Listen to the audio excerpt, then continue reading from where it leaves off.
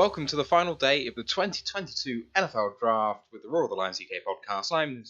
If I can speak, it's very late. I haven't had much sleep. My name is Matthew Turner, alongside Steve Collins, and actually in a shock entry late, Anthony Fitzpatrick is in the building as well. How you doing, boys? I like to think of myself not really a guest, more of a carer for this segment. I feel that you're going to need it. I definitely am going to need it. How you doing, Ant? I'm doing all right, thanks. I've not got too long, but I didn't know if anyone was on with you, so I want to come and keep you company for at least a few minutes, if I could, before I will be on. I will be on later, but just busy at the minute. But yeah, doing good. Had a bit of time to reflect on the draft today, and feeling a bit better, so not bad. Yes. So the Lions have had an interesting first couple of days. Aiden Hutchinson going 2 overall to the Lions. Jameson Williams, a big trade up at 12. Josh Pascal. As a result of the trade up, we went to 46 and we took him there. And then Kirby Joseph, the safety, at 97. As I said, Ant, we've had a bit of time to reflect. How have your feelings changed on this?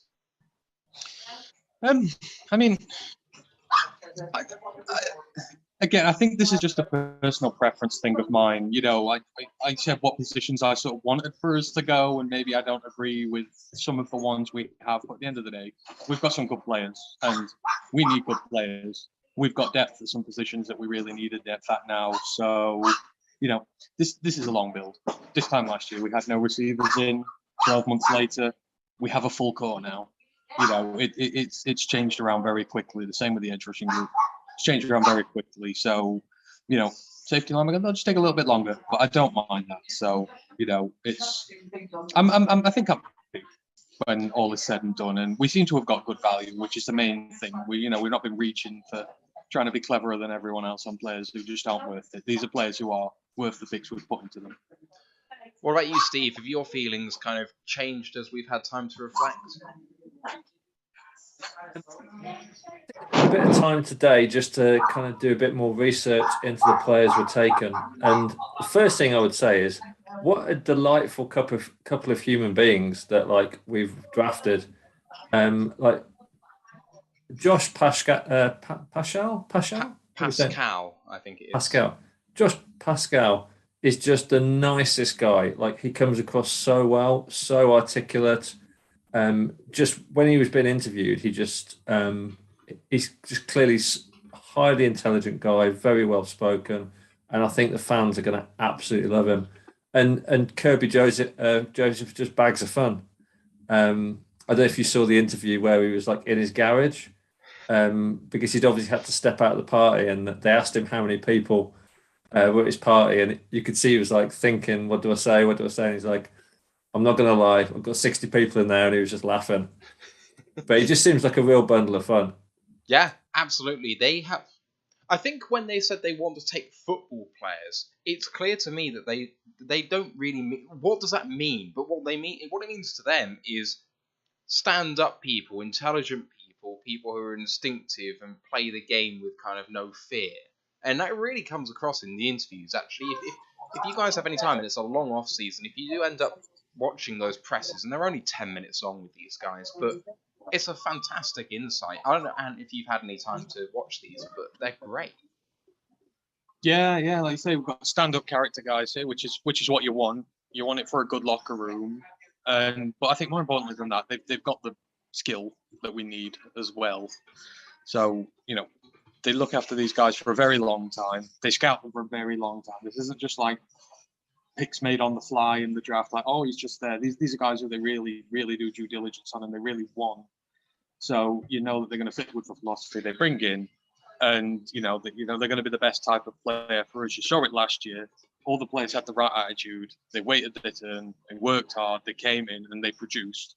And that'll be the same with these players here. And at the very minimum, that's what you're going to get. It might not work out every time, but you're putting yourself in the best possible chance to succeed by getting that type of player and doing that much research on them and making sure you give yourself the best chance for them to succeed. Absolutely. We said after day one, we said defense first. And and you look at what we did yesterday. We took a safety and an edge. Yeah, maybe it was not the 2 defensive players we thought, but we've still taken 2 defensive players. And and I think we've got 3 picks today. I'd probably like at least 2 out of 3 of those to be defensive players as well. Yep, and DMAP Zoom actually in the chat saying, hang on a minute, we've got 3 picks because he thought we had 2, but we do indeed have 3 picks remaining at 177, 181 and 217. He's asking who we'd like or what position we'd like to take. First of all, I'm just going to get into who we've got coming up on the show this evening, and then we can get into that in just a moment. But we've got the Red, White and Buffalo Blues coming up at 11:45 Eastern Time. Dog Pound East, that's Ivan from the Cleveland Browns. He's coming on at 1:15.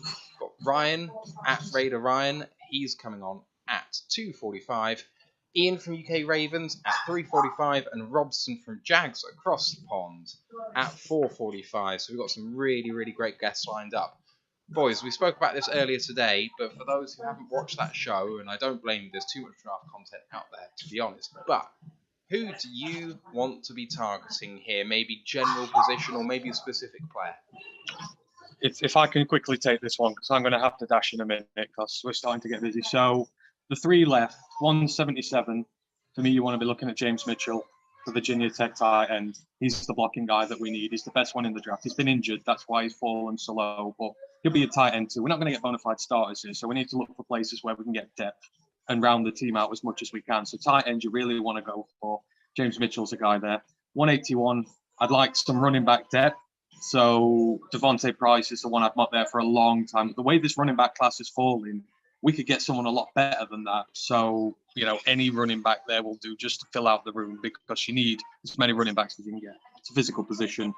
And then finish it off in the 210s. You want your depth for tackle.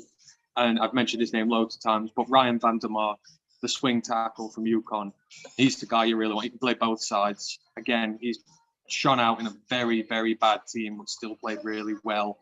So if those 3 were to come, I know they're all offensive picks, and I said I didn't want any more of those. But like I say, we're only going to find depth players now. So I'll round out the offense if that's what I have to do here. I don't want to just find depth guys for defense, need starters. So those are the 3 I would watch out for. And on that, I'm going to drop out, and I will join you later when I'm done. So fantastic. Have a good shift. I'll see you again in a little bit. Yep. See you soon. Cheers, Ant. Take care, guys. Just want to give a big shout out once again to David Reinfurt69 on Twitch, gifting his 5th sub of the draft weekend, which is absolutely fantastic. Thank you so much. We are not worthy. That's being gifted to P. Jane, and I appreciate that so much, you guys. Right, Steve. Cheers, man. Really, really appreciate that. Who are you fancying? I think for me, it's about position now. So I think if we've got 3 picks, ideally, I would like to package 2 of those picks into a higher one into the 4th round, maybe. And I think the two picks I would definitely like to see is a developmental corner and a linebacker. I think those are the 2 positions that we're thinnest on. If we don't do that and we take 3 picks, I think tight end is probably the 3rd pick and the only offensive pick I'd really want to see. I definitely don't want to see a running back. I don't want to hear any of that chat. I saw one of the POD guys who was saying that maybe like another receiver, and I'm like, surely we've got enough in the receiving room now. But I think definitely a linebacker and definitely a cornerback that is going to be there to develop under Aaron Glenn and his insurance just in case, Okudah doesn't make it this season with injury, which we all absolutely rooting for Okudah to come back, but just in case. I think my thing about corner is that we are filled to the brim with developmental guys. Like, I don't see developmental cornerback as a weakness. I see cornerback 1 as a weakness, and I just don't think you can fill that with a developmental guy. I'd rather just give Jerry Jacobs the job. Like, you got Jacobs, you got Melifonwu, you've got Oruwariye. Like, between those 3, and you got AJ Parker, and Gilbert came in and did a job last year, and there are a couple of other guys. Like, all of these guys have got good upside that you'll probably find at this sort of late round area. So unless a really good guy falls a long way, like Tariq Woolen doesn't get taken early, and even then he's not that great. Kobe Bryant is someone I might consider, but even then, can he be a cornerback 1? Maybe, but that's low What I probability. was thinking was more. So I think Woolen and McCollum have both got crazy athleticism and really high RAS scores. So if you were to package 2 picks into one and you moved up and you took one of those, then maybe they could be CB2 or even CB1 in 2 seasons time. If they've got that athleticism, I don't know. I guess that's where I see Melifonwu. Melifonwu is that guy who's tall, fast, rangy. That's why we took him last year in the 3rd round. So I'm still praying that he's going to be that guy. And I think he showed a bit. I mean, he did when he came back from injury, effectively as a rookie with very little time to acclimatise. He played Devontae Adams really, really well late on. And I mean, I know it's just one game, but that's all we really have to go on with him. And I'm praying that he can do the business. For me, the number one position I want to target is safety. I know we've already taken one, and you'll hear Jefferson talk about this quite a lot on his podcast. This scheme demands 3 safeties, a lot more than you would expect. And at the moment, we have maybe 2.5 starting safeties, maybe 2. So Tracy Walker, Deshaun Elliott. And the new guy, Kirby Joseph. So I think Deshaun Elliott, so injury prone, can't really rely on that. Kirby Joseph, a rookie, that's. I'm hoping for the best with him, and I think he could be terrific. But he's a rookie, and expecting too much from him is just a recipe for disaster, to be quite honest. I want to see a 3rd safety come in. I mean, I know that guy's going to be a rookie too. But if we're playing 3 safeties, I want 4 competent ones. At least, because someone's going to get injured during the year.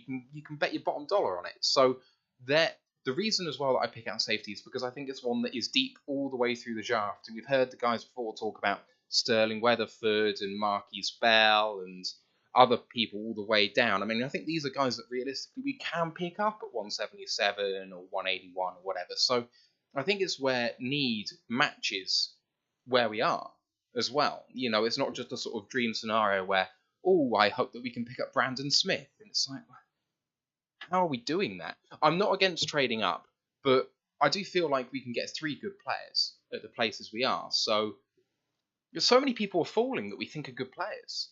I think we've also need to think about the free agency market, because now now that the draft's kind of shaping the roster a bit more, there's still plenty of free agents. And I was just talking in our Discord chat, and Ash put a list up, and I said we need to kick the tires on Anthony Barr. Like Anthony Barr, I think he's 30, but this is a guy that has constantly performed well for the Vikings. Had a couple of injury issues, but why wouldn't you want Anthony Barr as an inside linebacker? I think that would be a great fit for the Lions. Yeah, I think that'd be a good fit too. I wouldn't be against Anthony Barr at all. Actually, I do want to have a look at who's available still in free agency, but that is for another podcast altogether. But certainly linebacker can be addressed in free agency for sure. Let's have a look. I would love for us to have a punt on Tyrann Mathieu, but I just can't see Matthew wanting to, risk. Bearing in mind he's a Super Bowl winner, I'm sure he wants another ring, and maybe like getting involved in the Lions rebuild isn't where he wants to be in his career at the moment. But someone like Anthony Barr, for me, would be a really good fit at linebacker. And, maybe he's looking for an opportunity to stay in division as well. You can't rule out the fact that he would like to have a go at the Vikings. Who wouldn't? Well, yeah, absolutely. Especially because they are the purple instruments of Satan, or whatever it was from that Packers guy. I love that so much. It's burned into my brain. We need to do a few sound drops of that for our upcoming soundboard. Yeah, absolutely. I mean, I am starting to build it. I do need to find a way to allow you guys to actually be able to hear the soundboard, though. I still don't know how I'm going to do that, because I've got the draft on right now, obviously in the background, that I'm listening to through here. Well, how do I not share that with you, but share the soundboard? I don't know. I'm meant to be good with tech, but I'm really not. We've got our Buffalo guys coming up very, very soon, so really looking forward to that. Just want to have a quick look, actually, at some teams of interest, just because I like looking at how badly teams have done. But unfortunately, one of those teams I don't think is Dallas. We spoke about them a little bit yesterday, but I did pour scorn on their selections a little bit yesterday. But if you have a look at what's actually happened, they've taken Tyler Smith, who I think is a very underrated tackle. They've taken Sam Williams, who, yes, has character concerns, but that only means they got good value for him. They just have to make sure he doesn't take himself off the field. And Jalen Tolbert, who everyone's trying to convince me is one of the best outside threats outside of the top few receivers. So they've really addressed their needs. And Dallas are that team that I absolutely love to hate. Buffalo guys are just saying that they're being slightly delayed, but we've got plenty of time. So not to worry on that point. They'll come as soon as they can. What are you making of that Dallas selections there, Steve? I think I've seen several snap grades of them all around the kind of C plus mark, and for me that rings pretty true.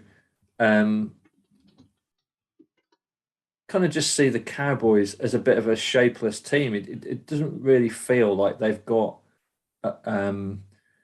like a clear timeline and pathway of what they want to do. I just don't really get where they're going. They seem to be they don't seem to have a long-term plan. They seem to, each season it's like, this is our year, this is our year.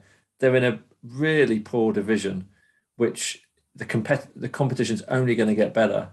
And I don't really see they've taken any star quality. And they seem to have quite a few gaps on their roster. So, and I don't trust their quarterback long-term. No, you don't trust Dak Prescott? He's obviously had some injury problems, but he doesn't seem to me the guy that he was maybe like 2-3 years ago. And there's something clearly not clicking in terms of with Zeke, and their O-line has just been poor in terms of, when you think they've got Pollard and Zeke, they just seem to be real struggle to run the ball a lot of the time. Yeah. So you would expect that offense to be absolutely, top 5 in the NFL, and it just isn't. I think on the defense, like him or loathe him for a few background reasons, Parsons was a great pick for them last year. Yeah. But again, seems to be papering over the cracks rather than really bringing them on as like an elite defensive unit. Just having a look at some of the other draft classes so far, some draft classes that I like. I don't want to have a go too much at some of the teams that I don't like, because we can do that for days. But one of the draft classes I like, and I think they're going to be shit on for not taking a quarterback when it was staring them in the face several times.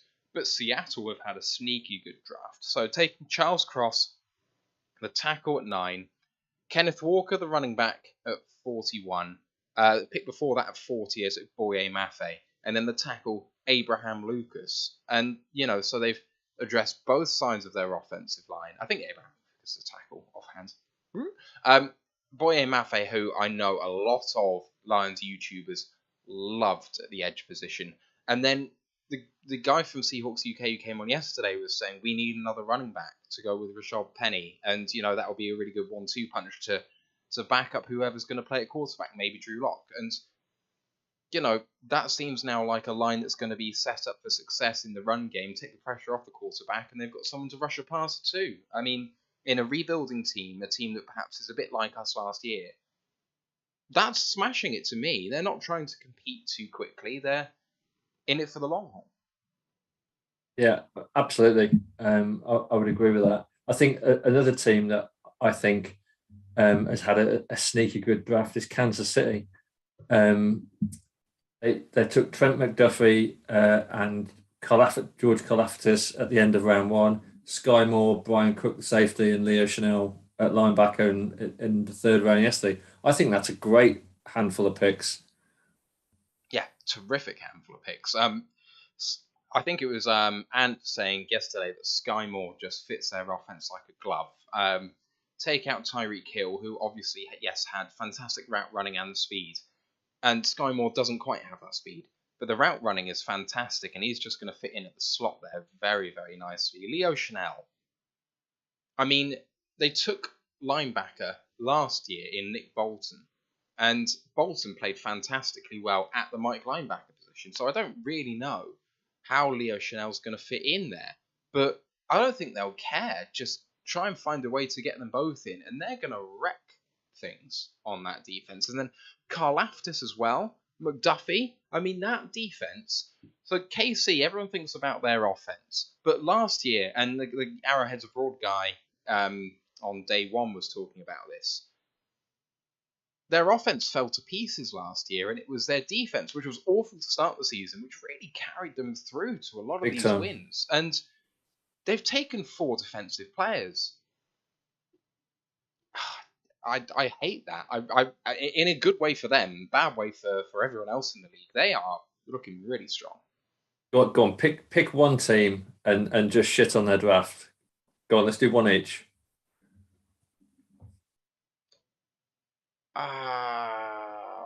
Who's done really badly? Shall I go first? You go first. The Washington Commanders. Oh, okay. So they took they went up to, they got 16 Jahan Dotson, who I just don't see at 16 in round 1 at all. And then I think another big reach, was it Fidarian Mathis, the defensive tackle, yeah, in the second round. And then they took a running back, Brian Robinson, in the third round. I just think that's really poor drafting. I think, yeah, it's really poor drafting for sure. I'm not going to go for Giants because we talked about them before, and while they have reached later on, they got the first round right, and so I'm not going to have a go at that too much. I'm going to pick the Bears. At the end of the day, people are going to look at this draft and think they got Kyler Gordon, or there was a cornerback who was rumoured to be in round 1, and he was in the green room on the first day, so he can't be that bad. And Jaquan Brisker, I wanted that guy. He must be really good. And then Velus Jones, well, you've seen the highlight reel of that guy. Maybe it's a little bit of a reach, but he's bringing upside. And I'm thinking, Kyler Gordon, he's a warrior of the combine. Yes, his round score is great. Can he actually cover? He's okay, but he is a big project. Jaquan Brisker, big hitting safety, and you spoke yesterday about the fact that gives them a really good safety tandem. He's still a rookie, and you know, I say that about our own safety that we brought in as a rookie, but I don't think that he is fundamentally changing what they're doing. And then Velus Jones is a massive reach. Like, I know the guys before were trying to say he's not a massive reach. He's a little bit of a reach, but he's not a massive reach. I completely disagree. Can I just add some merriment to this? Can I read you from the Chicago Bears depth chart, their wide receiver room? So wide receiver 1, Darnell Mooney, then Byron Pringle, Equiminius St. Brown, Daz Newsome, Velus Jones, someone called David Moore, Isaac Coulter. I mean, it's kind of like where our wide receiver room was like 18 months ago. Yeah, it's dire. I mean, I think we've proven that you can turn it around in 1.5 years, though. Yeah, but they're gonna be absolutely crying about Justin Fields and you know, moaning that Fields has been a bust because they've just given him some really, really poor weapons. I think we're getting invaded by a wild Luke G in the building when his audio connects, so that's going to be interesting. I love the big man. He is the one-man hype train that we've needed through this draft. He's going to carry us on through day 3. We had Dan Pask in the Twitch chat suggest New England, and I mean, talk about taking the low-hanging fruit there. I mean, Cole Strange at 29, Marcus Jones at 85, and Tycon Thornton. I mean, there's a really glaring thing about Marcus Jones, who was the least of a reach that they had, is that there were so many other good corners on the board that it was a reach because of who they didn't take rather than who they did. But Strange was... I think Cole Strange is potentially the worst pick of this draft because there are so many other players you could take there. I love that video of the Rams seeing that pick and going, oh, we thought he'd be available at 104. It's just so good. I think I saw a stat that there was a 93% chance that he would have been available at the Patriots' next pick at the bottom of the following round. according to the draft boards. I mean, that's just like mental. Yeah, it is crazy. I got you, Luke. Come on down. Say hello. What's going on, gentlemen? How are you doing? Hey, busy day, busy week, man. See, you celebrate one thing, then you got to go and take care of kids who get sick. So it's all a part of the process. Oh man, I've heard so many stories from people with kids saying that they've all got sick on draft weekend. I don't know what it is, but there's something about I them that just swear. says that it's crazy. I mean, all of these kids getting sick, and then all the men have to stay home, and all you can do is watch TV at that point. And I mean, there's nothing else on, so it's crazy. Oh yeah, and they've been all over me, so it's been real fun and everything. So and plus I've been patiently waiting to talk ball anyway because I know that I'm going to have a lot of unpopular opinions. I'm going to save it for a different live. So Hang on, Luke G with an unpopular opinion? No, I've surely never heard not. that. I know, right? Sure. I know. And you know what's crazy? What's crazy is that a lot of the things that I see and view, they age really well. They age really well to the point where it's like, okay, like when I say I don't see a top 10 pick in Jeff Okudah because he's not a shutdown corner, and I get my butt handed to me by everybody. And 3 years down the road, we're all ready to move on from Okudah. So I'm gonna probably have some more opinions like that, and it's not going to be popular, but it's okay. It's okay. Does that mean that you don't have hot takes? You have vintage takes? You know what? Yeah, yeah. I got a few of those because I think there's some things. It's fine. I tell you this much: Brad Holmes this year has truly shown me how he drafts. Mm-hmm. And I already knew that it was a draft by committee. I already knew that it had to be the overwhelming majority of people coming in to agreeing on a draft pick. I get it, but I also think Brad Holmes may have overplayed his hand a little bit, in my opinion. I thought his last press conference where they asked him the question about the quarterback position, he said, hey, on our board, we had them quarterbacks rated as third, fourth round talents. And so they went where they were supposed to go. So that's cool. But when I look at how he drafts and the pattern and the players that he takes and stuff, I think the rumors about Kayvon Thibodeau not being one of the guys was true. I think the talk about and people are going to say, oh, that's not true. They would have took him, but Aiden Hutchinson was there. Yeah. He's telling players often that, hey, we're going to take you. And he's not taking them players. And so the biggest thing that I've noticed in Brad Holmes, the biggest pattern for him is the one thing that I often look for in a good player.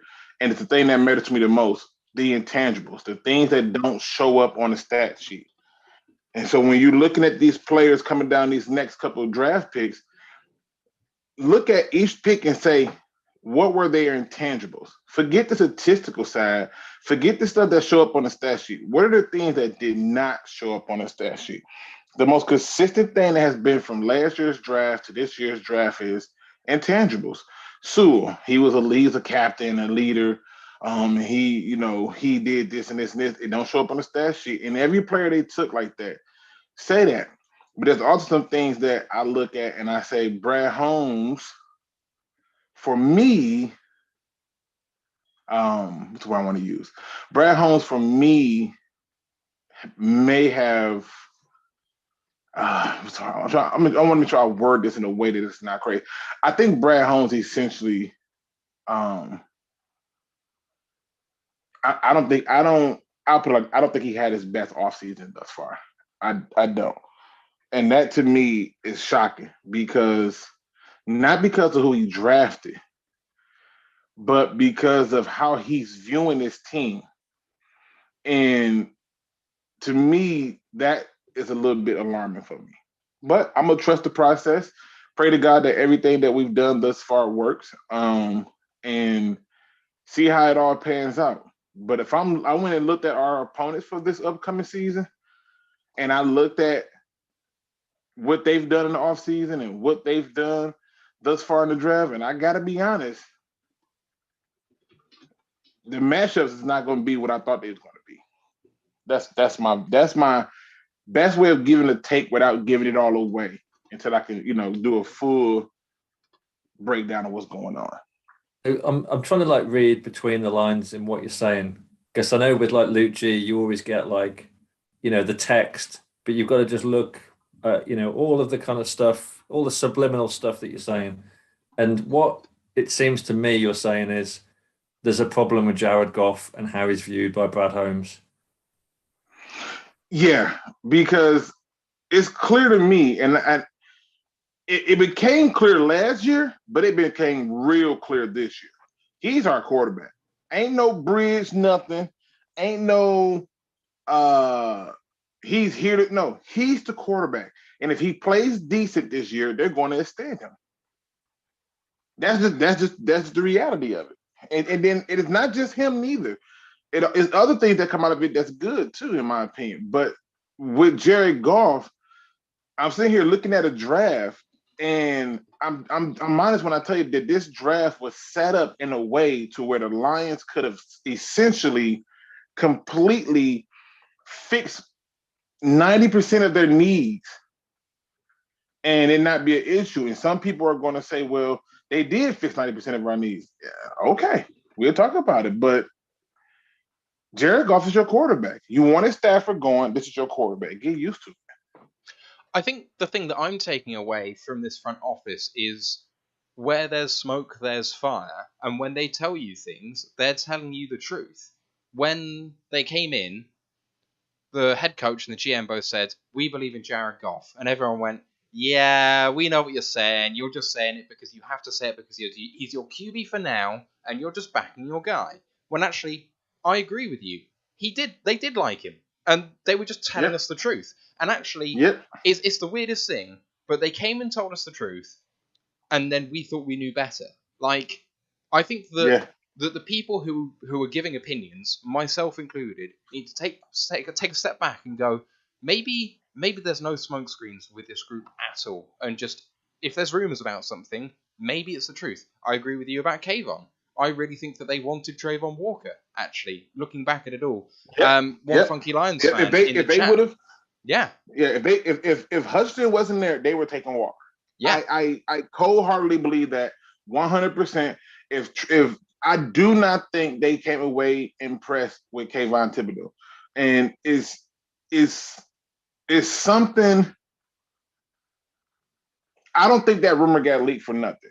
When I know that. Some people will say, "Oh, well, they do love draft. They do believe in positional value." I disagree with that. I don't think they necessarily believe with positional value. I think they believe what they believe about certain things. But I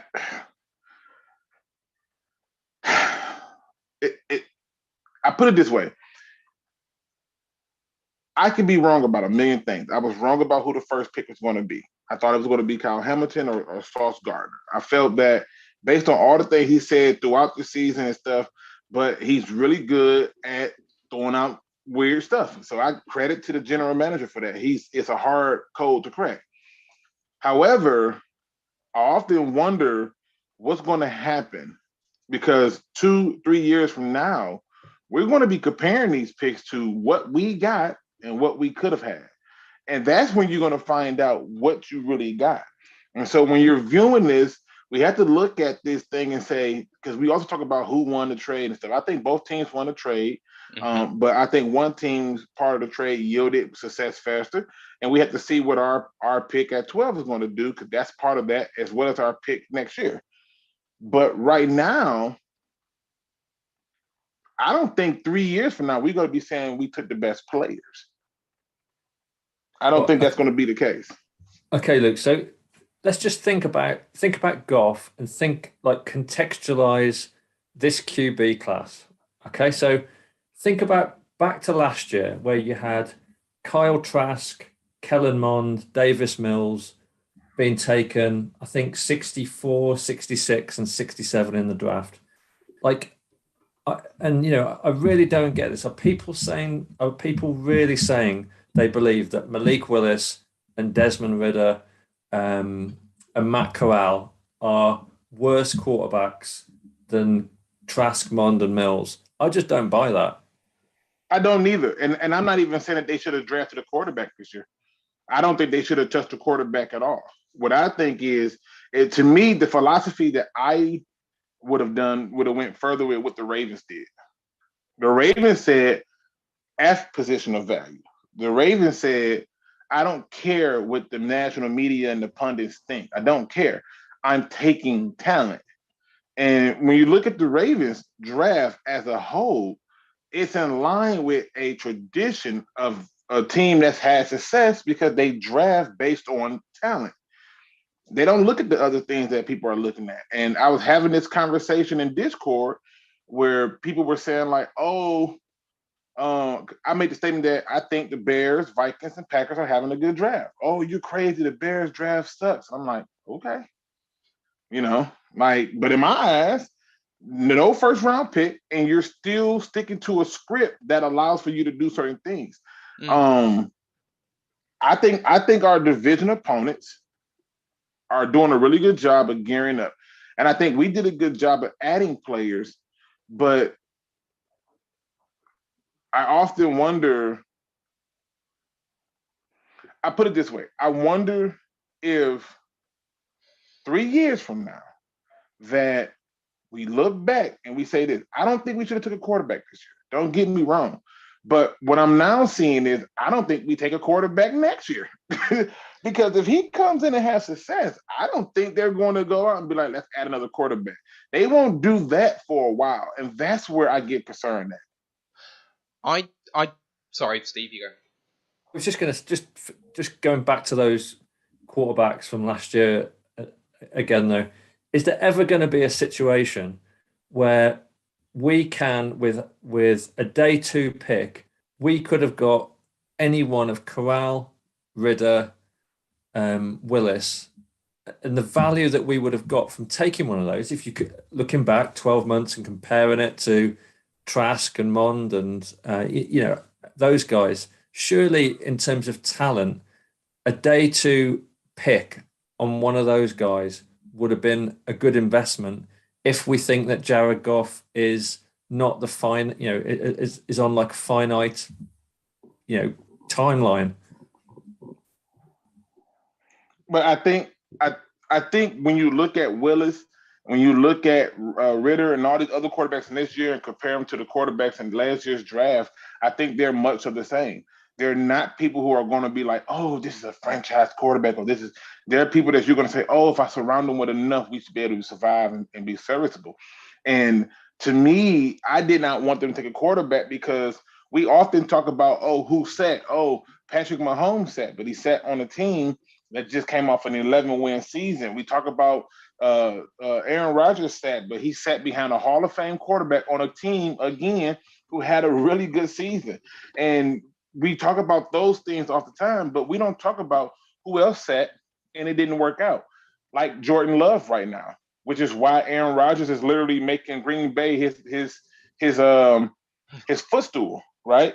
And you go down the list and look at some other people who sat and just didn't pan out, where you're like, oh, at this point they should have been so much better. Like when I remember when the Texans took Tom Savage and they let him sit. Nothing came of that, right? And I can keep going with other prospects where they have sat him and it yielded nothing from it.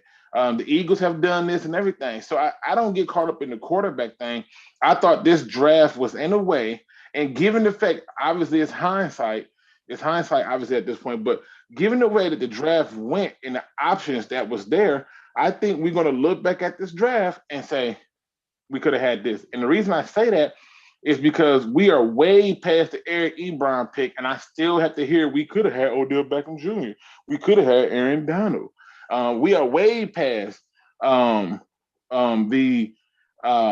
Matthew Stafford, Brandon Pettigrew pick, and with the Brandon Pettigrew pick, I still hear who we could have had. So it's just those little things.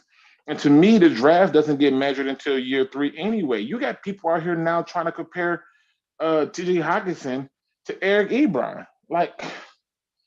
So I just think right now, I I think right now this was not the best time for them to do certain moves, in my opinion.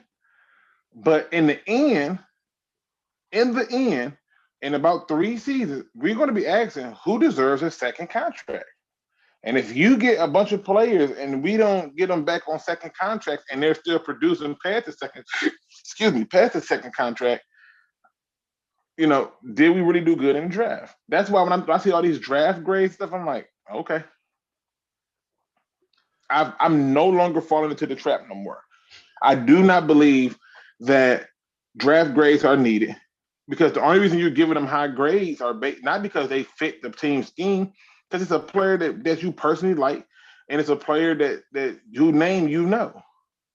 But right now, and I'll put this out here as a quick take, the best pick the Lions have made for me this season so far is Pascal. It wasn't on my radar, but after I don't get through about 6 games, I get it. I truly get it now. I'm like, okay. But then it also begs questions for other things. So, not saying I hate Aiden Hutchinson, not saying I hate Jameis Williams, not saying that I hate Kirby Joseph, but I just wonder, with the way this draft was set up, with the way you had your pick set up, could you have done better? And that's a question that I think needs to be discovered, needs to be explored more, because for me, I believe we could have done better. Yeah. I mean, just to give you like my take, I would have wanted to trade down, but obviously the deal wasn't there. So I think Hutchinson was a really good pick. I loved the Jameson Williams trade up. Absolutely loved that. And then my frustration was that I see safety as such a weakness. And when you've got people like Brisker on the board, who then goes to the Bears 2 picks later, that to me seemed to be the time, where we took Pascal. I'd have loved to have seen us take Brisker there and then maybe done something with the D-line with the Kobe Joseph pick. And then I guess what we're arguing about is the differential between Kobe Joseph and Brisker. So, it kind of feels like I'm splitting hairs, but overall, I like this draft. But I am concerned that we're going to invest in Jameson Williams, and then I think I said on the live reaction, what the Kansas City Chiefs fan said, you're not happy with Jameson Williams. I'm like, yeah, but Jared Goff is throwing him the ball, and that's my concern. I don't even know if we should be concerned about who's throwing him the ball or not. If you just look at the history, and you can go through and look at every draft starting from throw last year out, so starting from 2019 and work your way back. From 2019 and work your way back. The top person drafted, the top receiver drafted, in most of those cases, was not the best receiver in that draft. That's what the history say. I can go through it. You may have a few exceptions. You may have that Julio was the best receiver in his draft, right? But from 2000 to 2019, and the reason I leave 2020 out is because we haven't had a chance to see it come into full fruition, so I don't want to make it seem like there's a picture here. But from there on out, you don't see that. You do not see that. And in fact, the history tells you that you don't need a top receiver to win Super Bowls. And somebody's going to say that's an unpopular opinion, or that's a hot take, or that's ridiculous. But go and look at who the best receivers were. You don't see the DeAndre Hopkins in the Super Bowls. You don't see when you get the Devontae Adams in the Super Bowls, let's talk about it. But their teams are losing their playoff games. You don't see that. You don't. But then just for this year, at least the year just gone, you take Jamar Chase and he goes immediately to the Super Bowl. So I would say what you're talking about is there's sort of some inherent luck factor to do with the draft, and so trading up doesn't change how much luck there is involved. And I will buy that argument if that's what you're trying to say. If you trade a guy that you're saying, you go. Sorry. What I'm saying, Matthew, is this. I'm saying that you can use the Jamar Chase as one, right? I think that they were lucky to get to the Super Bowl, in my opinion. They just were, right? Like it was more to do with what other teams didn't do that got them there. And then when they got there, it was about, well, why they didn't win? Because of what they did not do to win the game. They did the opposite. However, people are going to say they made it to the Super Bowl. So what? Nobody is saying Jamar Chase is the top receiver in the league. Nobody's saying that. They're saying he's one of the best receivers, but they're not saying he's the top receiver in this league. And the other thing that I don't think that we're looking at is this. If the receiver position is so coveted, which is what was the narrative that was being pushed all on every damn station I seen, Marquise Brown, a first round pick, swiftly exited stage left. AJ Brown switched stage left. Devontae Adams switched stage left. Go through and keep looking at all the receivers that are getting dumped. The Giants trying to get rid of Kadarius Toney. And you just keep going down the list. Why are teams now realizing that, you know what, this receiver thing, I can keep it pushing? They're dumping them for a reason. And it is not to do with contracts, stuff like that. I think it's because teams are starting to realize I'd rather have the group. I'd rather have the receiving core, not the receiver. If I have a solid receiving core, then I can cause more damage because you can focus on one, but 2 and 3 gonna kill you. And if you focus on 2, 3 and 4 is gonna kill you. And I'm starting to see this trend where they're dumping receivers left and right. I mean, hell, DeAndre Hopkins got traded. And I remember making a statement years ago that the Lions should have traded Calvin Johnson. And people went, oh, you crazy, Hall of Fame receiver. You don't trade a Hall of Fame receiver. Okay. Yeah, you just let him retire instead. Right. Yeah, exactly. So I totally buy your argument, but what I would say then is it is because of contracts, because instead of taking the one guy on a big contract, you get an entire group which produces more as a group for the same money. Right? So it is contracts, but it is what you just said too. Yeah, but if you look at, okay, I'll give you a perfect example, right?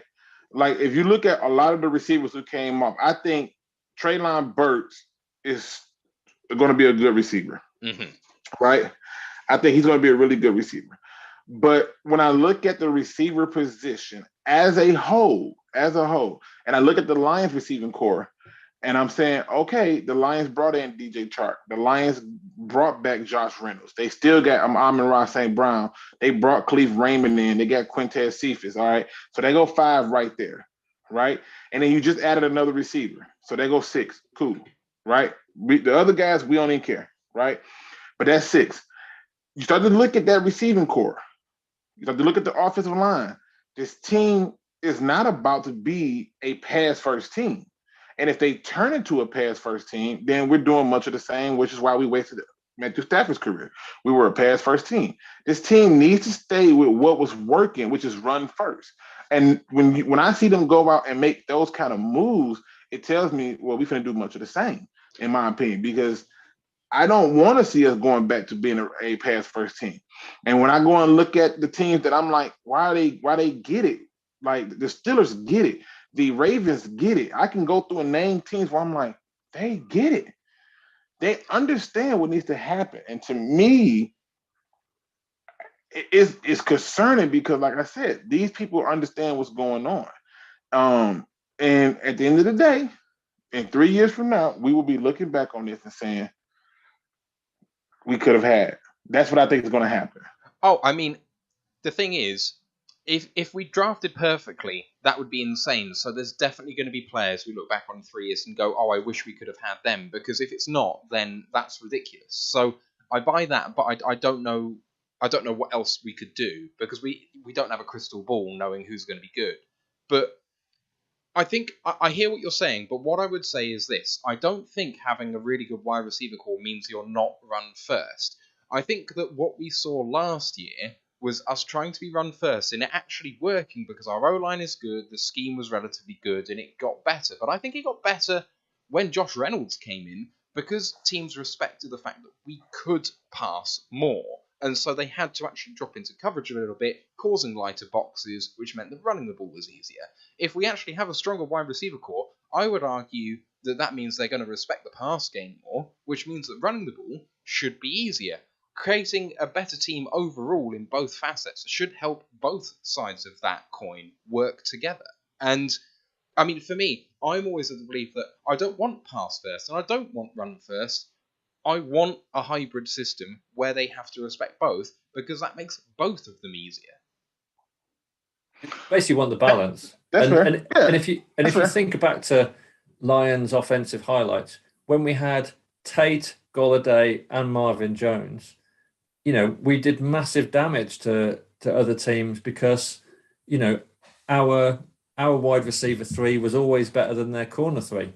And that's where Stafford had success. The problem was we didn't have the run game, so everyone knew what we were going to do. And if you can find that perfect balance where you've got the O-line making holes, you've got the running backs as a threat, you've got Swift in the backfield, and you've got 3 decent wide receivers. For me, that's terrifying.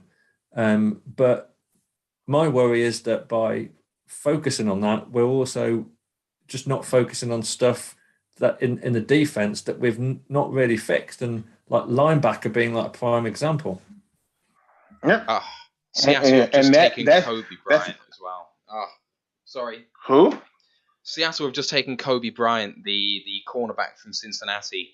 I really love that pick. Sorry, carry on. No, I'm just saying, as I said before, certain teams get it. Yeah. This draft, if there's ever a time in your defense had a number of holes, this was the draft to do it. Me and Matt have just been playing a fun game of shit on someone else's draft. So I don't know if you want to have a go. I thought the Washington draft was awful. Matt, which one did you pull apart? I picked the Bears. I love the Bears did. Okay, who do you dislike so far though? What's a really bad draft for you? The bad draft so far that I'm just like, I don't get it. Is probably I'm trying to figure out between my 1A and 1B who I think is who draft I'm a little bit more like perplexed by. It's probably the Bengals. Bengals. So it's probably the Bengals. Yeah, I would make them my 1A. Daxton Hill, Cam Taylor-Britt, Zachary Carter, David Bell. You see what's wrong with that?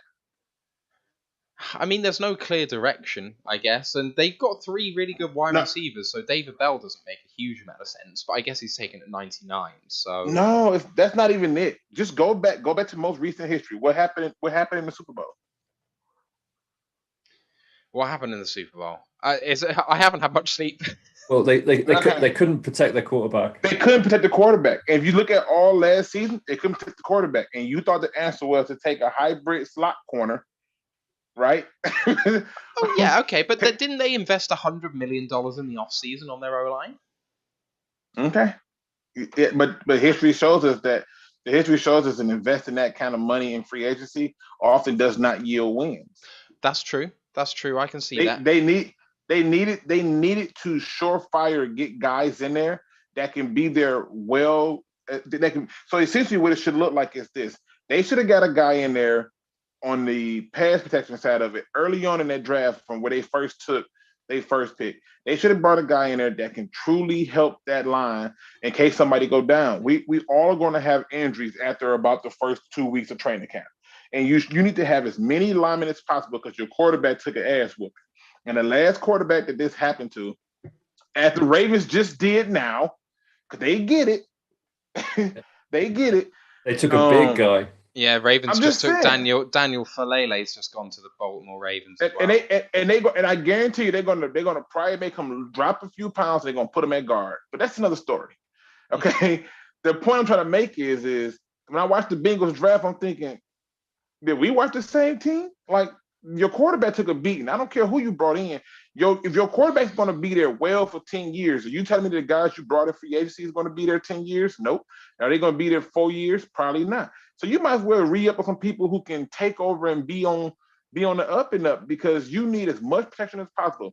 That way, if somebody fall down, they gone. But like you said, they already got receivers. And this is another reason why, even when we talk about the receiving core, if I got 3 receivers, a lot of teams got 3 receivers. It doesn't yield what it needs to yield because, like you said, it's not balanced. It's not there. I want balance. And to me, if you get that balance, great. If you don't, great. But I don't understand what the Bengals were doing without you trying to get things to protect you. Like, hell, take another running back so you're not having let your quarterback get hit. Because after you get a ball to Mixon, I gotta be honest, the rest of them, there's nothing to write home about. We have a lot of speculation in the chat about the fact that you say that potentially the draft can be improved for us. And they're not asking for everything, but they are asking for maybe an example of a pick where you'd like improvement and who you'd prefer to take. I don't know if you can give one example of someone that you would have preferred. So where we could have improved at? Yeah, where someone that we could have taken instead of who we did take. Okay. I know that's kind of a hard question because you've got to try and remember who was available. No, I remember who's available, but I'm not trying to give up too many things that I'm probably going to definitely talk about. I know it. I just one example because I know that you were going to cover the whole thing. I'll give you a perfect example, right? I've already said that my favorite pick thus far has been Pascal. Like, I get what they saw in him, right? Mm-hmm. But I also understand that pick tells me they trust this linebacking core. Mm-hmm. And that's a concern for me. And I would have rather they've added a different linebacker. Now, a linebacker that I absolutely love is still out there, right? The question is, can he fall to the 5th round? And do I think the Lions are going to take him? No, I don't think the Lions are going to take him. And that's Brandon Smith. I don't think they're going to take Brandon Smith. But somebody will, and somebody's going to realize that they got a good player. So what I would have done in some cases, instead of taking that Pascal, a guy who I get why they took him. I probably would have went safety earlier, as you said. I probably would have took Brisker, or I probably would have took a linebacker. But without me having to give it all up, that's probably one example of what I could have did that would have made it better. Because to tell me that you're going to take 2 defensive linemen in this draft, after you took 2 defensive linemen last year, is mind-boggling to me. Bellinger has just come off the board to the Giants at 112. Wow. I love Bellinger, but that is early. Yeah, I mean, but we in 4th round? Yeah, so we in the 4th round. So for them, if I'm trying to get somebody who can block, I'm trying to get somebody who can block and be more solid in shorter yardage. I can't kill him for it. You know what I mean? No, absolutely. I love the pick. It ain't the best thing I ever seen, but they're trying to run the ball. That pick tells me they definitely want to run the ball. Yeah. They have to, otherwise they can't succeed. That quarterback is not good. I mean, and they drafted him high. They just forced that pick. And I mean, look at the teams who forced these quarterback picks, man. It's terrible. You just can't force that pick at all. You can't. David, one of our biggest supporters, he's given five gifted subs on Twitch, so I'm going to have to give him some love with his comment here. He says, Luke says that he likes the Pascal pick, but then says he doesn't like it. But I want to qualify exactly what Luke's saying here, because it's you're not saying that you don't like the pick. You, in fact, says you do like the pick, and you absolutely see what we saw in him. But we could like every pick we make and still think we could do better. That we're not saying we hate the pick at all. And I'm actually right with you. I like Pascal, and I think that in terms of character, you could not take a better player in this draft. But when I looked at the board, I wouldn't have selected him even knowing what his character was like. I would have picked someone else. You're saying you like the choice, but you don't like the context. I put it this way, right? Let's say, for example, right? I give you a large sum of money, and I say you can buy, or better yet, I take you to a car lot, and I say you can have any car that you want, right? Any car. And it's Lamborghinis out there, it's Ferraris out there, it's Bugattis out there. You name it, that car's out there. Your dream car is out there, right? And you go up and you're trying to figure out, like, dang, I can get any car. Now, mind you, let's put a little caveat to it. Let's say you got a family of 3, where you got 3 kids and a wife, right? And you're sitting there saying, you know what? I'm taking this Lamborghini. For me, I look at that and I say, yeah, your priorities are wrong, because that car doesn't help your family life. It helps you look good with a fancy car, but you can't put 3 kids and a wife in a Lamborghini. So maybe it might have been better for you to take the minivan. And the minivan is a good car because it helps the family life and it still gets you from point A to point B. However, I feel like what we tried to do was we tried to take the Lamborghini when we really needed something that's going to be better for the family life, something that was going to be better to help this team a little bit more further. And instead of taking something and showing, oh, we're the smart guy in the room, again, I'm not trying to act like as though they're crazy. I'm only 6 games in. I'm gonna keep watching games, but so far, the stat sheet, he fits a player that I would take, which is a player who has intangibles. However, and I said this many months before we even got to the draft, y'all can keep acting like the depth at the safety spot is so great, but when you're getting the 3rd, 4th, 5th, 6th, 7th, 8th, 9th best safety, they better work out. Yeah. Otherwise, we're going to be in the same boat that we already in, where we didn't take Isaiah Simmons and we're still screaming we need linebacker and safety. That's my point. So you had an opportunity to take somebody at a different position that you could have took that would have had more of an immediate impact. When you hear him talk about Kirby, oh, he's a great special teams guy who's going to be part of the competition. Your starting safety core is Deshaun Elliott and Tracy Walker. Get used to it. And so that's my issue. If you take the safety, let's say you take Brisker starting right now, and again, I'm getting into what I want to kind of save, but still, right now, how many people have we took that starters? One. Hang on a minute, Luke. You're talking crazy now. You're saying that Brisker's starting ahead of Will Harris? Really? Listen, if he don't. I mean, the great Will Harris. I mean, but right now, if you're looking at it right now, how many starters have the Lions drafted? Sorry, say again. How many starters the Lions drafted? How many starters have the Lions drafted thus far? So we've made 4 picks. I would say 3. Okay, who are the 3 starters? Hutchinson Williams. I would say. Sorry. Hutchinson, Williams, and Joseph. Okay. So you think Joseph is starting over Deshaun Elliott?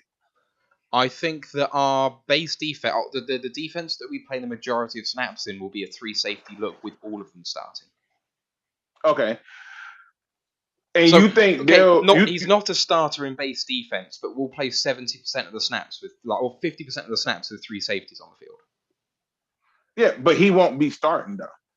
Okay, but if you don't play the first 20% of snaps, if you play the next 80%, do you care about whether he's a starter or not? Surely the number of snaps is the important thing. I think Joseph will be starting. Joseph will be starting by about week 5 or 6. Okay. My thing is I'm looking for starters. Right now, if you're telling me that Joseph is a starter, then cool. I don't believe he's going to be a starter. I think Deshaun Elliott is your starter, and I think Tracy Walker is your starting safety, and your rotational guy will be Joseph. That's what I think. I think when you go down to Pascal, he's not starting. So you took him in the 2nd round, right? And you come down to Jamison Williams. So the argument is Jamison Williams is going to be a starter. Okay. We're going to see him win. What month?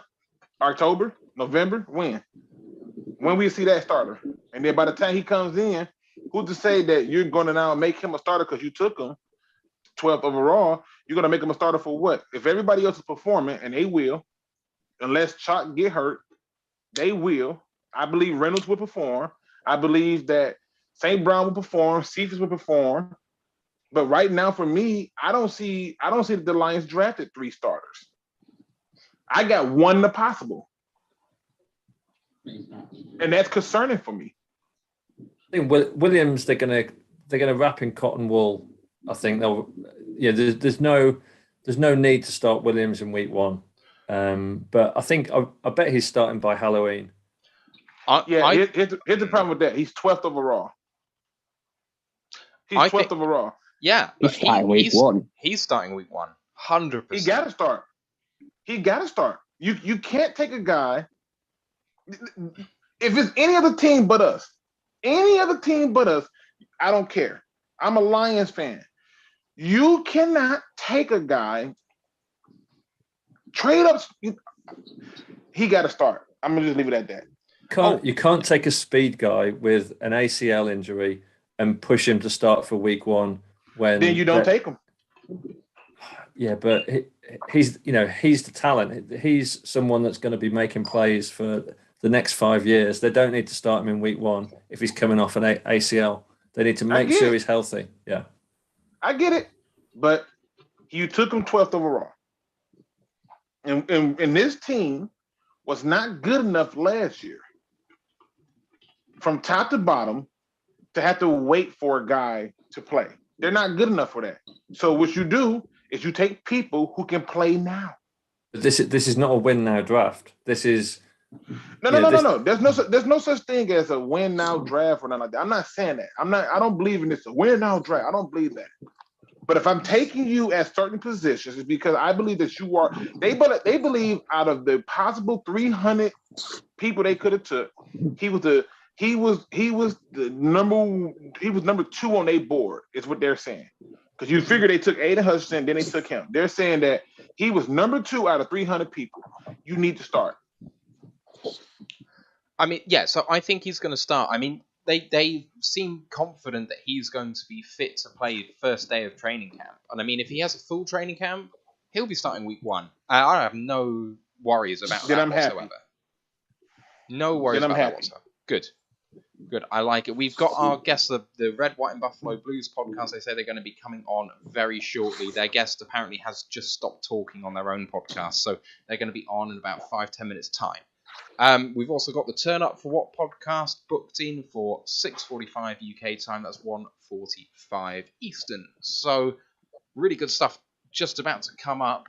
Denver have just picked Amari Mathis. Dane Belton's gone to the Giants. Percy Butler to the Commanders. And did you see, Ryan, that Bellinger's gone to the Giants? No, I haven't seen anything. Catch you up on a couple more then. The first few off the board this morning. Damian Pierce to Texans, Perry and Winfrey to Cleveland, Kobe Bryant to the Seattle Seahawks, Falele to the Ravens, Max Mitchell to the Jets, and then I've given you the others. So I love the Kobe Bryant pick for Seattle. Yeah, they needed a corner, didn't they, to go opposite? Was it DJ Reed? They needed a partner for him, and now they've got him. I'd have taken Kobe Bryant to the Lions. I'd have had a pick here. Yeah. Just want to give another big shout out to David Reinfurt69 on Twitch, gifting a tier 1 sub to Irish Incarnate. That is his 6th of the draft weekend, and you are the MVP, my man. Thank you so much. We are worth that. I know. I think we need to read out David Reinfurt. As David Reinfurt has been so good to us, I think we need to read out his comment from 537. What is that? The one that's just the most recent? The one that says Luke has upset me, and I would like all my subs back. You're killing us. You're taking our fans away. And listen, all I'm saying is think outside the box. Every year we get excited for these draft picks, and then 3 years down the road we're asking questions. And all I'm saying is look, let's think outside the box and ask yourself the following question. The Lions had 5 picks. I could be wrong about this statement. I'm pretty sure. I feel pretty sure they had at least 5 picks within the top 100, right? Really the top 97. They had 5 of those picks. All right, those 5 then turned around to being just 4 picks, right? Yep. The 4 picks that they took. Hello, can you hear me? Yeah. We got you. Okay. Yeah, phone call came in while I was on this. Those 4 picks that we took to me should have been starters. We need you. If you walk out of here and you only get 2 starters out of 4 picks out of the top 97, yeah, that's concerning. I'm not trying to upset them. I'm just saying. Yeah, I don't know. The thing is, though, I mean, this is going to boil down, isn't it, to what you're talking about in terms of like when we look back, who's got the better end of the trade? You know, us or the Vikings. But at the end of the day, I think that Williams is a better receiver right now than who he could have got at 32, and significantly so. So I'm okay with it right now, but you could be right when it comes down to it. It's time, I think, if Matt is ready, to introduce our next guest, our first outside of the Lions guest of the day, Matt Swain from the Red, White, and Buffalo Blues. How you doing, man? I'm not doing too bad. Still trying to work off the sleep from the last couple of nights, but it's what we do for the love of the draft. The love of the draft. It's one of those things. I know how you're feeling on the sleep, man. It's well, I say grind, but the grind's not what I mean. It's a pleasure as well. But let's dive straight into the Buffalo draft so far. You traded up. You traded up in round 1, a couple of picks to take Kyer Elam, the cornerback. You've got James Cook, the running back, and then Terrell Bernard at 89. I don't know if you've made any other picks this morning. I haven't yet seen. Not yet. How are you feeling on the draft class so far? I'm fairly confident on it. I'm fairly good on it. I mean, unless he trades back up with the numerous amount of 6th-round picks we've accumulated yesterday, 5th round is going to be our next pick on there. But this draft, I think for us, it's gone all right. We've addressed our major need in cornerback 2 with Elam, and I know that most people were wanting like Duffy, Booth. Even I saw Kyler Gordon more lately actually been linked to him at that spot. But I've always been on the bandwagon for Elam, and I was actually super stoked. And I think my group chats that we had were trying to hide. Let's put it that way when the pick came in, because I was just gloating so much about it. But I think we've addressed a few needs. The 3rd round pick was a little bit hit and miss on there, but I've come up with a theory potentially why they went that pick. But I think at the moment we've had a solid draft and filling whatever holes and needs that we actually that we have. Okay, so give us a theory on Terrell Bernard, the Mike linebacker from Baylor. What's the thinking there? Well, I know that McDermott and David Aranda are actually close mates. Probably had some insight on there. But when you study, obviously, this RAS score, his relative athletic score, when you put it in as safety, it's actually a lot higher than it is for linebacker. And he's a similar type of player to Matt Milano, who came from a safety from bottom to linebacker. So my theory is that he's going to be that big nickel guy, and also the substitute when we need to take Milano out or if he's got injured, because he's got the sideline to sideline speed, coverage. He's great in coverage, and he can tackle and hit hard. So we've always tried, and there's always been saying that they want a big nickel or a Buffalo nickel, as people Buffalo have been calling it. And even though he's only 6'1", he could be, and that's my theory, that type of player that can play in sub packages. Although Dean has said that he would play pretty much all the linebacker spots. Fair. Matt, can I ask you a question, Matt? Sure. Yeah. Oh wait, it's 2 Matts. Damn it! I gotta figure this out. It's 2. I'm gonna call you Matt, and I'm just gonna call Matthew. That way, it's not confusing for me. All right. So for Matt, the Bills fan, what did you think the Bills' biggest needs were? Biggest need definitely was cornerback 2, to be honest. Other than that, I think maybe you're looking at interior offensive lineman guard, but we've also got that with Saffold at least on a year deal, so at least we can potentially draft someone in the later rounds to be that development. But really cornerback 2 is was the main issue, because we lost Levi Wallace to Pittsburgh. We've got Dane Jackson. After that, we've got Cam Lewis and Saran Neal, who not exactly have been exposed to too many starts and actually plays for this defense. So cornerback 2, I think, was the main need for us, and everything else is just more depth pieces, with potentially wide receiver being a sneaky need in there.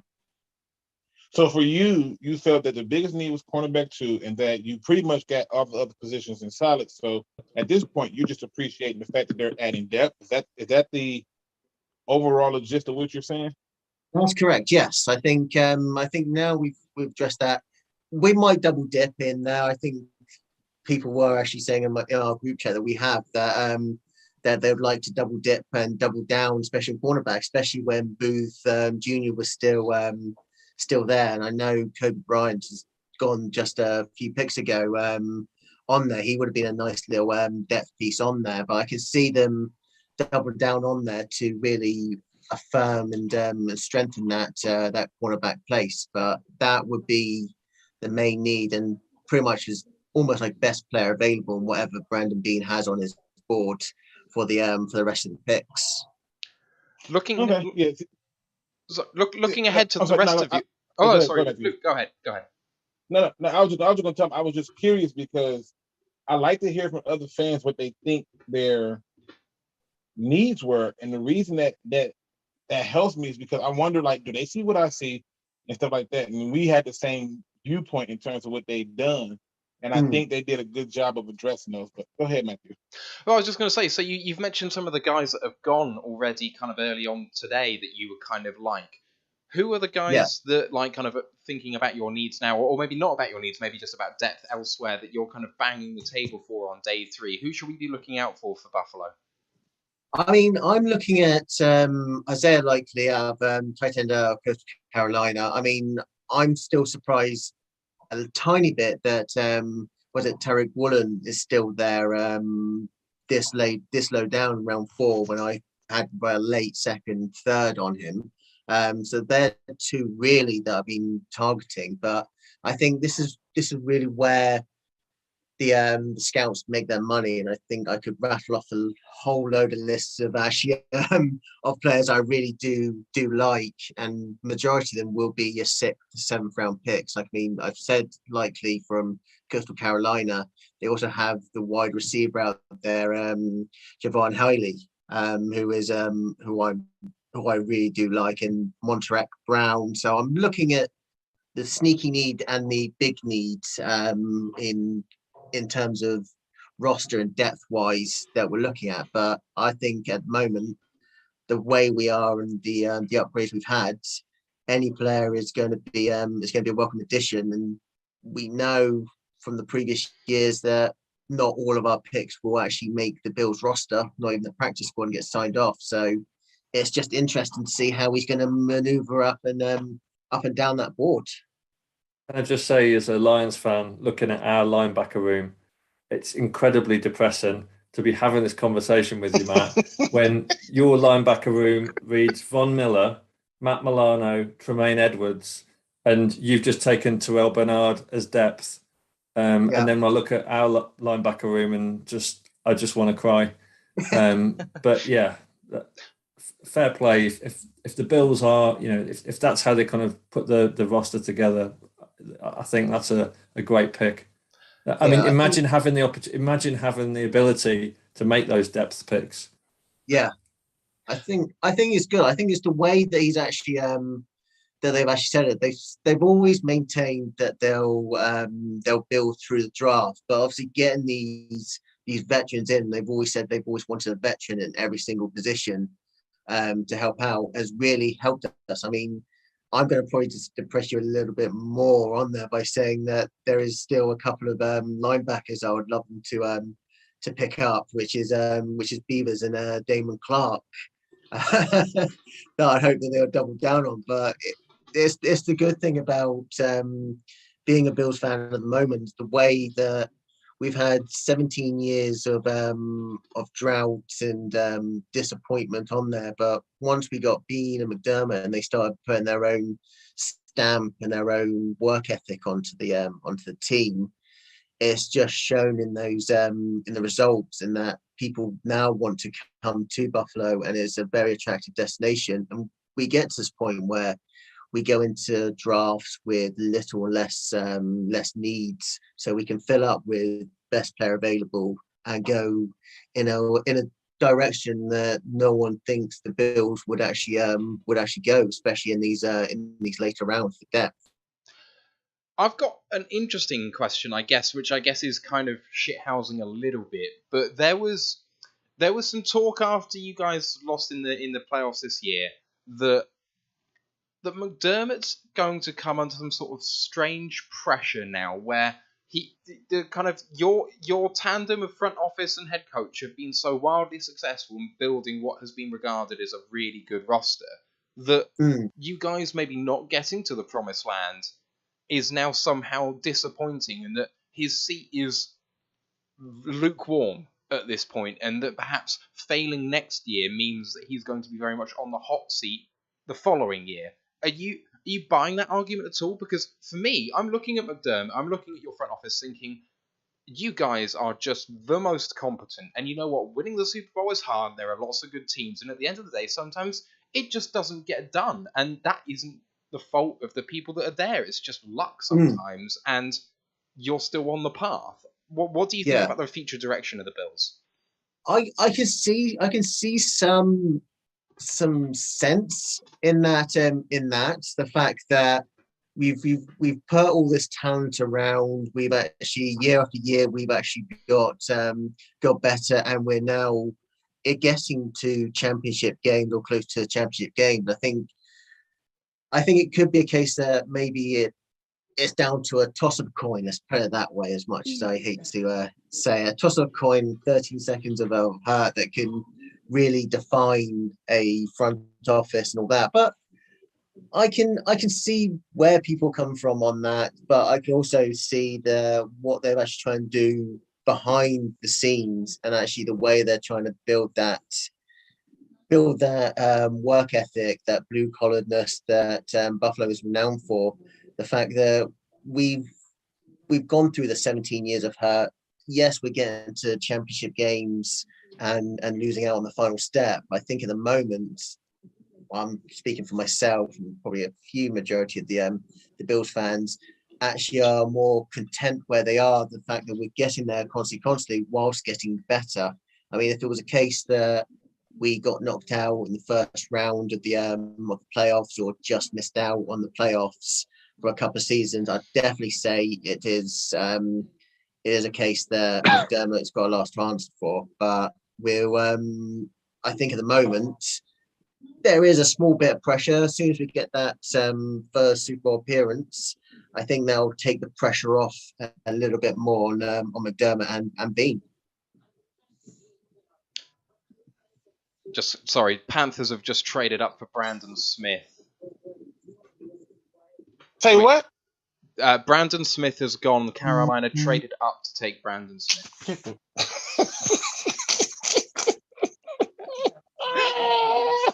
Oh, there we go. I knew that would make you happy. Come down from the ledge, Luke. Come down from the ledge. Okay. Listen. You know what? Good. He took a lot of hate from a lot of people for a lot of reasons that they don't even know why they want to hate him. But good. That's good, because that's a bad team. Well, I mean, we didn't need a linebacker anyway. No. Which again, I cannot wait to go live, because I'm being more reserved and not trying to curse, because but there's some things that really agitated my spirit. And when I just saw this pick, I'm thinking to myself, they just picked up the 5th-year option for Brian Burns, another guy that we wanted, we didn't get, right? And because, Okudah, I think that's around the same time as Okudah, the great Okudah. But Brandon Smith is a guy that I literally had as my number one interior linebacker. With Christian Harris as number 2, N'Kobe Dean at 3.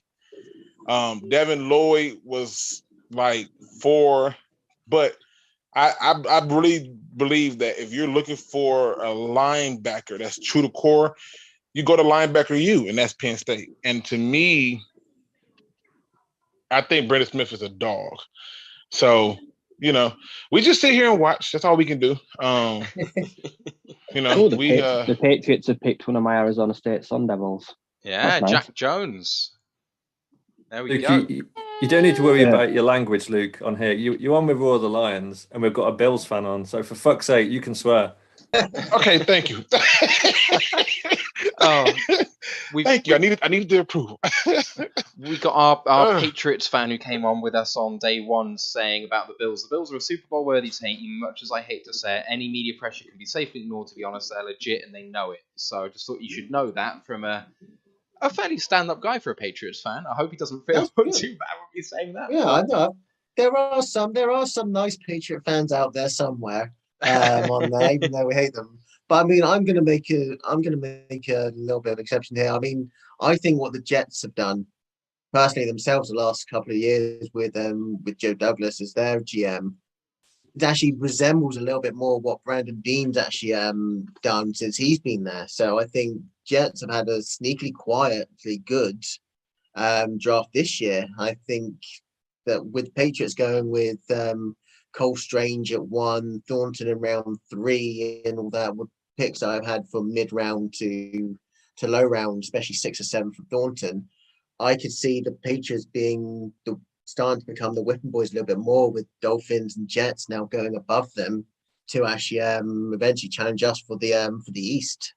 I completely agree with you. The way the Pats have gone, what they did last year with spending how much they did in free agency, and it actually not working as well as it should, and some people not performing as they should. Jonnu Smith being case in point, but also who's the deep threat wide receiver they took? N'Keal Harry. No. So that if in free agency from the Raiders, they gave a lot of money to him. Small guy. I cannot for the life of me think of his name. Is it Nelson Aguilar? Nelson Aguilar, yeah. He hasn't produced with the Patriots as much as he should. And he's starting to stack really bad draft classes on each other. In 2 or 3 years' time, the Patriots could be the worst team in football. It's horrific. Belichick's like the Undertaker. You think he's dead, and then he just rises. The dead weight that could finally sink him could be Matt Patricia. Yeah, it's true. It's true. I think the one thing about the Patriots is, I mean, it goes back to that Brady versus Brady and Belichick, which won of the more games, and probably you can now clearly see it's more Brady, as much I pain to say it, than Belichick. But they had J.C. Jackson, and they let him go because Bill doesn't want to pay that much money for an elite cornerback, and yet they've yet to actually fill that in the draft. And off the top of my head, I don't even know who their now top cornerback is. And when you've got to face the likes of Gabe Davis, Stephon Diggs, obviously Tyreek Hill now, and is it Mills? Jets guys. Is it his name's Mills, who's the best corner they have, and he's a safety really, but he filled in well at corner. But yeah, they really suck. I completely agree on the Jets, so quietly having a really good draft, but they're coming from a really bad place, so I don't really think that they'll be a threat for a little while. But Amar Gardner, most people's CB1. Breece Hall, most people's RB1. Garrett Wilson, a lot of people's wide receiver 1. Jeremy Ruckert, much maligned by some people's tight end 1. And Jermaine Johnson, edge 3. That is absolutely smashing it. That was a great pick. Yeah, I think it just shows that I'm not trying to big the Bills up here in any way, shape, or form. The fact that what Brandon Beane and Sean McDermott done when they first came over is starting to become almost like a blueprint for these new GM head coach combinations. Because since Douglas and Salah have been together, the fortunes of the Jets have started to move in an upwards direction, much like the Bills did when Bean and McDermott were there. So it is shaping up eventually to be a really go back to a competitive AFC East, where obviously any team, bar the Patriots for at least the next few years, could win it. But obviously the Bills will most likely, hopefully, win it for the next God knows how many years. The thing I guess that you have over everyone else is that you have a quarterback who isn't as limited as Mac Jones. Even Mac Jones can be good, but unless he's Tom Brady, he's still a pocket passer. And Yeah, can Zach Jones, what's his name? Zach Wilson. Zach Jones. Who the hell is that? Zach Wilson. Can he have the sort of meteoric rise that Josh Allen did? Because that's what he needs right now. I never liked him anyway. Not as a person. He's fine. But, like, as a quarterback, I never believed. And all I saw last year was more proof of that. And Tua, I mean, he's been rumoured for a trade away for a long time because they've lost faith and whatever. And now they're doubling down on him and giving him all the weapons. But if he doesn't work out this year, I think he's toast. So as much as the Jets have done really good stuff, if they haven't got the quarterback right, it means shit. Yeah, they haven't got it right. They haven't got it right. Thank you. He's not going to step up.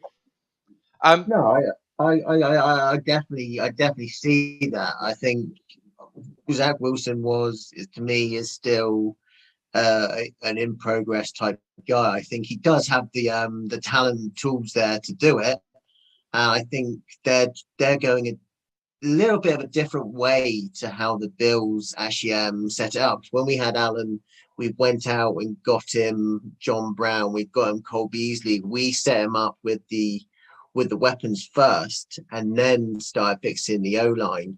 I think the Jets are sort of doing it the other way. They're trying to give him the protection first, but not giving him the weapons in wide receiver tight end to actually really improve himself and actually test that arm strength and test what he's actually got in the knowledge book. But there's so many different ways to build up a quarterback in that sense that any way can be said is the right way to do it, unless you're the Patriots and actually go with Mac Jones and actually not surround him with top class talent. There it is. Yeah, completely agree. We've kept you for a while, Matt. I know you've had a long day already with guests who won't shut up, as you were saying I'm Twitter. turning into him now. No. So, just talk us to a bit about the podcast, because you came on with us 12 months ago and chatted about it. How's it gone the last year, and where can we find you and all that sort of stuff? Yeah, no, the podcast is still going strong. I mean, in the last like 3 weeks, we've hit our 200th episode. It's been going on for now 4 years, so that's been really good. You can find us at RWBB_podcast. Obviously, if you do want to follow us on our UK Bills Twitter, it's at UK_Bills. We've just done a load of draft work, all that. We've had some really good guests, and it's just going from strength to strength and connecting with the likes of you guys, with other UK fan groups and podcasts through this time has been, for me, really personally rewarding, because it gives you the contact and gives you knowledge of other teams, and just the great to see the NFL community in the UK actually grow a lot more. Yeah, it's fantastic to see. This one of my favourite weekends of the year. It's painful, but Yeah. it's so rewarding too. So yeah, thank you, Matt, for coming on, and I'm sure maybe we'll see you before 12 months' time, hopefully. Yes, we should do. I'll reach out to you guys close to the time. Fantastic. Definitely, Sounds Matt. good. Great to see you, Matt. Cheers for your time. you, guys. Cheers, Matt. Thanks. Yeah. Bye-bye. Bye. Oh, we're getting a run on running backs now. Isaiah White and Isaiah Spiller. Spiller. There we go. I mean, so that is value gained of 56 picks according to the consensus board. That's pretty sick. Secret Bear on YouTube has just been saying his wide receiver rankings and didn't understand the Wilson WR1 comment. He has Williams at 1, Olave at 2, Wilson at 3, Burks at 4, and doesn't like Drake London. That's probably why he's a secret then. don't know what he's talking about. I don't know. Yeah, I guess Wilson would have been perfect to go with what we have, but I think a lot of wide receivers would have fit with what we have. You know, Chark is a very speedy guy, and you know Williams is faster, sure, but Chark can still run a 4.37. Like that ain't no slouch. So you can take one of the really good route runners out there, but I don't know. I prefer London seemed to be Williams. quite polarizing. Like in Yeah. terms of people, you know, he was either first on people's draft board or he was like 6th or 7th. There weren't many people that kind of had him at 2 or 3.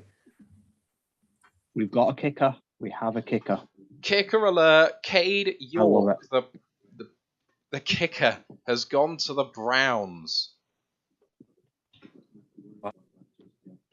They had many picks to play with. That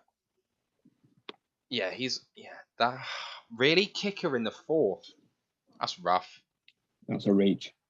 387 on the board. Surely Matt Araiza can do the kicking for you too. Didn't they cut the Scottish Hammer last year? Yeah, the punter. He's the punter. Yeah, Gilliam. so take Araiza. I do not like that pick. But hey, it's the Browns, what have you. We have our next guest coming on in 10 minutes' time, which is Dog Pound East. That's Ivan from the Cleveland Browns. So we can ask him about that pick when he comes on. I'm sure he'll be delighted. Can also ask him about Deshaun Watson. I'm sure he'll be delighted to answer questions about that too. Definitely no controversy there. I mean, it's a hard topic to broach, but if you support the team, you've got to answer the question, right? Really? I mean, you know, this is where people come onto All the Lines for serious journalism. Yeah, right. This is what we're doing. I believe that Luke G is going to be returning to us shortly as well. He's just putting the kids down, I think. Felipe Luis in Brazil making the Dolphins pick. That's fun.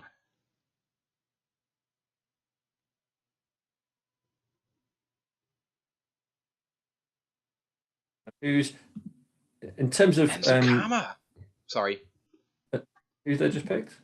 Eric Izukama. He's one of Ryan's draft crushes. Is he the guy from Texas Tech? Correct. Yeah, I remember Ryan talking about him. Wax lyrical about him. Why haven't we taken any guys with difficult to pronounce names yet, says that fan man. You're absolutely right. We have a penchant for doing that, and we haven't yet. So very it's coming. Good point. There's plenty of time for us to take Chigoziem Onkowonko, the tight end from Maryland, or who else has a difficult name out there? Or just a good name. What about Charleston Rambo? Charleston Rambo is definitely in the top 5 names. Smoke Monday. Smoke Monday, that's what we want. But yeah, Izukama, Ryan. Yep, good. Very good. I'd have been happy if we'd had him. Plays running back, play out the in slot, can play outside. Good player on a terrible Red Raiders team. Really enjoyed watching him last year. Decent size, 6'2". I think that would be a nice compliment. Because Devontae Parker's gone now. But they need another wide receiver running back, though. They've got a good running back room. They've got a good wide receiver room. I know it's depth, but that seems like a luxury. It's something else to distract you from Tua. When he fails, they'll be able to make him an scapegoat. True that. Let's have a look at the Dolphins depth chart while we're here. Wide receivers, Tyreek Hill, Jalen Waddle, Cedric Wilson, Preston Williams.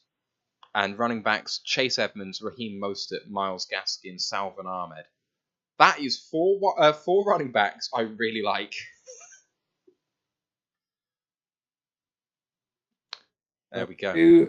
Who's left on the best available for linebackers?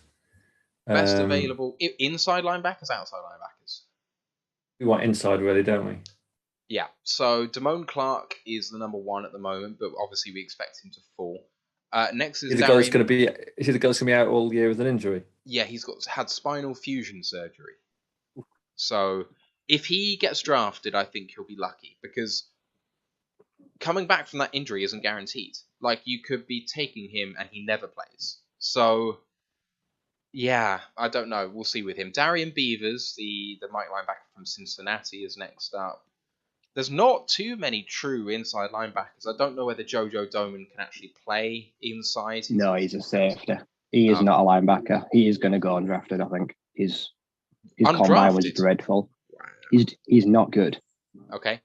Other inside his combine linebackers was dreadful. Fair. Okay. Other inside linebackers on here, we've got Mike Rose from Iowa State, DeMarco Jackson for Appalachian State. I like Malcolm Rodriguez from Oklahoma State. He's a solid option later on. Also, Micah McFadden from Indiana. Oh, yeah. You're getting down to 196 on the board here, though. You know, it's not a deep class of inside linebackers. Are we picking at 177? 177's the next one, yeah.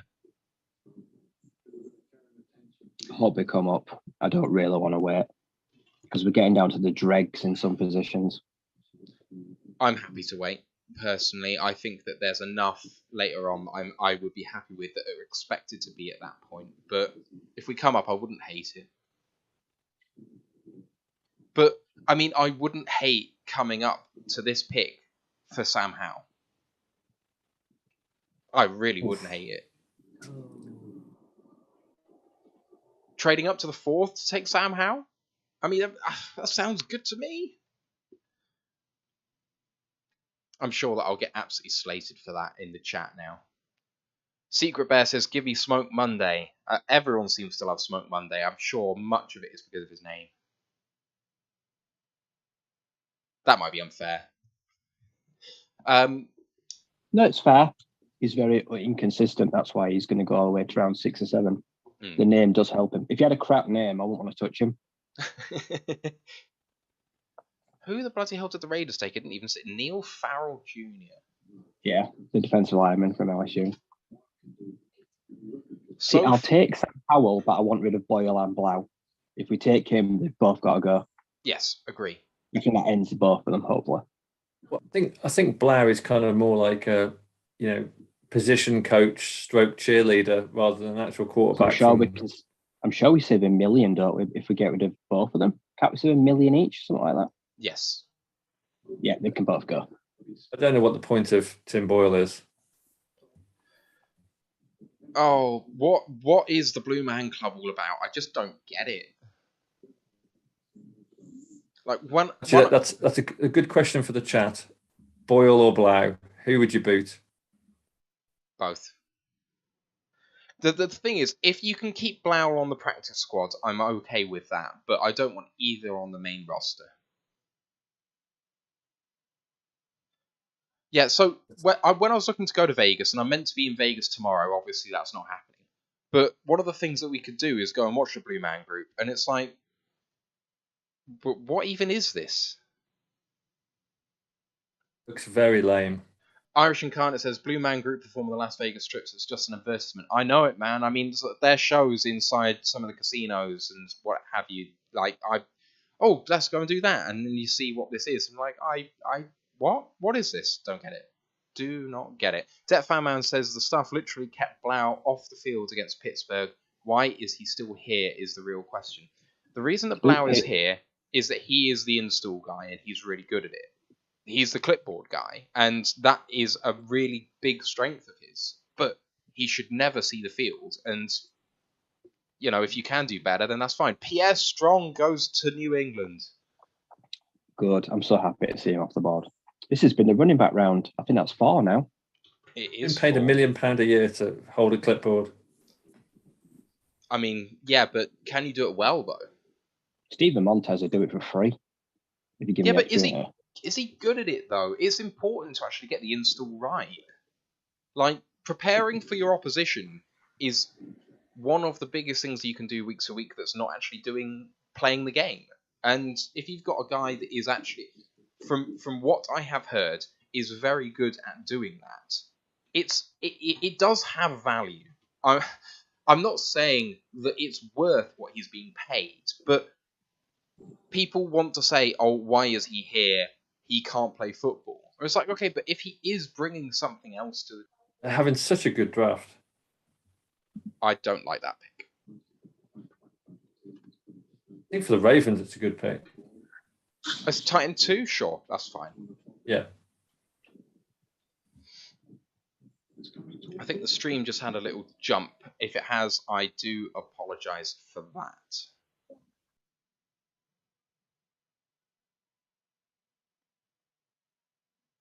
Are things working for everyone? Can someone in the chat just let me know if the stream's still working fine? Yes, I'm the only person visible at the moment, and to be honest, I did fear that I would be going solo for some of this, so I'm very, very happy that that's not the case. Thanks to Joe Lewis 313 on YouTube who has subscribed. Many thanks, my man. Appreciate you. Everyone's saying the stream is fine. That's good. Great. Thank you very much. Love it, love it, love it. Dallas at 129. The pick is in. This is motoring on. We'll be done surely before midnight. Please, dear God.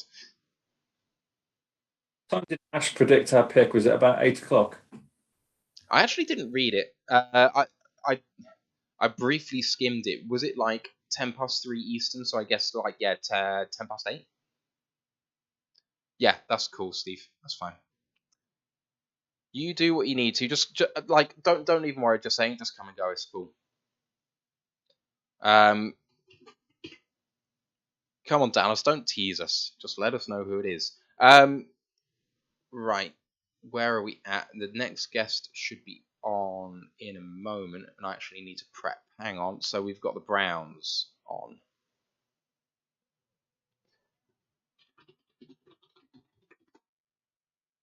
Sam House still available, Jamari Sawyer, Calvin Austin, Tariq Woolen, Carson Strong, Darian Kennard, Khalil Shakir, Kingsley Enagbury, Rashid Walker, and Damone Clark. Damone Clark now in the top 10 available.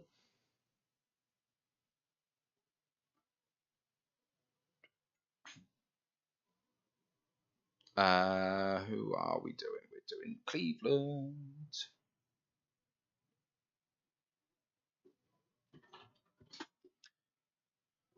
Oh, I really need a drink, but I'm going to run out of time, I think, if the next guest comes on, unfortunately.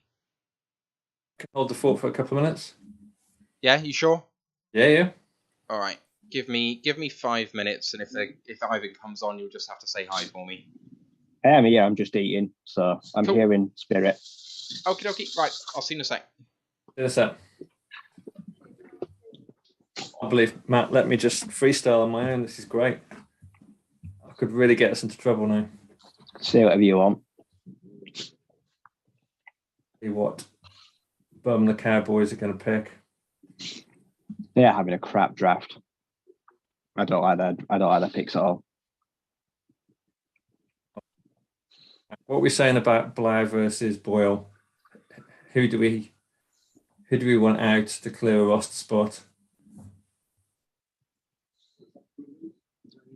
Yeah, I think for what a clipboard does, and that studies an opposition team, and that when they do like practice reps, tries to maybe mimic the other team's offense.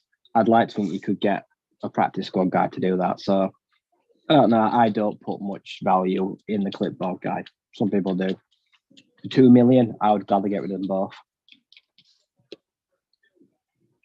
Irish Incarnate says keep Boyle over Blau. So that's one for Boyle. Team Boyle. Oh, the Cowboys have taken Jake Ferguson. Sorry, Ash. Your tight end's gone. I kind of like that pick, though.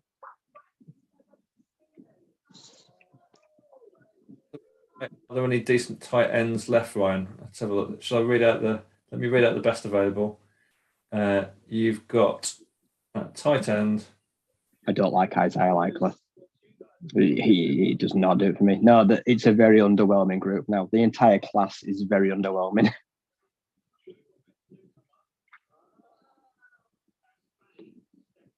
Got talk about names. You've got Isaiah Likely, Shigo Ziem Whoa. Let me just try that again. Shigo Ziem Onkwo from Maryland. James Mitchell, Cole Turner, Jalen Weidemeyer, Garrett Prince, Peyton Hendershot. These just sound like made-up names. Grant Calcaterra and Derek Dees Jr. Anyone you fancy out of those, Ryan? I like Peyton Hendershot. He was very solid for Indiana. I think you're going to get him. I don't know if he'll go drafted. If he goes undrafted, he'll be in my first phone call. He's massive. Like I say, Grant Calcaterra, unfortunately, too many concussions. He did retire and come back, so I'm not touching him with a 1,000,000-foot barge pole because I'll be amazed if he makes it through one injury without retiring. So is Hendershot a blocker? He can block, yeah. Big, long. I think he's got a massive frame as well, and a good receiver too. So I think he's a solid option there. Chizio, yeah, from Maryland. He is smaller, but he is ridiculously quick. But you wouldn't ask him to block. And we've already got one tight end who can't really block, so it kind of kills it for me. The tight ends that are left, who's the blocker?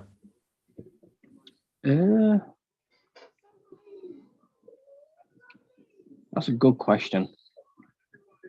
Of tight ends I know that can block, that's not on that list, there is Joshua Babich from North Dakota State.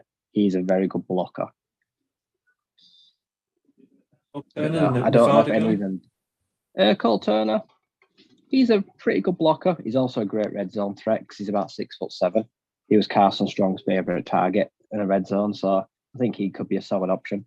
There's some guys out there that will, at least half of these could go undrafted.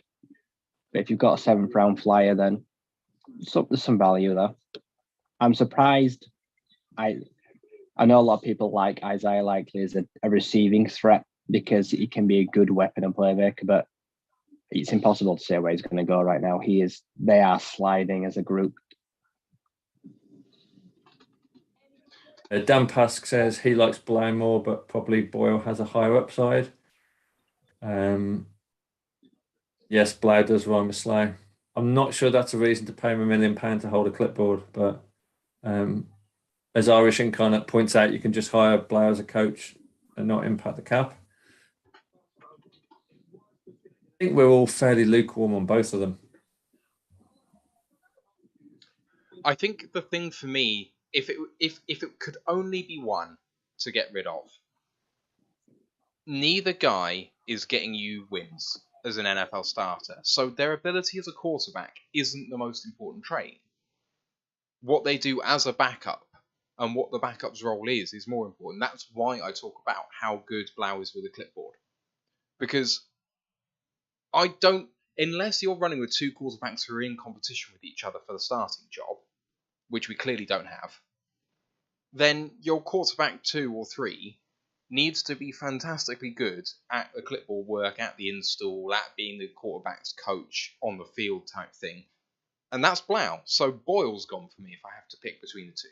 Because Boyle isn't the clipboard guy and isn't good enough to compete with Goff. So what's the point in him? Oh, I missed the punter alert there.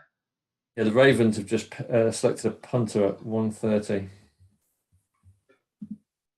Even though I had him listed as a kicker for some reason. Yeah, we were just talking about tight ends, blocking tight ends, so we missed that. But Irish Incarnate says Eric Schlitt has these two as inline tight ends for blocking: John Fitzpatrick and Derek Dees Jr. from San Jose State. Hassan Haskins, the hometown hero, is off the board as well. It's Tennessee.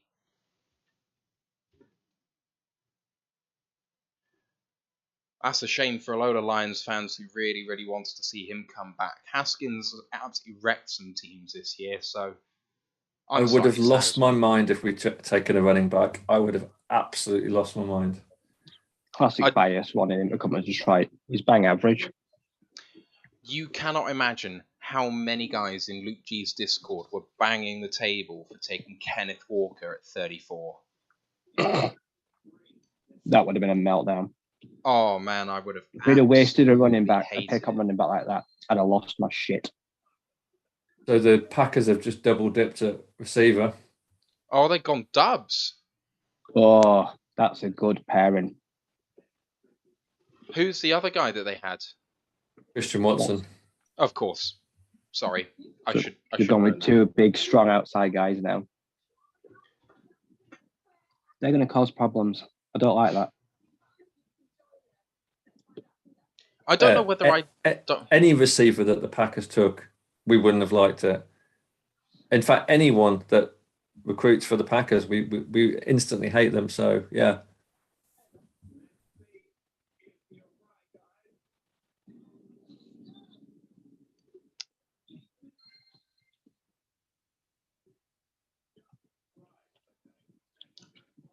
Josh in our Twitter chat just makes in our WhatsApp chat makes a great point. All of the guys that we are drafting are on Hard Knocks this year.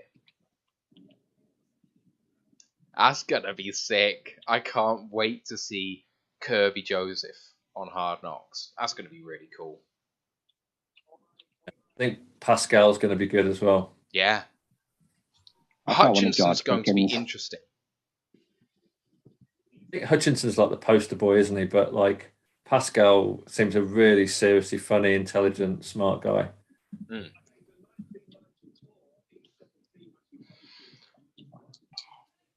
Oh, only another 40 picks, boys. Not long to go. Yeah. And it looks like Ivan is in the building.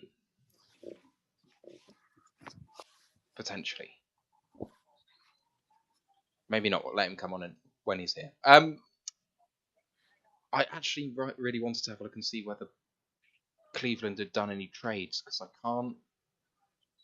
don't know who they've picked. Where are we? Cleveland. The Browns traded up, certainly at one point. Yeah, I'm sure you're right. There he is. How you doing, guys?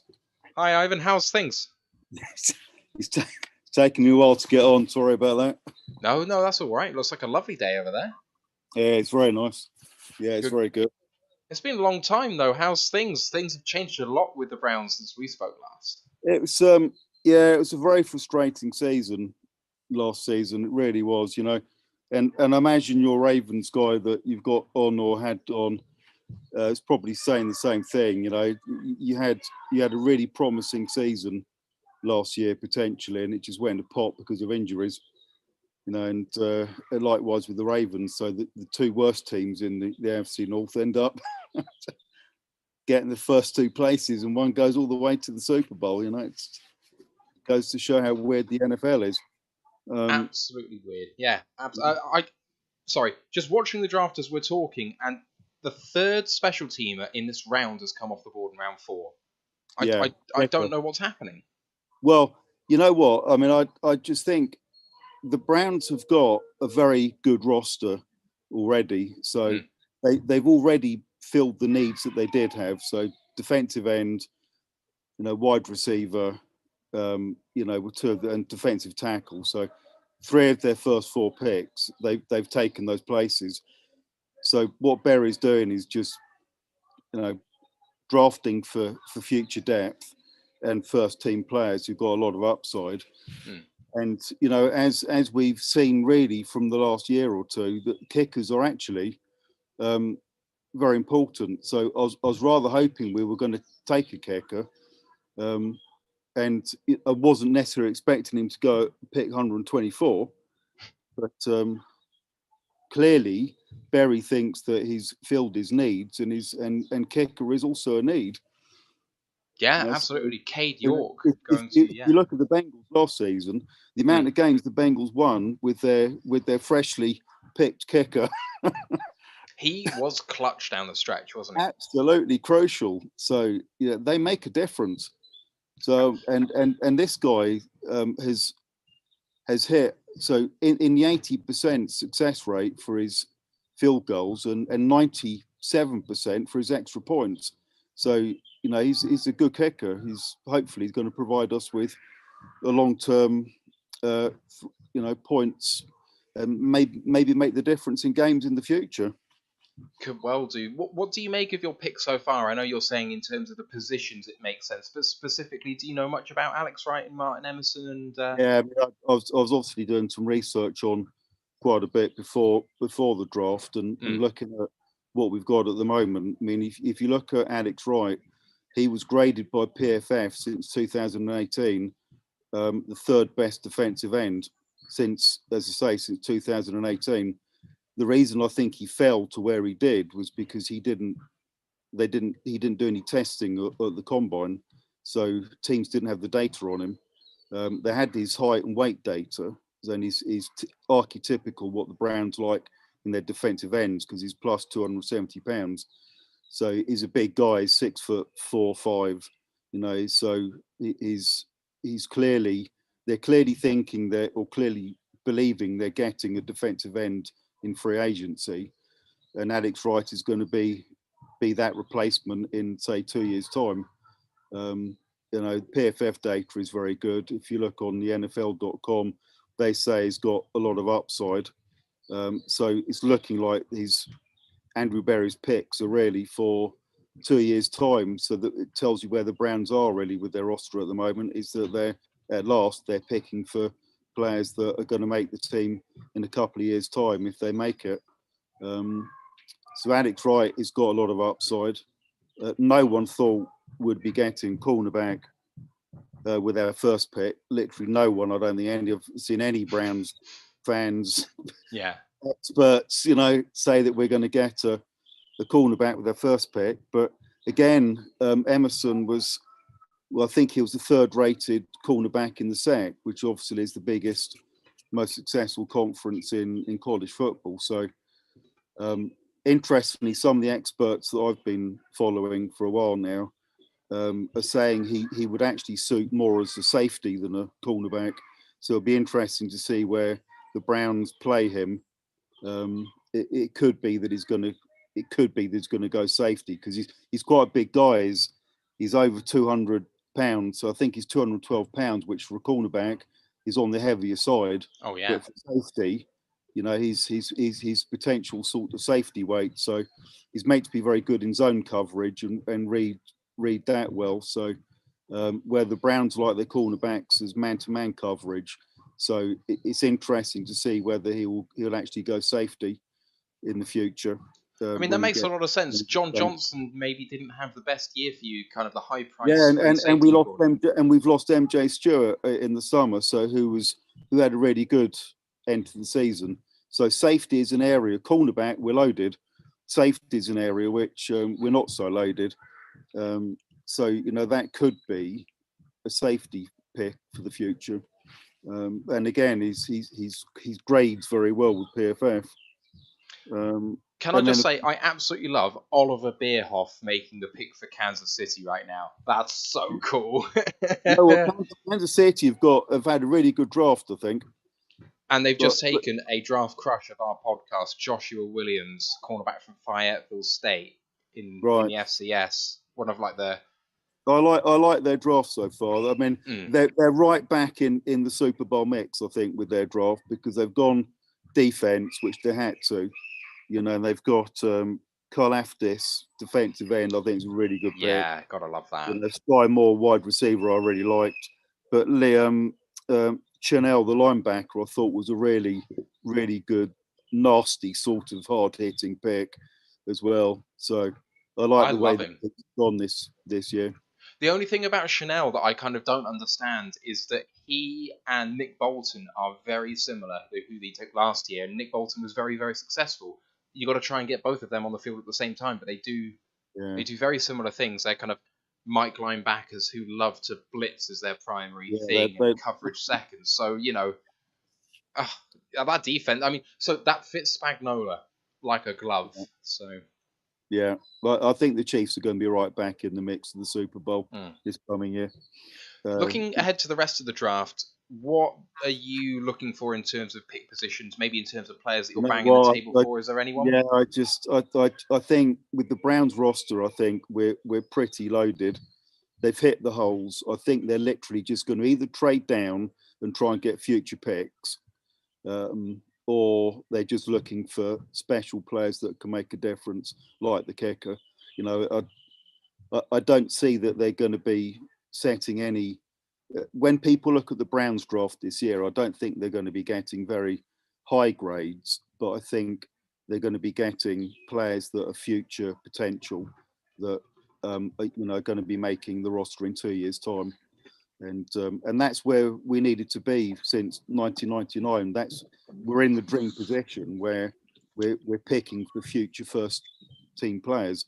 If they work, they work. If they don't, they don't. But they've got a lot of high potential, a lot of high upside. So I think they're having a good draft. Unlike the Patriots, I think they're having a stinking draft. Oh, awful! Yeah, absolutely awful. No, but there's a lot of teams that are having perfectly reasonable drafts. The Ravens are reckoned to be having a really good draft. Yeah, they've picked some good players, but interestingly, they haven't gone for real need like wide receiver. They've been hitting good defensive players, which they've always been loaded with. So the one thing that we haven't touched on yet that we kind of need to, I guess, is that since we last spoke, you traded for Deshaun Watson. And I guess sort of trading down now makes sense in light of how much you had to give up to go and get him. What do you make of the trade? Well, from a purely professional football point of view, Deshaun Watson is obviously an outstanding quarterback and has more tools than Baker Mayfield. So from a football point of view, I understand why they went for it. I understand that they think that Deshaun Watson can take them further and potentially get a Super Bowl. I get all of that. I think it's a huge gamble, however, with 22 civil lawsuits against him. It is a huge gamble. And if he's found guilty for whatever reason, then you've lost your quarterback, and you've also lost Baker Mayfield, who I personally believe still is a very good quarterback. He had a tough season last year because and people seem to forget this, from game 2 he was injured. He in fact should have stopped playing. We should have had our reserve quarterback in from game 2. But Baker Mayfield played on, the Browns played him on, and we still won 8 games. We lost 9, we won 8. We lost 5 games within 5 points, 2 of which we should have won. So actually, even with a very injured Baker Mayfield, we should have had 9 wins and 8 losses. So people are probably going to forget the fact we've got a very good roster, and think that Deshaun Watson is going to take us further, which he might well do. But it's a huge gamble, and I think whoever gets Baker Mayfield is going to get a very good quarterback. So it's a bit torn for me, because I like the Baker Mayfield pick when we selected him, and I still believed in him, and still think he's going to be an excellent first quarterback for whichever team he plays for. But clearly, I see that Deshaun Watson has got a lot of upside in himself. Are you happy with the trade, therefore? It sounds like you're kind of on the fence a bit. Well, I'm mixed, because I've also got a moral standpoint, So I'm not purely just a football person. I like the NFL, but I also believe that NFL players should be, given the money they're getting, they should also be role models. And clearly, he's got 22 civil lawsuits against him, he's not necessarily going to be a role model, especially if he's found guilty and is banned for so many games. That isn't going to help anyone and isn't going to send the right message out. So I certainly won't be buying his jersey, unless nothing happens, in which case, then I might consider it. But yeah, so I have mixed feelings about Deshaun Watson. I think he's a very good football player. He's an outstanding quarterback, certainly in the top 5. And if he's allowed to play, will take the Browns to a higher level probably than Baker could have taken us. But we shall see. So what do you think happens to Baker now? Do you think you'll be able to move him? Because there doesn't seem like there's much appetite for him right now, but I do think it's just teams waiting until post-draft to see how it shakes out. I think a lot of the Twitter experts are saying that he's likely to go to Carolina. and the difference seems to be how much the Cleveland Browns are prepared to eat of his salary.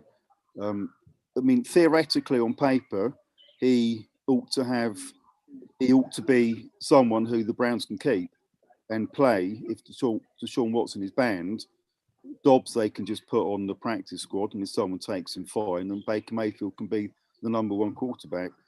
Theoretically, that should work because he's still a very good quarterback, and Baker should be wanting to play in order to get to another team. Whether Baker is mature enough and whether the Browns have treated him fairly enough for that to happen is another matter. But on paper, that should be a scenario where both sides of the party are happy with. But for some reason, I suspect that isn't the case.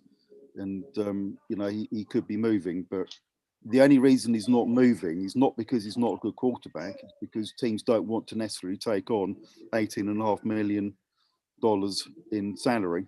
And they know that the Browns, or they believe that the Browns are prepared to move him or cut him if necessary. So if I were Andrew Berry, I would stick with him, make him play if Deshaun Watson is banned for any length of time, and wait for a team to need a quarterback, because they'll come running when that happens. The Patriots have continued on one of the worst What drafts. have they picked? They've picked quarterback from Western Kentucky, Bailey Zappi. They're determined to have a stinker, aren't they? Wow. At Why? 137, he should be undrafted. Jesus Christ. They are determined to have a stinker. Can I say to all your to yourself and all your loyal Lions fans out there, I think you're having a great draft, by the way. So good luck to the Lions this coming season.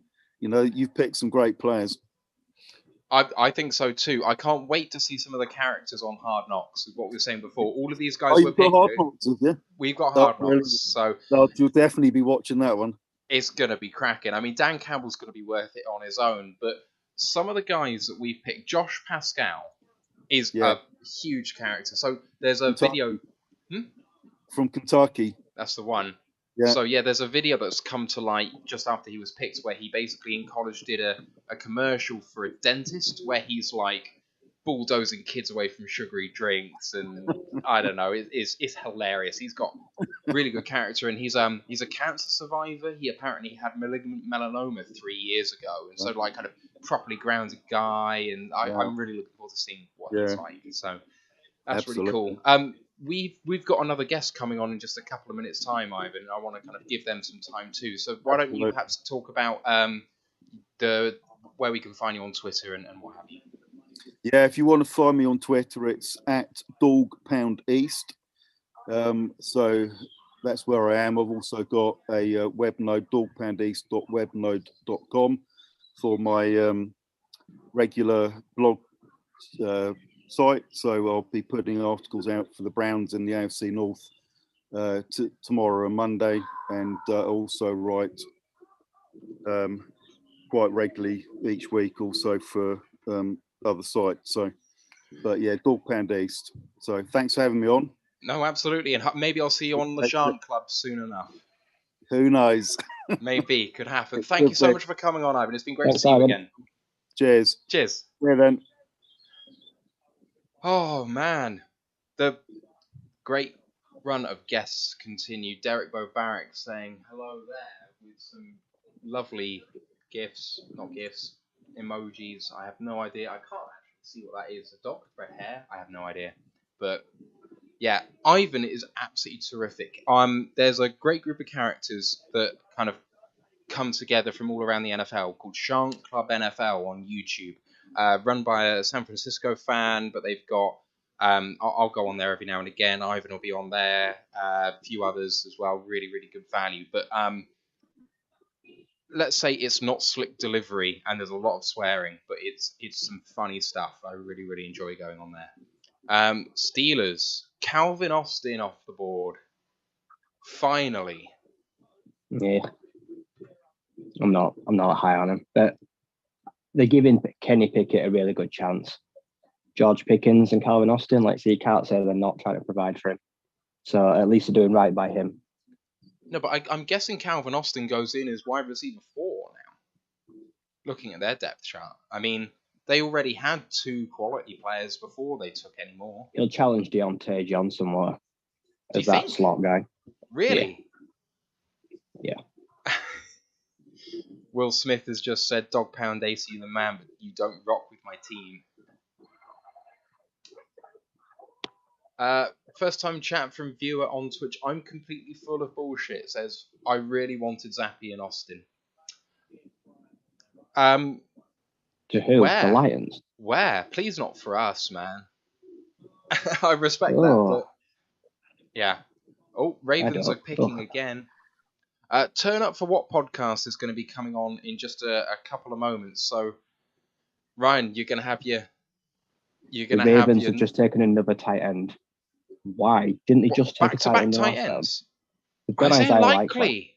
That's a dreadful pick. Why? Charlie guess. Cola and Isaiah Likely. No, that don't make sense. Is Cola's a receiving tight end, right? Yeah. They both are. Yeah. So I swear when I heard about Likely before that they were basically saying he's not big enough to be a tight end in the NFL, he's a wide receiver. That about right? Yeah. Okay. Nah, I don't like it. That does not seem like value. I'm completely full of bullshit. Says, of course for us, shake my head. Power to you, man. Zappy was QB4 on his board.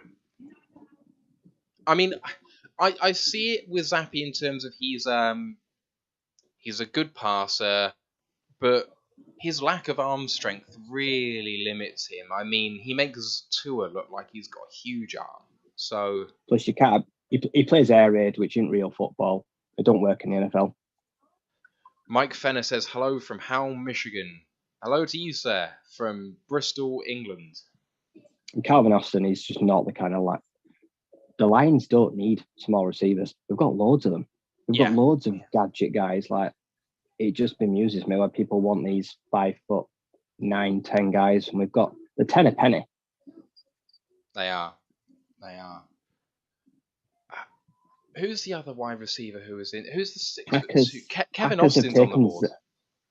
Packers have taken Zach Tom, that guard from Wake Forest. Ooh. The tackle. Is he tackle or centre? He's guard centre. Guard tackle, isn't he?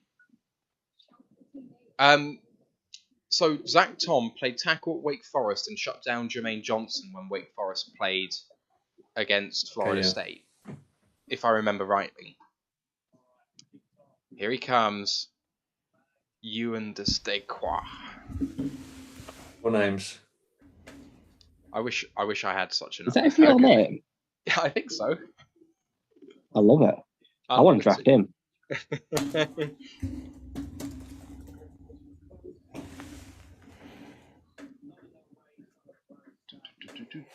What else do we have? We've got chat? There he is. 30 picks to go. How are you, chaps? You all right? We're doing good. Just anxiously waiting for the Lions to actually pick anyone, someone. How are you doing? Good. Thanks, yeah.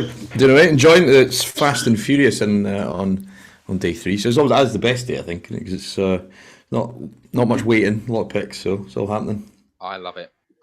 Let's have a look at how you guys have done since we last spoke with you. So, when did we speak with you yesterday? Was it, or the day before? It was Friday. Yeah. So right after night 1. Okay, so since then, who have we had? Jalen Petrie, 37, John Metchie, 44, Christian Harris, 75. That feels like a sneaky good draft. Very solid, that. Yeah, delighted with it. I think. Well, I mean, it's all hypothetical, so it's easy to get carried away with what these guys are doing. Big transition for them all to make. But I think for me, Jalen Petrie is he's probably a bit of a cliche, but he's covers every blade of grass. Played the star position at Baylor, so he's lighting up as the well on passing downs. He's there in the slot corner. He's rushing off the edge, taking on tackles at times. So yeah, like a chess piece on the back end. It was a kind of Kyle Hamilton light option, I think, and Caserio was on ESPN just there at 6 o'clock, and he looked delighted talking about him. A smile on his face here when he was talking about him. So we're lucky to have him. I think we probably are. I didn't think there was much between him and those safeties that went in the back end of the first, with Sean, Dax Hill, etc. So I had them all, pretty much similarly rated on the board. So yeah, I think he's going to be a good piece. It builds a sense of identity in the secondary, I think, which is really important, and we need to kind of establish that. So yeah, I think it's definitely going to be something that will pay some dividends, and he's probably the favourite pick for me so far anyway. Mechie's an interesting one, obviously the ACL not so long ago, but they didn't kind of put any timelines on it at all in terms of when he would return, but a shifty slot receiver, pretty prototypical for the position, and I think he could be Davis Mills' best friend this year, so we'll wait and find out, but certainly traded up to get him was aggressive. I did say on Friday when we talked, I thought we'd make a number of trades. We did that. We moved up to back into the second to get him in a cluster, because I know Caserio said they only had 14 players they felt that they could draft on day two, that they felt was worthy of that. So and then Lovie Smith was delighted to get Christian Harris. I don't quite know why he was so delighted. If he thinks he's your long-term linebacker, he might well be that. If you're watching in the national championship game, he was probably one of the top 2 or 3 guys out there on that defense that night. So when the light shine the brightest sort of stuff. So yeah, really interesting piece. Hopefully he can come in and just be a successor at that position. It may not be day one, but certainly I think he's a converted safety in the sort of 220 range. So he's definitely got the mobility. I think the run support will be the question if you can put him out there on early downs. So time will tell, but ultimately tackling's about technique and angles, so that can be coached, absolutely. And Damian Pierce just at the start, second pick on the final day. Again, it's probably a cliche, runs angry, but he does, obviously everybody's seen that play where his helmet knocks off and he still takes it in for a touchdown, but goes in with contact, doesn't go down. He reminds me a lot of Carlos Hyde, actually, and he kind of had one really good year here. Bit of a smaller guy, but low centre of gravity, good kind of ability to keep his legs churning it on contact, allows him to to get a couple of extra yards that perhaps some slighter guys or less aggressive runners wouldn't get. So yeah, we needed a running back, chronically underinvested at that position for the last few years. So ticked a number of boxes, but I think the edge position, we talked about that, we've not addressed that. So that's a looming concern, and the secondary guys will feel that probably more than most.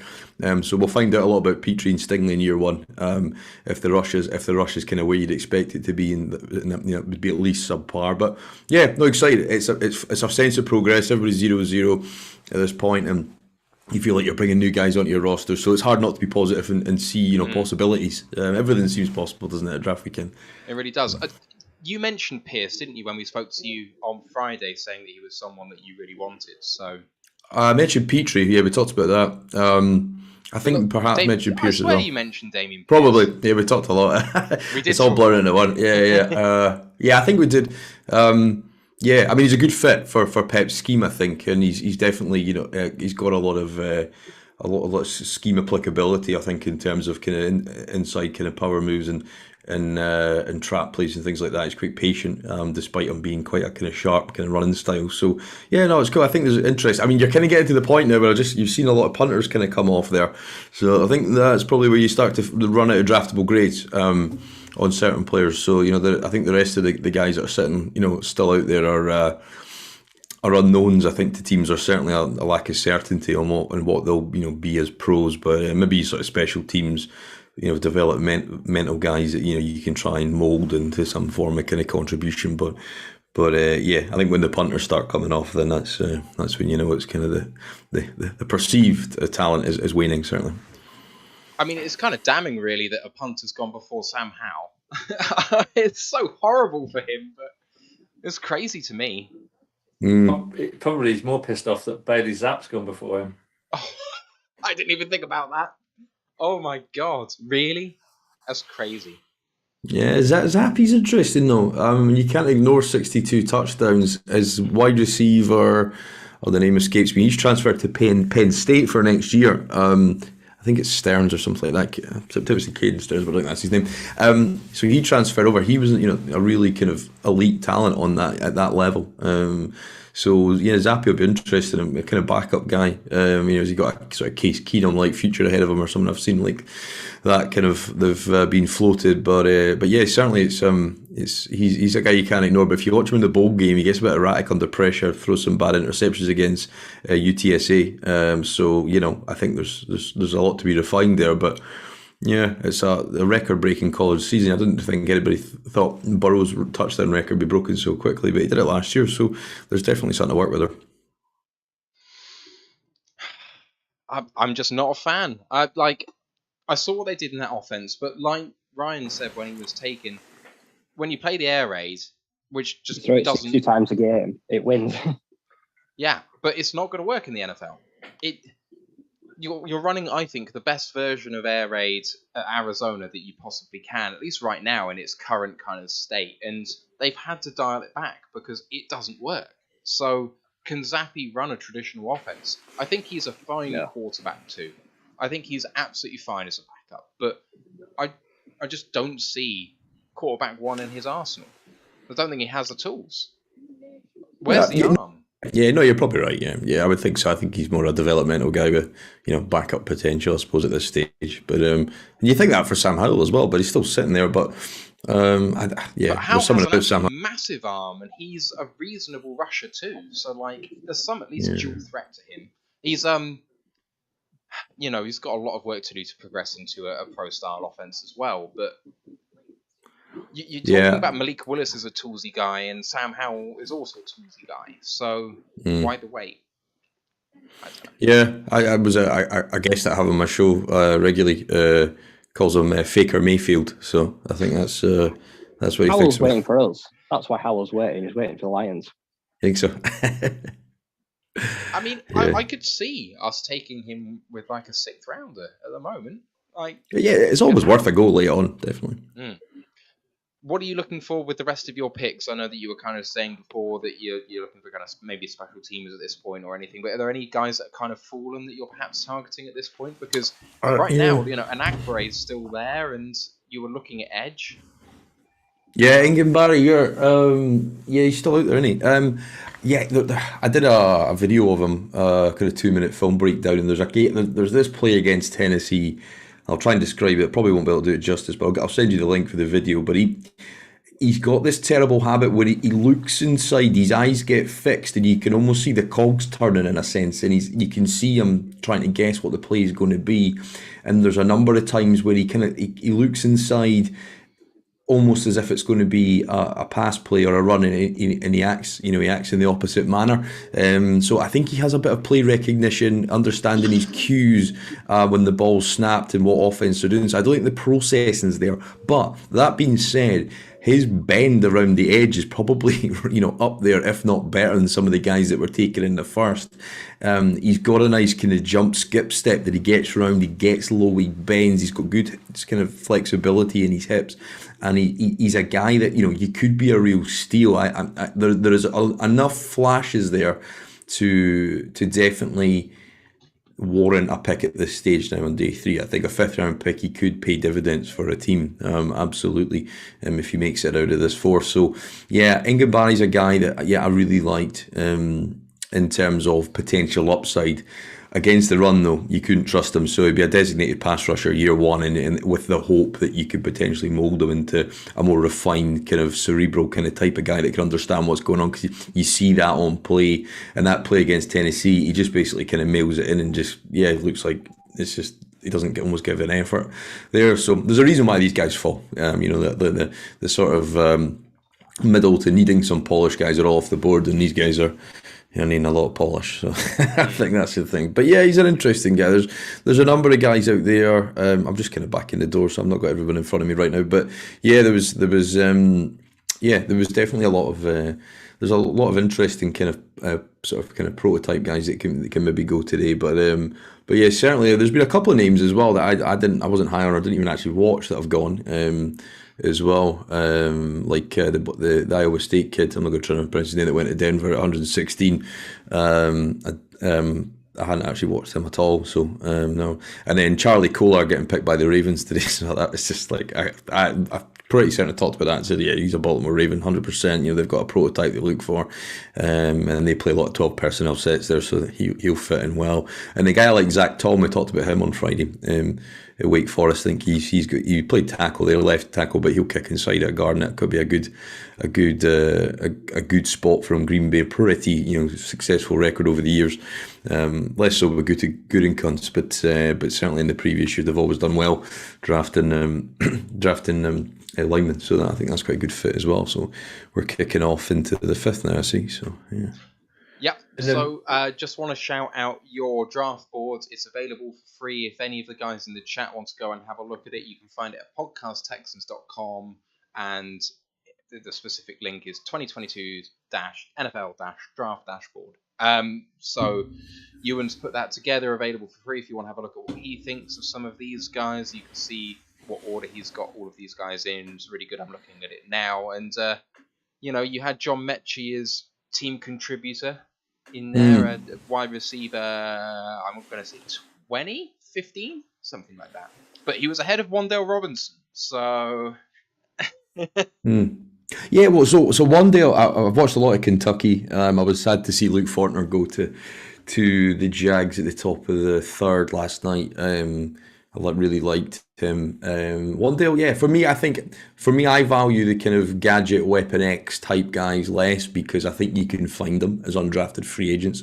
I think Mechie's an athlete, but he's not going to wow you with the yak yards. But he's a very refined player. I think I think all the Bama guys come out with a relatively high floor, and I think Christian Harris fits into that bucket, and a linebacker as well. But yeah, Mechie's definitely a guy who I think he won't need a lot of work. I think, and it's just can he uncover a next level to his game? I think that he needs, and he'll need to find that level of athleticism to do that. And I think he's probably very reliable. And Caserio talked about that. I think when Jameson Williams went down other guys, he was the focal point in the offense at times because he had to be. And he came up and he was reliable for the team. So I expect him to be a really solid, reliable kind of receiver. But I think the traits weren't necessarily in the same thing. And ultimately, you're grading traits and potential upside rather than where they are now. Sam Howell off the board, going to what I would call the quarterback needy Washington Commanders, because the incumbent there is not the answer. He's proven it. Because Wentz is ass. Because Wentz is ass. Yes. He can I think he's got a good chance of he could push him there for that starting gig. Can't trust Wentz as bad as you can throw him. Yeah, whereas Howe can throw pretty damn fast. So previously, Ewan, we don't like too much positivity on Roar the Lions, and so we've been enjoying a game called Shit on Someone Else's Draft. So I thought Washington, this is before the Howe pick, I thought Washington have had a pretty crap draft. I think, Matt, you picked out the Bears. Is there anyone that you think, Ewan, that you're just really unimpressed with their draft selection this year? I've probably not seen them all in isolation. I'm always kind of hesitant to kind of reserve any judgment because some people can just swing the other way. Obviously, there's a lot of teams that weren't in the top of the draft this year, but I think on paper, in terms of that sort of talent curve shape, I think that might have not been the worst thing in this year. I've not seen any that's kind of stuck out to me. I think certainly I was just looking at your guys before I came on just to kind of get an idea. But I think certainly we talked about Pascal and depth, and you went and drafted him with 46. So I thought it was a good one. I'm pretty. I think we kind of went over him on Friday, but I think that's a great pick there. For sure. I don't think there's any ones that I've seen that I've kind of thought terrible, but you just never know. What do you think about the Cowboys draft? Because that's taken quite a lot of heat. Well, so they had Tyler Smith, wasn't he? And I thought the kind of way he tried to justify it with showing the draft board at the press conference, Jerry Jones. I mean, he's a bit of aloof, but I think it seemed kind of an odd thing to do. And Mike McCarthy looked very uncomfortable there. Who else did they take? Let's have a look and see. It's all a bit of a blur now at this stage. Their early picks were... It was Tyler Smith in the first round. Tyler Smith, Sam Williams, the outside linebacker at 56. So Sam Williams... Yeah, so Sam Williams, I watched him go against Evan Neal, and he could have played 14 quarters, and I don't think he would have got a huge amount of pressures. You know, and he does make a play in that game later, but he's an undersized edge rusher who's probably going to have to play on the outside of a 5-man front. He's just a pure speed rusher, I think. That's the thing. Sam Williams is. It's certainly the burst is there, the first step quickness, but just the lack of traits and size, I think, just pushed him down beyond his natural first step in speed. So yeah, he was a good player for Ole Miss, I think, but he won't get away with some of the stuff in the way one at that level at the pros. And Tolbert, yeah, he's an interesting one. I do like him. West Alabama or East Alabama, I can't remember. There's so many schools, but he's I think he's a little bit underrated, a bit undersized again. I've got him as a slot guy, but yeah, no, I think he's definitely a guy that could find. No, sorry, South Alabama. Yeah, no, he's perimeter. Yeah, I had him actually rated above Christian Watson. I just think Christian Watson, questions with his hands. Not the most polished route runner for me, so I wasn't as high on him as he was taken. Obviously, Green Bay went up, traded to both their seconds, I think, together. So, I think Tolbert's okay. Yeah, absolutely. But I don't know. It's so hard to tell right now, isn't it? I think you just never really know the thing. I think Tennessee. I think the Saints picked up Alontae Taylor as well. I really liked him. I thought he was a good fit for us. So yeah, I think there was some good names, and I think a lot of guys kind of went when I expected them to go. I think I thought the interesting one was Drake Jackson. Actually, we talked about him and that sort of cluster of things, playing again, going a 4-man front. I had him rated as a 3-4 outside linebacker, but certainly he'll go and play in a 4-man front there. So we'll wait and see. But he needs to up the weight and get back there. But that was an interesting one. I didn't have him as high as that just because of the questions on his playing weight. But certainly, yeah, I was sad to see Luke Fortner go in the division. So we'll have to deal with that for a couple of years. But I think he's going to be a really solid pro. And probably the Jags don't need to worry about that. But you never know. It's Jacksonville. There's loser DNA entrenched there. So anything could happen. One guy I wasn't actually as high on, I just didn't get the hype, was Dylan Parham. Actually, I just thought he was a bit soft. I just think if you ever hear probably one of the gurus, Dante Scarnecchia, the guy who was at the Pats for so long, and I was listening to him talk the other week, and he says if you want to see pass block, you need to hear it and see it.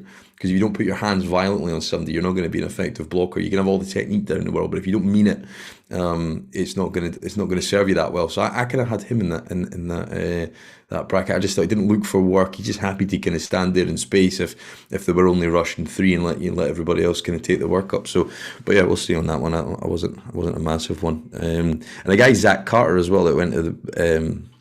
Just trying to get a bit of negativity in here for you. But Zach Carter, I was kind of just don't know what he does. I think he's too heavy to be an end. He'll maybe play 3 technique, but yeah, the Bengals picked him up. They need somebody, obviously losing Ogunjobi in there next to DJ Reader. And actually the guy UCLA, talking to DJ Reader, Oten, I'm going to pronounce this terribly, but Otto, we'll call him, or Otto, UCLA, the defensive tackle that went today. I just thought, as soon as I saw him, I thought DJ Reader looked exactly like him, the way he played, height, a bit more stout in the trenches, but yeah, I think he was a decent pickup as well. But yeah, it's starting to blur a bit. Like my memory's getting real stretched now, I think, as he get in. But Kennard that's come off, and again, I think the Chiefs continue to do really well. He's just come off the board there. Yeah, I mean, he was initially. I always save the mock drafts at the end, right at the end of the college season. I try not to get tied up in the later ones too much. But he was a guy that was mocked in the first round. And now the Chiefs have picked up 145. So if it's going to be the same as Creed Humphrey last year, probably one of the best, top 5 centres in the game, but fell, dramatically in the round. I don't know if the Chiefs have done it again, but sometimes the rich get richer, right? So. Yeah, Chiefs. We were talking about, people have had good drafts, and I think Trent McDuffie, Carl Lafferty, Sky Moore, Brian Cook, Leo Chanel, Joshua Williams, and then Kennard. I think that's a fantastic draft class for the Chiefs. I think they've absolutely annihilated that. I think, and when you think about their needs, they just seem to have ticked all the boxes and got some real value in that class. Yeah, no, look, it's looking pretty sharp so far, right? I think it's an interesting one. He's done a great job there, hasn't he, Brett Veach? I think he's, it was kind of strange when they got rid of. When they got rid of the, what's his name? It always calls everybody Buddy Boy. The name escapes me now. But when they got rid of him and moved on, he's a young guy, but he was very close to Andy Reid. And he just seems to keep doing it, and I think there is certain GMs that you see every year, and you just think, they're, the Ravens, everybody praises them, and it's probably a bit of kind of instant reaction kind of stuff. But yeah, no, they seem to be racking up, and they've got plenty of picks, obviously shooting out Tyreek Hill up to Miami, and then they're definitely reinvesting. I think when you pay a quarterback, having more picks and young talent on the rookie wage scale. It was really interesting. Yeah, Sky be too wise. Yeah, he went out last night. So just try to refresh the memory banks. But yeah, no, I think Chiefs. It's always the same. There's teams get richer, and there's just a little bit element of luck in it as well. But there's also an element of evaluation. And if you'd have said to me Mahomes was going to be a top 3 quarterback when I watched him at Texas Tech, I wouldn't have believed you. So he's definitely got an eye for potential. It's undoubted, I think. Micah McFadden coming off the board to the Giants. They're quietly having they're bringing it back, shall we say, after a good first day, iffy rest of the draft, and then Micah McFadden I'm a fan of from Indiana. Yeah, it's quite tough sometimes watching that conference. I watched the game against Cincinnati. I didn't have him as much elite kind of elite prospect. He's kind of a developmental linebacker. He'll play inside. He's definitely got a decent awareness. I think dropping into zone was what I had in my notes. But yeah, kind of limited in terms of his athletic profile. But yeah, he's one of those guys that could come in and just get through the game by his play recognition, and he's certainly got good sort of short area quickness, shoots gaps quite well. But yeah, he's an interesting guy. And I'm going to be honest with you, defensive tackle DJ Davidson, I've not watched, so I won't lie to you on that one. I mean, he's an Arizona State guy, so Ryan. That's too high. They've seriously reached there. Yeah, I didn't have him in the top 250. So yeah, he's not that big. He's not super strong, but no, he'll be a rotational guy. He plays mainly inside. It's 295 on the consensus board. So yeah, that's too high. There you go then. Yeah, that's why I not watched him. He had to cut it off somewhere. Yeah, he was just 10 spaces lower than Jack Cohn. What fun! The Texans draft, is there any positional need that you don't think they've quite sorted out, or that you were hoping a bit more? I think the edge one's going to read its head in a very ugly way. I think, depending on who you play. If you're playing against a run heavy team, I think we'll survive. But yeah, I think that the lack of pass rushing options is a concern. I think you need minimum 3 guys that can go and do it. I think I always kind of benchmark it. So when we had Watt, Clowney, and Merciless all in their prime, even then sometimes that wasn't enough. Yeah, that has to be the best part of your team from a defensive side to be competitive and go and win games and close out games, or turn it in your favour, get a forced fumble, turnovers, whatever it might be. If you can't heat up the quarterback, it doesn't matter who you're playing. Sam Howell can come in and sling it, and I think that's the issue, I think, for us. And I think guys like I've said earlier, I think guys like Stingley, they'll get tested, and we'll know very quickly what they are if we don't necessarily find ways to do it. It might mean he'll have to go against his instincts, Lovey, because he doesn't really like bringing a huge amount of blitz and pressures. He might have to do that just to try and heat up the quarterback a bit, because there's not enough kind of ready-made guys who can bend the edge for us, or push up the gut. We brought back Malik Collins this year, and he was good last year, but he's been twice. When he left Dallas to go take that contract in Vegas or Oakland at the time, he didn't necessarily live up to it. So we've paid him now. It was only 2 years. I think it was $8 million a year, which is a reasonable contract for us at our state. It'll be interesting to see if he continues where he was last year, because he was a decent force inside and probably played some of his best football of his career. But when you pay a guy, there you go. But Khalil Shakir coming off the board there. I think we talked about him on Friday as well. I think a day 1 slot guy. So, definitely a good pick up there for Buffalo as well. Yeah, fantastic pickup for Buffalo. I think that's a really, really nice pick, especially with them kind of getting rid of Cole Beasley. There was room in there for Shakir to work, so he's going to be a great pickup for them. And they traded up for him too. And just seen come across there as well. The Rams have traded for Troy Hill for a 5th round pick in 23 from Cleveland. So. Cheap. Very cheap. They're still all in, the Rams. How many picks are the Rams going to have next year? As Les Snead says, fuck them picks.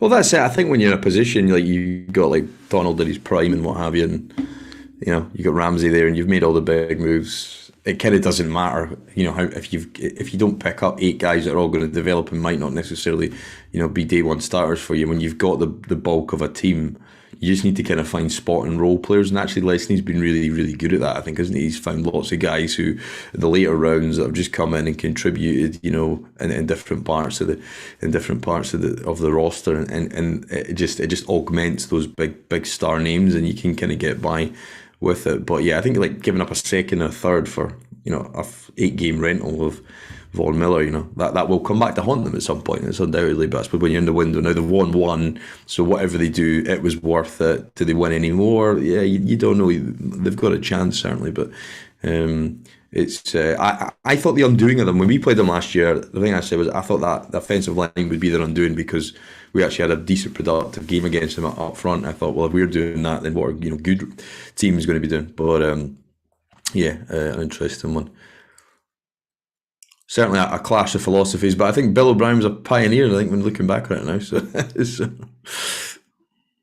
do you make of the rest of the activity in the AFC South? So I don't know if you saw this morning, there were some shots of the Titans draft room when they did the AJ Brown trade, and Vrabel looking pissed off. Although Vrabel always looks a bit pissed off, so it's hard to kind of quantify. But are you impressed with what the Titans have done, or the Colts, or the Jags? Colts have done well. Bernard Raymond in third, I thought were really nice. And the receiver, Alec Pierce. I think they're really solid additions. Yeah, no, I did actually make a note of that earlier. Yeah, so what we got, Jelani Woods as well, as we talked about on Friday. Yeah, he was one of the first ones, wasn't he? The Bernard Raymond, yeah, I mean, he could be the next Sebastian, what was it, Voller, that used to play for the Chiefs? Yeah. Volmer, yeah, played for the Chiefs. And Nick Cross as well, yeah, they've got a number of picks. Yeah, Cross, a good athlete. I think, yeah, a good tester probably outweighs his take quality. But yeah, Jelani Woods is a big one. I think he'll be a threat because he's just so hard to cover in the red zone. I think I described it as the way he catches the ball looks like a shark jumping at the water to try and swallow a bird as it disappears. I think that's what it reminded me of. It's unnatural, when you see it. You got an 82-inch wingspan, so it's like, how do you cover that, without bracketing him? Because there's just not many guys that size, and he's like 6'6", 7". So it's he's just a big human being. But one thing I don't know about him, and what I think I'm looking at this offseason, he didn't play at Oklahoma State before he transferred to Virginia, so he's a bit of a late bloomer. So there may be some issues there, but yeah, no, it looks like the Colts do. They always they had that one great draft class, didn't they? And everybody sort of praises Chris Ballard, and he's a bit of a charmer for the media, so he kind of gets an easy time of it. But yeah, no, there's definitely some good, some good quality names, that were certainly perceived quality names in there. No picks in the fourth for them so far. So, but yeah, I think sort of round 3 was looking pretty sharp for them there. So yeah, no, I think there's you never know. I think the McCreary one, actually, Roger McCreary going to Tennessee was interesting. Obviously, my bold prediction is that Matt Ryan will lead the Colts to an AFC title, and I think they'll win at least one playoff game. I think they're built to win, and I love Matt Ryan. Yeah. He is so underrated. He gets so much stick. And it was never his fault in Atlanta. They just treat him poorly and put him behind a crap O-line. So, yeah, I like the Colts. Yeah, we talked about that a bit Friday. Maybe just, I think, he's certainly serviceable, and the team certainly around him on paper, looks to be in a nice position to be successful, and giving him a platform to do that. I think it'll just be a case of how well can they get it together, I think, for him. But yeah, I think if he's got enough options there, then absolutely. Texans just traded up, I believe, on 150. They have, 150. Who did they take the pick off? They've traded with the Bears. They gave it the 166 and the 207th, and they've yes, and Thomas Booker. Stanford defensive end. Yeah.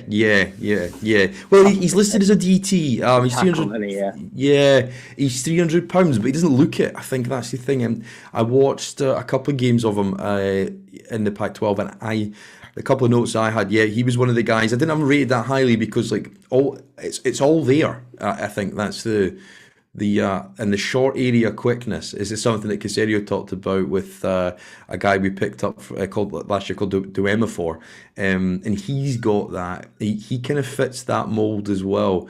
But at £300, you've probably got a couple of options of the two inside spots you can play him.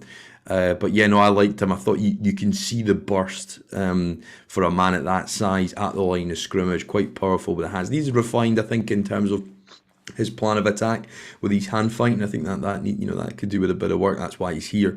But yeah, no, there's a guy that I liked when I watched him on tape. It was, you can kind of.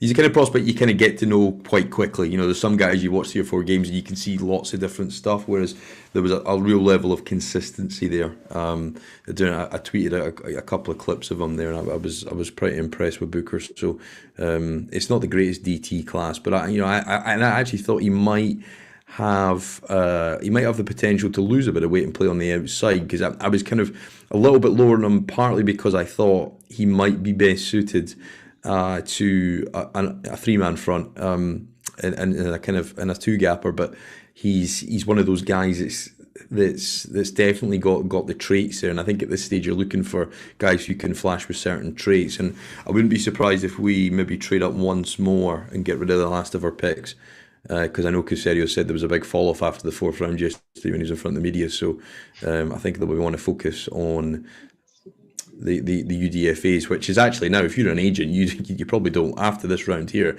you don't want your client to go in the 6th or 7th, because they're going to get a bigger signing bonus as an undrafted free agent. That teams are going to, basically it's a bidding war, isn't it? And it's pretty manic. So yeah, I wouldn't be surprised if we trade up one more time. But yeah, that's I was correct in the prediction. It's been 4 trades and the draft, and then 1 prior. So yeah, plenty of movement up and down the board. But I like the way that Caserio is targeted, and he goes after guys at certain spots, and they're very specific on what they want.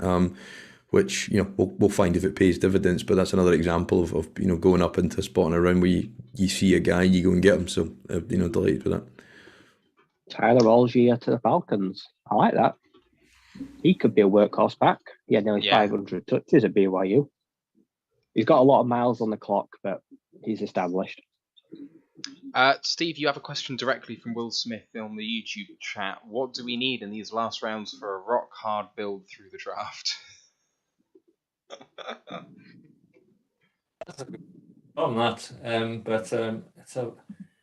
I mean, for me, I just think we're missing a linebacker.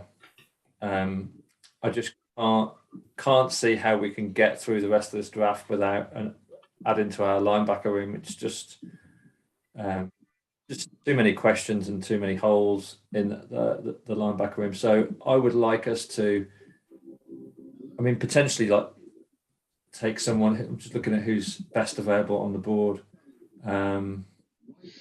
Inside we've got Darian Beavers. Yeah, I like Beavers. Yeah, I like Beavers big time. Marco Jackson. Mike Rose. Mike Rose is gone, isn't he? Malcolm Rodriguez from Oklahoma State, I think, was another one that Ryan mentioned earlier that he liked. He's solid. He's very experienced. He's a smash mouth guy. So yeah, I think that would complete the draft.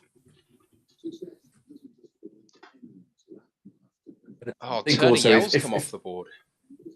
If there's a blocking tight end available, I wouldn't be averse to that as well. But let's get the linebacker sorted first. I thought you'd be pounding the table for Tariq Woolen at this point, given how traitsy you are, and the fact that you wanted a developmental corner. Available, yeah. Yeah, hasn't come off the board yet. Zion McCollum, who's another guy with a high RAS score. So yeah, I think it's just the linebackers. It's just so bad, the linebackers. And I know that we're going to be playing 4-2-5, but if anything happens to Barnes, we took Chris Board from Baltimore, didn't we? Yeah. Oh, Tariq Woolen's gone.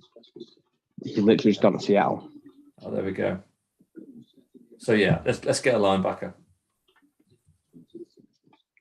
Yeah, I like Beavers. I think he's an option, but if you're playing that sort of kind of two linebacker vision, I don't know if he necessarily fits that. He's a great edge rusher actually for a guy that size. He's a bit kind of like lumbering kind of running style.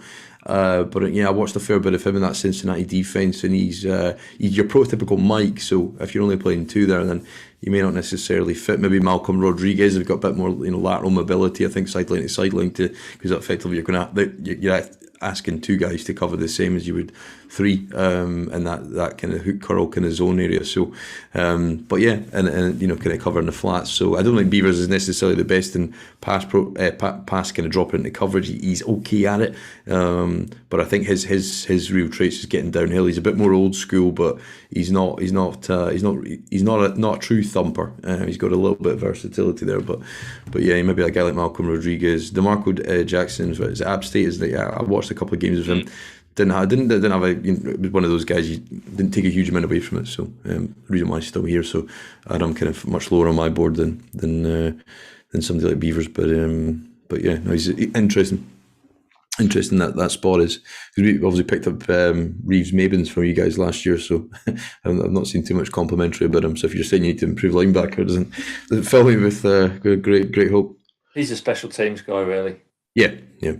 I mean, the thing is, though, he came on leaps and bounds last year. He kind of forced his way into... I mean, it was a weak room last year for us, but he forced his way into the starting role later on because he started showing something that we didn't know he had. He was an athletic guy. He was drafted to be that sort of special teams guy with upside, but he was never really given a chance by a previous regime, and then the 1 year he has, he comes in and doesn't look like a total liability, which is the nicest thing I can say, but I think if someone gives him a chance, gives him some good coaching, I think there's a player in there somewhere.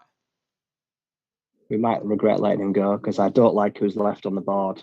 It's very weak inside linebacker class, and our linebacker room is not very good. So we might lament that decision at the end of the year. Yeah, if you're trying to address a need now, it's probably not going to work out too well, So I think that's the issue. So you may get lucky, but yeah, it's probably we're going to have to go to free agency. I think we need a free agent linebacker. Do we have the money? Where I would probably look at Quan Alexander and see if we can get something cheap because he's still available, isn't he? And Anthony Barr. Why aren't we looking at Anthony Barr? I would speak to a linebacker because I don't think we're going to address this need. The thing about Barr is how much is Barr going to want on the open market? He's still out there too much. So. But everyone now is waiting for, is it Monday or Tuesday when you can sign free agents and it doesn't affect the comp pick formula? So once the first, second wave of free agency happened, and then every single team is waiting now. They can't sign anyone because they want those comp picks. So I don't think it necessarily reflects on how much he wants, but that isn't to say that he doesn't want loads in the first place. Jacksonville have traded up. Well, all I can say is everyone knows who the one player I want in the draft is, and he's still available. Which safety is it that you want, and which one is it that Ant wants? Because I can never remember which one's which. Ant wants Reed Blankenship, who could go like 6, 7 or undrafted.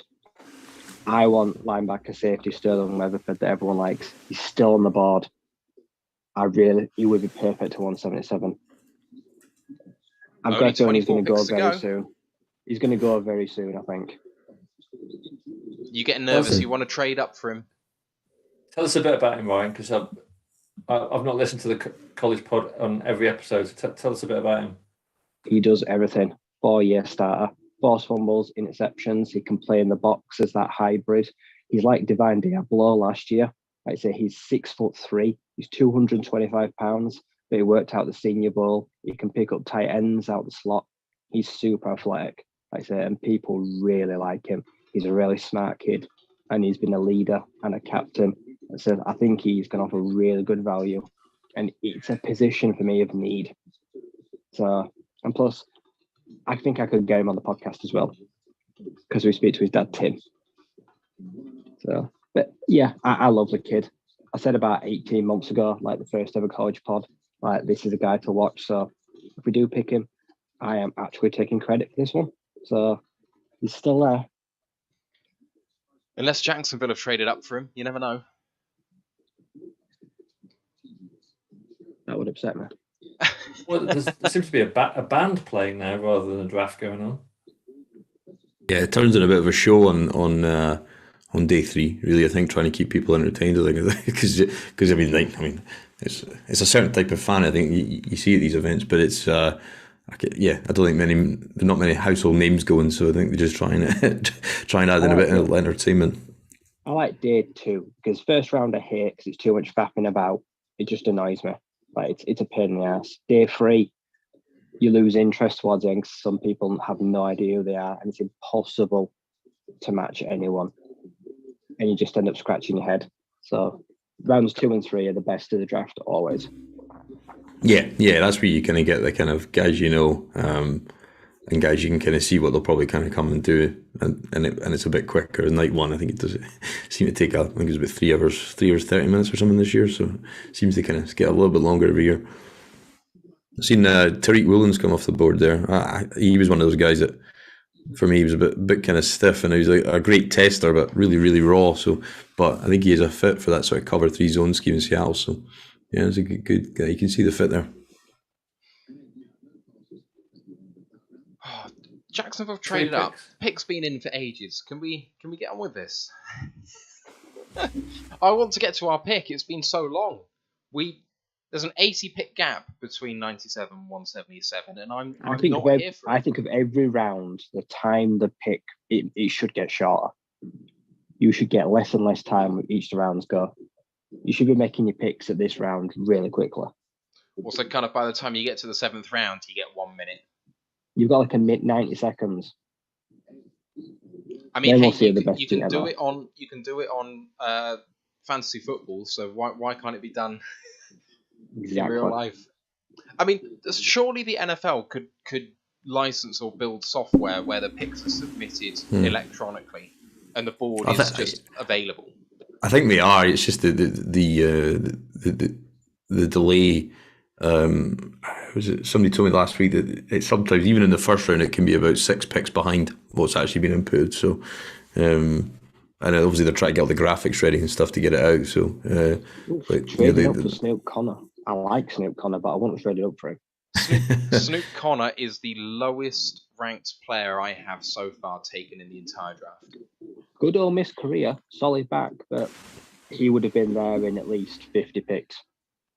Yeah, he's a small guy, isn't he? I think I like the way he runs and stuff. But like 5'8", 5'9". Yeah, and you think is that size? There's a short list of guys, or a very short, very limited list of guys that are producing at that height, weight, speed. So, yeah, absolutely.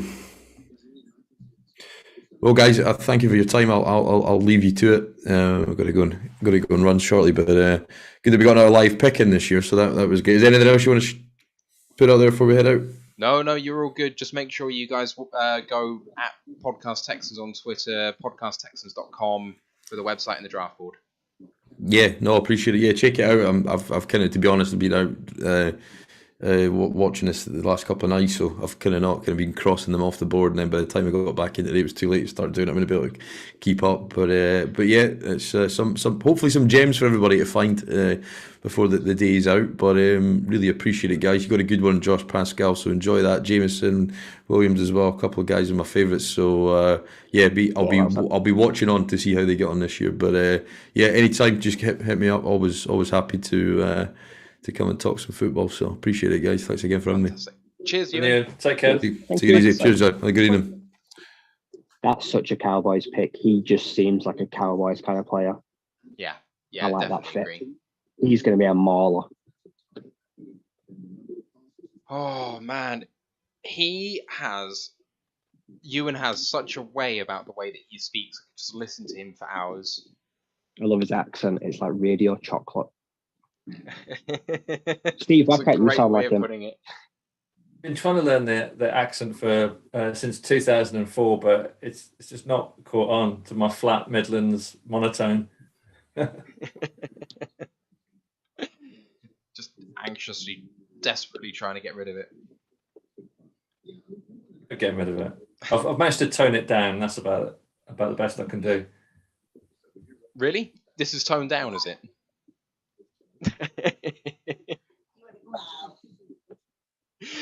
Finally, he gets one back. Nice. Oh dear, that was weak as well. But oh well, I'm taking it. Yeah, the Cowboys draft depth and man is dire. I'm not a fan. Not a fan. So Tyler Smith, Sam Williams, Jalen Tolbert. I think Tolbert. The thing is, he's a good outside wide receiver at college, but does he translate? Like, He's I not a think Mari that's major Cooper, though. questions. He's not an Amari Cooper replacement, though. Fly Odd Condor says, "How has this been the most players from North Dakota State taken? It feels like it's a lot." I agree. It feels It's one of like the record drafts, yeah. yeah, massive draft for them. Yes, Cole Turner's gone. Ash, you're right. And Jacosh, what's he say? Jacoby, the Jacksonville State, like say that corner, and Jacoby Durant went to LA Rams. So that's 2 HBCU players this year drafted. There were none last year, so it's a great year for historically black colleges.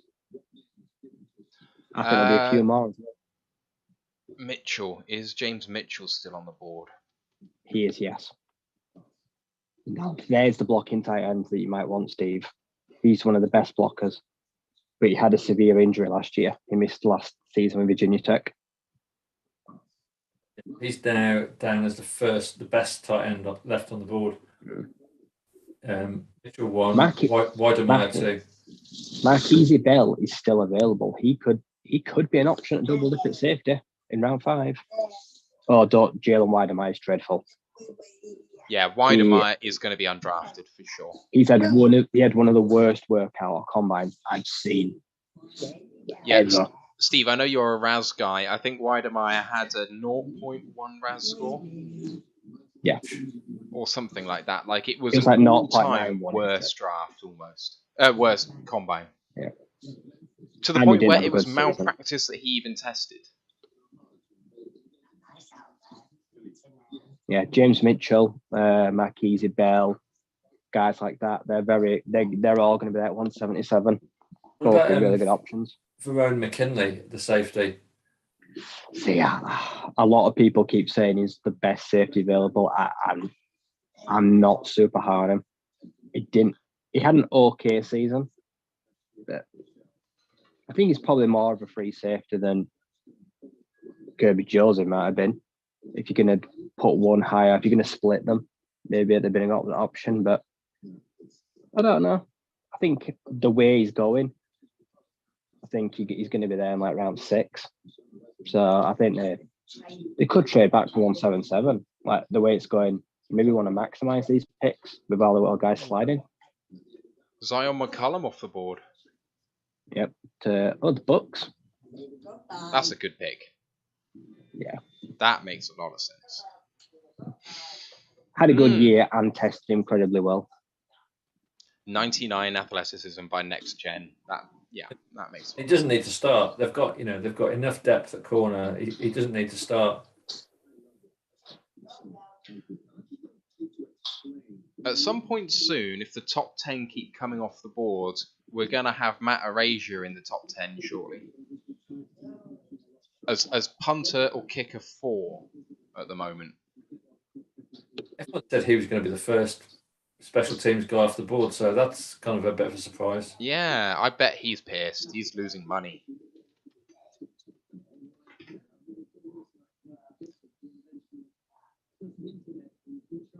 Still can't believe someone hasn't taken Kevin Austin. That's one that I'm kind of confused by. Did he actually do much though at Notre Dame? He hasn't. I don't think he had a huge amount of production, but just the size he's got. In fact, the size is okay. What is he like? 6'2"? 6'2". So, like, he's average. Like I say, I think around 6'7". I think he'll be there. Really? Okay. Yeah, I think he's gonna. I don't see him going anytime soon. Well, Tyreek Smith off the board.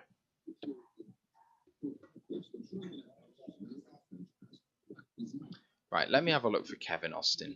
The Seahawks are having a sneaky good draft. Yeah, really good draft. Kenneth Walker don't interest me because I don't rate him at the next level. I never that secret. But no, like say Abraham Lucas, Kobe Bryant, Tariq Woolen, They're 3, 4, and 5. They're really solid pickups. I think Kobe Bryant could be a starter. I think he could be a day one corner. Ken Stouder just said, "Are you talking Jack Cohen, ND, QB?" We are. He's the guy throwing to Kevin Austin last year. Kevin Austin, 6'2", 200 pounds, 148 10-yard split, 4.43 40-yard dash, 4.15 short shuttle, 6.713 cone, 39 on the 11-foot broad. Like, really, really explosion, solid. Yeah, really solid. But I feel sorry for anyone having to catch balls from Jack Cohen. Christ. Just want to. Oh, Eric Johnson's gone. Oh man, I like it. Riz is not going to be happy. He's got a lot of upside, that defensive tackle. Where was he? 181 he was on the consensus board. Yeah, that's okay. Just to everyone who's watching along, the numbers have been, I think, better today than they have been in the last couple of days, which is crazy to me. Maybe it's because some other guys aren't really covering day 3, but for everyone who's here, been here from the start, just joining now, really appreciate you being here. If you can just like the stream and follow on the socials and all of the good stuff, we'd really, really appreciate that. And if you've got any questions or comments, want to get involved, just give us a shout. To be honest, I really don't know what direction we should go in here. I don't know what position they're going to go at. This is going to be a total free-for-all now. So I am lowering my expectations.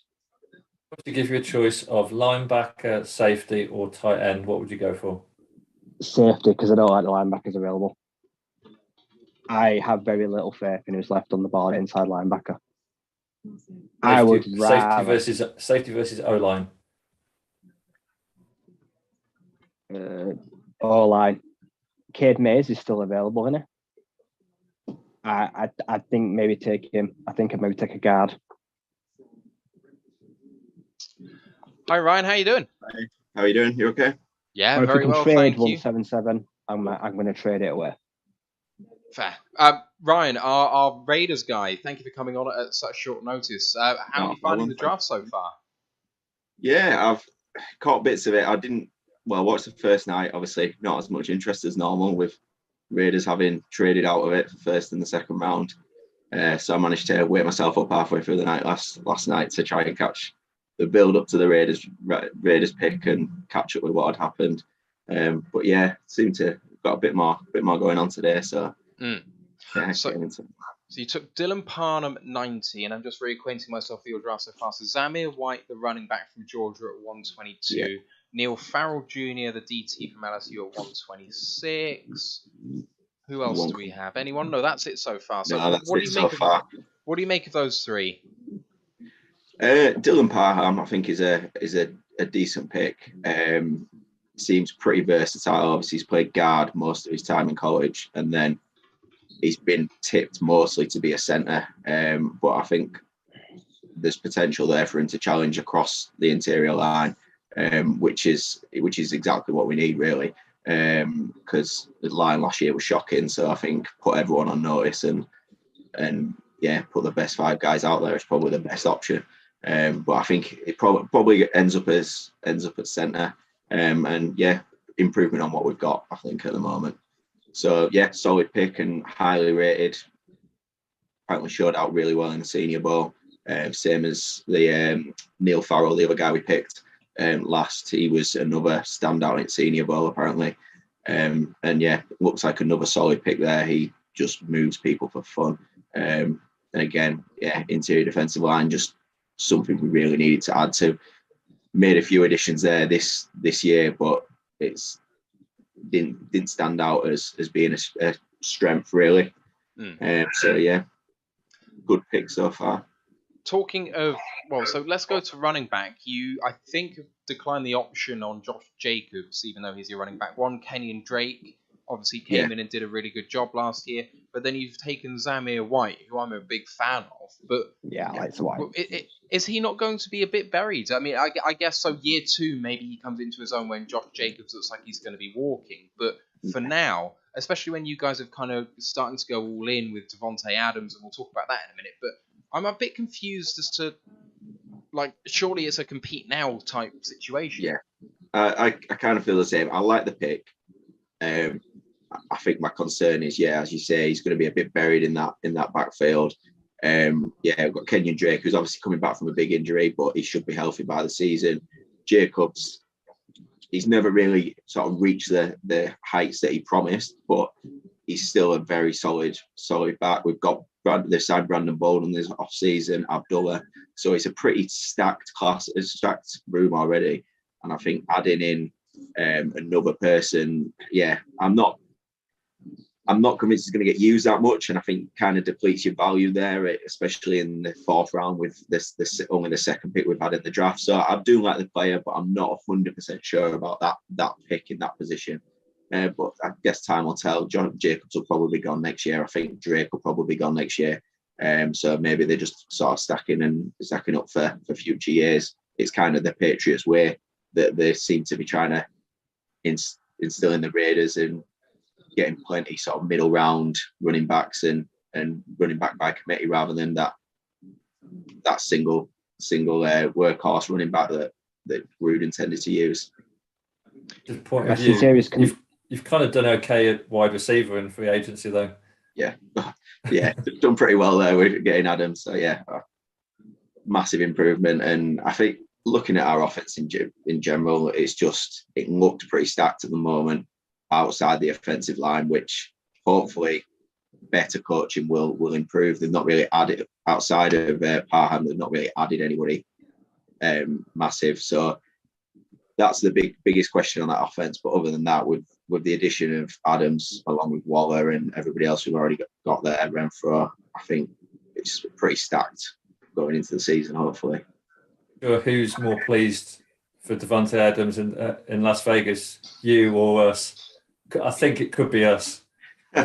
Yeah, I imagine so. I mean, it's worked out well for so many teams as well, because it kind of reset the market and he became the highest paid.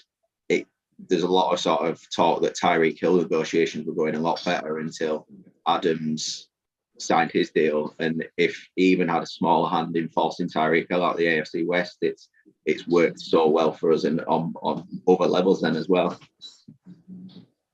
I've just had a question in the chat that I just want to address. Ash is asking who the top 5 tight ends are remaining on the consensus board that we've got. So we're just going to get to that quickly. 158 is Grant Calcaterra from SMU. James Mitchell at 162 from Virginia Tech. Then you have to go down quite a long way to find a tight end. Lucas Krull from Pittsburgh at 253. Jalen Weidemeyer at 281 from Texas A&M. We've already spoken on him. All-time awful combine. And then Cameron Latu from Alabama at 294. So really, really scraping the barrel there. Sorry to go away from that. What did he make of the trade for Adams in terms of the price he paid and then the contract you signed him to? Do you find that to be good value? I think, having looked at the last few days and the first day one of the draft, the value looked immediately better at that point because the run on wide receivers early. We needed a wide receiver, and at 22, I think we paid 22, 23. The value that was there was really poor. So I think it's worked out. The value looks better now than it did prior to Thursday night. I wasn't against the value anyway. Obviously, it's a big risk for a 29-year-old receiver, a first and a second. But as I say, it's not the strongest draft in general. So I think it's really helped that the Packers didn't really have a top end wide receiver there to take in the first round, which we definitely would have had to had we not got Adams. In terms of the contract, I think the contract, having looked into the contract details, it's inflated by his last 2 years. So the first 3 years are $22.5 million per year, which is a very reasonable contract for Adams. Oh, yeah. The last 2 years, he could be cut for about $2 million dead cap, but the last 2 years are $40 million per year, but with no guarantees. So it's essentially going to be a three-year deal which coincides with Carr's deal, his best friend. So I imagine they probably run up into the sunset together once Adams' time's over. But I think it's probably going to be a 3-year deal with 22.5 per year, which is a great deal. It's only if it hits those last 2 years and they decide to pay him 40 million a year. But I guess that depends on the market at the time and production. If he is still producing at this level at 32 years old, which I think is probably unlikely. I just can't believe that, Adams and Carr are best friends. I mean, you'd think he'd be best friends with Rodgers. He seems such a nice guy. Yeah. Yeah, I think he rubs people. Well, apparently they are good friends, but yeah, Rodgers does seem to rub people the wrong way, don't they? I don't think that contract probably helped when Adams is trying to get paid and Rodgers goes and gets massive money. Yeah, completely agree. Ryan, I've just got a question. I saw the stat about something like you've now not declined the 5th-year option on every first-round pick since like 2018-19, like 5 or 6 guys. Is there any of them that you would have considered keeping? That's quite alarming to some people. So we picked up Colton Miller, who was 2018, but we extended him last year anyway. So I'm not sure whether that would end up classing. Prior to that, yeah, I think we had Gary and Connolly the year before, who was there 2 years, got traded. This year, I could have seen the logic in them picking up Jacobs at 7 million, which I don't think is unreasonable in the current market. Like Zeke's getting paid 16 million or something this year. But as I say, with how Patriots offense runs, he's probably not going to be that bell cow running back. It's going to be several cheaper running backs, and I can see why they haven't, but I thought they may pick it up. The other two from that draft were Clay Ferrell, who got picked 4th overall and is just not even a first rounder. It was just a dreadful pick. And Jonathan Abram, who shown flashes, but inconsistent, poor in coverage, and very injury prone. So I'm not surprised they haven't. Well, I didn't think they'd pick up Abrams or Ferrell's. And then the year after, the less said, the better. That was obviously just gone to, just been a terrible draft with like Henry Ruggs and Damon Arnett, who are both now awaiting prison sentences. So yeah, I think prior to Colton Miller getting his extension, he was the first one since Darren McFadden to get first round pick we've had since Darren McFadden to get a second contract.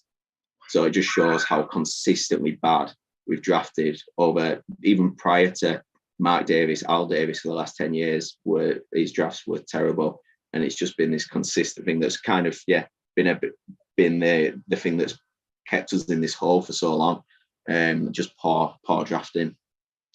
Got a question from the chat for you specifically. What confidence do you have in McDaniels in his second stint as a head coach, and how loud do you think the boos will be a mile high when he returns there? I was a lot of people on Twitter when McDaniels were linked were quite down on him coming. I think Broncos linked more than anything. The cheating scandal while he was there, and the fact he's a Patriot, and people still hold a rather large grudge over that game in 2002. I think I'm quite high on him. I think he's a great offensive mind.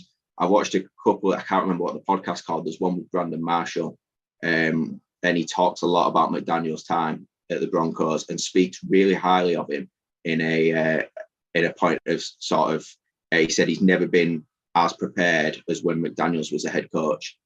He said everything was prepared for. He'd have certain plays for certain situations because he knew what was coming. I think the issue at the time was he was trying to be Bill Belichick, and he rubbed a lot of people up the wrong way, pissed a lot of people off. And I think this time round, he seems to have learned a lot of those lessons. He addressed it really early in his first press conference that he's not the same person he was then, and he's learned a lot. So if he can get people on his side, I think I've got a lot of confidence it'll do very well. And to be honest, the louder the boos at Mile High, the better, I think, because I think that'll just spur him on a little bit more and help build that rivalry. I think there's a few rivals that get added to now, Patriots as well. So I'm quite excited for it, really.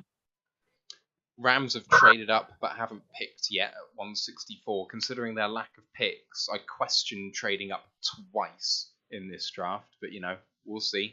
Picks finally in. And Luke G is back in the building. How you doing, man? What's going on? I mean, you got to remember what the Rams said. They GM didn't wear that F them draft pick shirts for nothing. They don't care about that.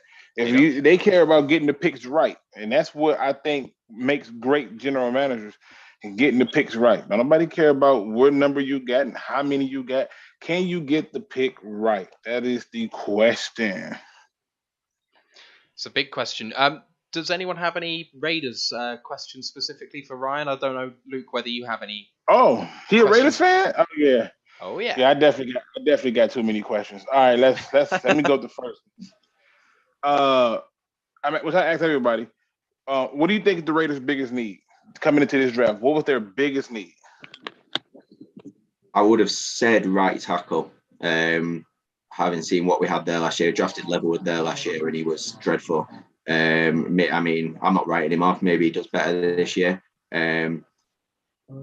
We had Brandon Parker there, who was drafted 4 years ago. He's just got an extension, and it's difficult as a fan to see why, because he's been really poor as well. I think he famously gave up 3 sacks on 3 consecutive plays in his rookie year. But I think it seems like McDaniels has come in and Ziegler, and when they've looked at that offensive line, they've kind of looked at it and thought the players aren't the issue, because they've brought most of the players back, re-signed people. And so it looked to me as if right tackle was the biggest need, and they've not addressed that yet. I think we're still short of a DB. They signed Deron Harmon in free agency, who was great a few years ago, but he's slowing down. And I think when safeties go, they can fall off really quickly. So I still think we need a sort of rangy safety, which is going to be difficult at this point in the draft. So hopefully they can still address that maybe after maybe in free agency after the draft. So in terms of it being the right tackle position, and I noticed you say that you believe that they did not address that, your overall view of this current draft is what? Good draft, bad draft? On the players we've drafted, I'm happy with. As mentioned before, the running back we've drafted, I'm questionable about that. I think if they'd drafted a right tackle there instead of a running back, I'd be a little bit happier. Have a little bit more confidence in it. But I think as a whole, it's been a good draft. The need we've not addressed is right tackle and safety. But the aside from running back, the other players we've taken do fit the need, do fit a need, and fit the scheme as well. So let me see. Y'all took the guard out of Memphis. Yep. Y'all took the running back out of Georgia, and y'all took a D tackle. Yep. Okay. And you was hoping that they took a tackle with a guard, was that? Or where y'all took the running back? Where we took the running back, I'd have preferred to take a guard. I think with Jacobs, Bolden, Abdullah, Kenyon Drake, we're pretty loaded at running back, and I don't think that was a particularly necessary pick. He's a good player, but yeah, I'm not sure it was completely necessary. If it had taken a tackle there, I think it would have filled the needs a little bit better. Okay. Oh yeah, because I'm asking everybody these questions because I'm really curious as to how do you view your team needs and what they're doing in the draft and how it lines up. I know earlier I made the statement that, hey, I think that our second overall pick might be the best pick we took. And people was like, oh, you crazy, basically saying that they was confused because I was like, but I wouldn't have took them there. Because there's other positions I wanted to address outside of that now looking back at it, and again, this is all hindsight, but we haven't come up on our pick yet. I don't think we getting too many. I don't think we're gonna be able to find the talent that we need with that 5th pick. So, that's just me. But I am picking up what you putting down. What are your thoughts about the future of the Raiders? I mean, obviously y'all got Devontae Adams. Carr gonna be there, which I think that was a smart move for y'all to keep Carr. But when you look at those type of moves, what are your overall thoughts of them as a whole? I think this offseason as a whole has been great. I think after Gruden went, I mean, I wasn't Gruden's biggest fan anyway. I think after he went, though, play calling on the offense just was terrible. Greg Olson took over, and it was so predictable. And adding McDaniels at the start and adding what seems to be a better GM who's done better in free agency, looks to be having a good draft, didn't overdraft anybody massively so far. That in itself is a big improvement on where we were last year when we made the playoffs. So to take a 10-win team and immediately improve as a whole is massive. Defensive coordinator as well. Patrick Graham is one of the most highly rated guys in the league. I'm not 100% about some of the people they've added. I think there is still holes on the defense, and hopefully time will tell what he can do with that. I think there's a lot of questions there on the defense and how he's going to run it, whether the base defense is going to be 4-3, 3-4, or how often he's even going to use that. Most of the time will be spent in nickel, I imagine. On the offense, massively optimistic. I think, except for that O-line, we'll see what coaching can do with that. Wide receiver room with Adams and Renfro looks great. Be very difficult to stop. Add Darren Waller, Josh Jacobs, Kenyon Drake to that. Carr's a good quarterback. He looks worse in the AFC West. But there's not many divisions where he'd be the fourth best quarterback in the division. But that's just the way it is. So as a team, I'm very optimistic. Obviously, as I've just mentioned, the AFC West is loaded, top to bottom. It's probably going to be one of the highest quality divisions this year, and it's difficult to see what other teams will do. Broncos, I'm struggling to predict. Russell Wilson had a down year last year, so it's whether he can pick it back up. We just about topped the Chargers last year, but they've made two great additions in Jackson and Mack, so they're going to be very competitive. Chiefs were obviously the runaway winners for the last 4 or 5 years, but they've got probably slightly worse, losing Tyreek Hill. So I think it's going to be a massively competitive division. I think anybody could win it. Anybody could come forth. It's going to be interesting. But I'm fairly optimistic about our chances, really. Yeah, I think the Raiders got good chances, but I also think that Raider Nation need to also look at that division and say, what do we do that helps us compete within that division legitimately?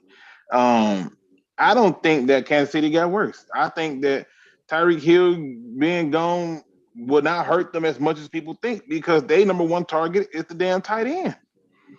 I think when you look at the fact that they still have that tight end, as long as he's there, they're going to be okay. I think that Broncos, as I'm a Lions fan, but I also like the Seahawks and the Bucks.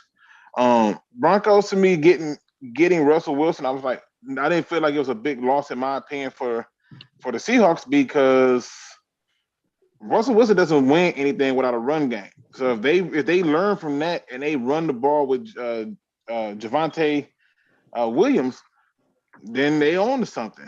But overall, I think I can see the Raiders, creating some problems for some people in their team. I'm just curious as to, especially with the fact that y'all was picking so late, would have been better to have maximized, because I forgot that y'all had Kenyon Drake.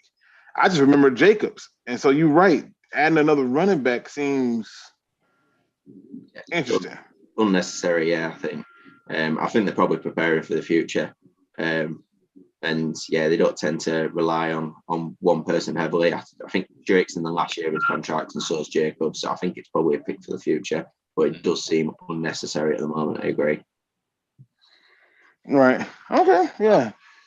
Just to say, Ryan, we're coming to the end of our time, but I know that you have something that you want to talk about at the end here. So yes. So I'll flash it. So between me and a guy called Muggs NFL on Twitter, so he makes NFL, all sports merchandise. particularly NFL. So I've been designing these. He's been perfect. Yeah. I'm designing them. He's making them. Basically specialized GTA theme NFL hoodies. So on this one, it's got Carr, Adams, Renfro in GTA theme. 1 second. Done like basketball ones as well. So on that one, it's Jordan, Pippen. So I've done a Lions one today. So if I send that across to yourselves, if yourselves or anybody watching wants one, hit up at Mugs NFL on Twitter and Which players is it? Pardon? Which players is it?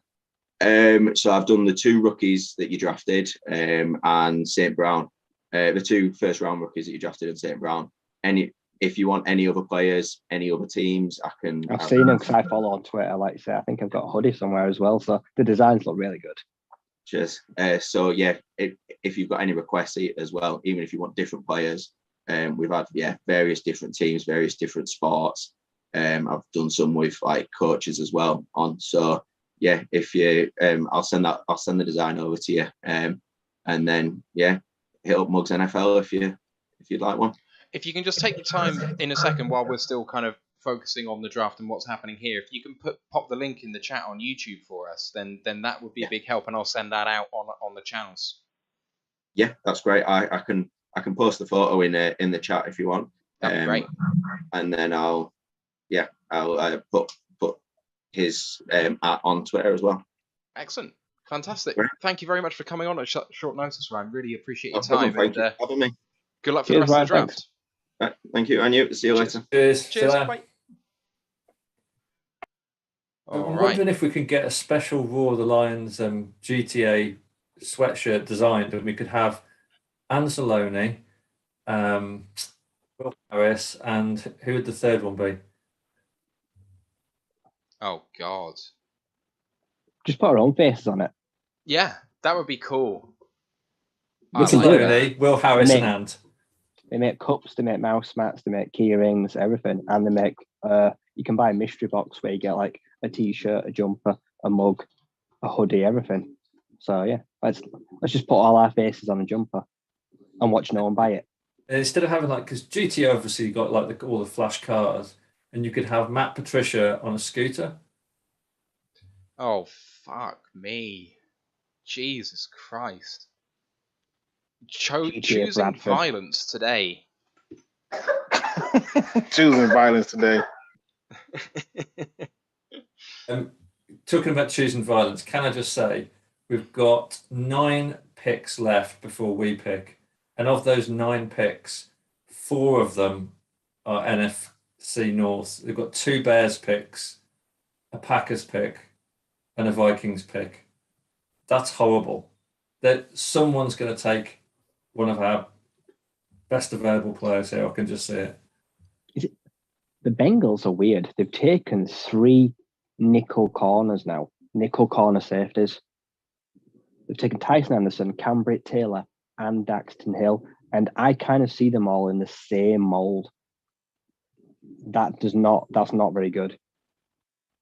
No, that Bears got to take a receiver here. That says to me that there's a lack of direction. But then I guess their roster is so good that maybe they're just hoping one pans out.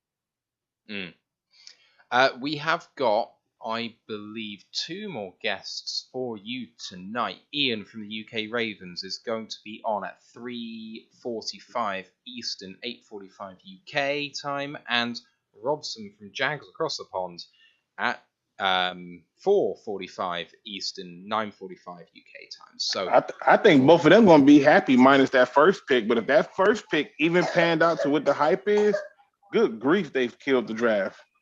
Yeah, that Ravens going to be smug. No, I'm talking about the Jacksonville Jaguars. If the Ravens, to me, I mean, anybody who's watching this who don't think that the Ravens killed this draft is fooling themselves. But I'm talking about when I look at the picks made by the Jags, the only pick that I'm just like, shocking is the Trayvon Walker pick. All the rest of them I don't think are shocking at all. Yeah, I agree for sure. Oh, right, I'm just going to quickly disappear for a bit of scran, and I'll see you guys in like The Bears 5 pick or is 10 in. minutes. What Bears picking in London? Braxton Neil Jones. Reynolds. I have no idea who that is. Ugh. Right. I'm not going to be updating the board for a little bit, so please excuse us on the stream if we're a little outdated by the time I come back. Braxton Jones, 129 on the consensus board, 168 the pick, so there's value in that pick apparently. Hopefully I'll be back by the time the Lions select. And it's still a few linebackers out there that the Lions can get. That's a best available board. Darian Beavers from Cincinnati is the number one inside. I wouldn't touch Beavers. Now that's Zacoby, that one from Auburn, Zacoby. What's his damn name?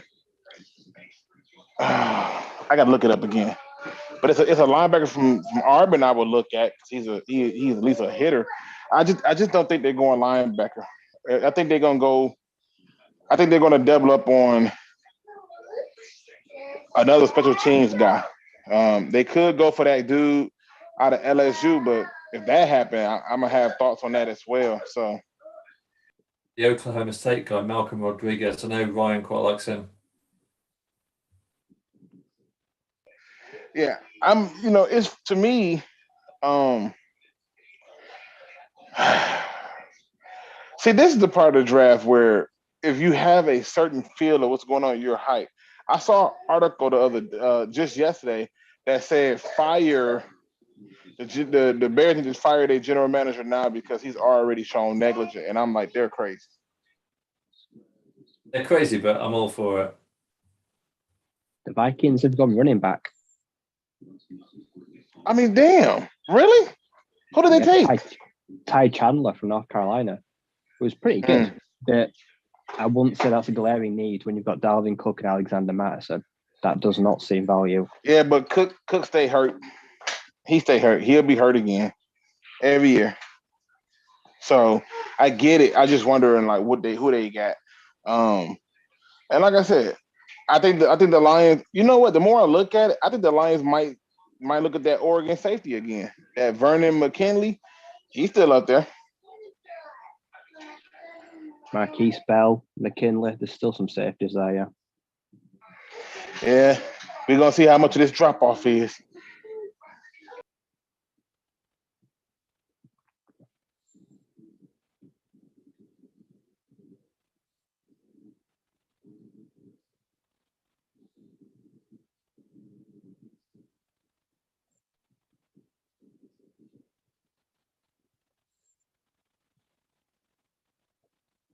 Who's up next?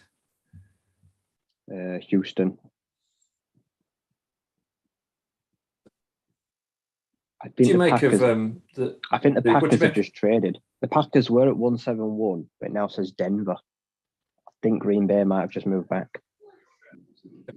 Luke, we were talking about the Packers draft earlier, and my view on the Packers draft is it's like a really good draft, but they've just messed up the value by trading around, and it could have been better. But I think in terms of the players they've picked, they've actually done okay, and they obviously messed up the first round, but then by trading up and getting Watson, it kind of sorted them out. What do you think?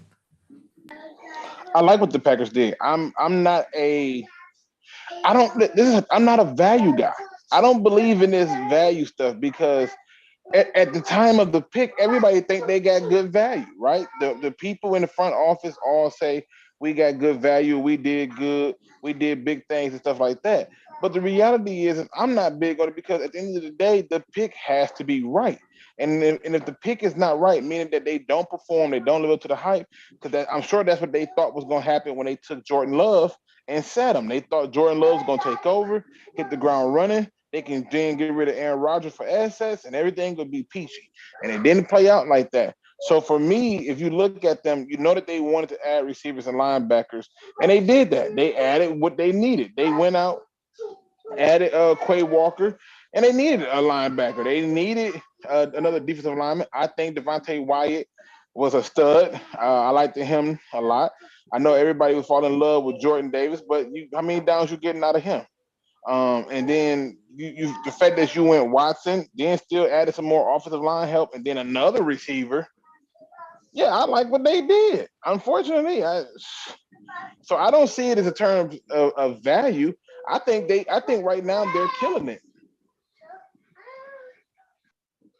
Yeah, I think I just think in terms of positional need, they got the first day wrong and they were taken by surprise by the run on receivers. Because I think they would have wanted someone of like a Olave type caliber. So I think they must have had an interesting night session after the day one draft, and then decided that Watson was the only kind of caliber, that the only person on that tier that they wanted, and they had to just spend some capital and go up for him.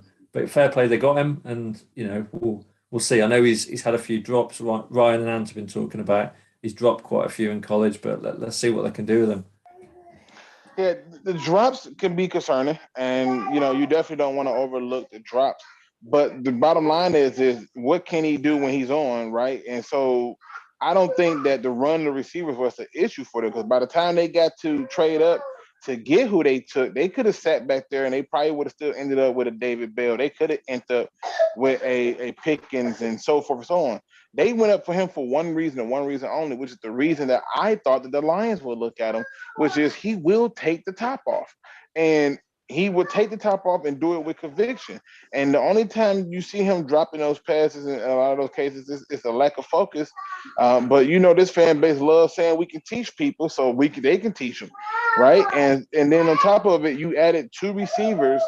And if that man's a bad man that everybody say he is, then he should be able to make those receivers go. So as far as I'm concerned, I get it, but people forget that they made a lot of investments in other players for that team. And when you look at the draft, they definitely did it. The value part to me is where I just go, yeah, I'm not buying. Because if these picks that they took, if that receiver end up balling out, end up being the best receiver, and nobody going, oh, wow, what a bad value. That doesn't come into play, in my opinion.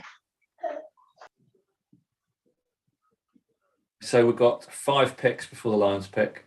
What Lions pick is in?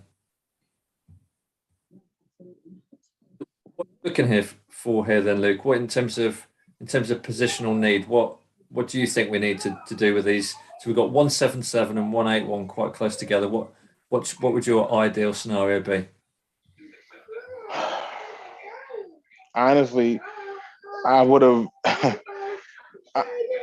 This is where I would have got my grunt workers and my special teams guys. And at this point, what I would do is I would just try my best and my darndest to get somebody who can come in and contribute. So for me, I'm looking for people who can contribute on special teams and as fill-in guys on defense. So obviously we need linebacker. We still need more safeties. We definitely can use another corner.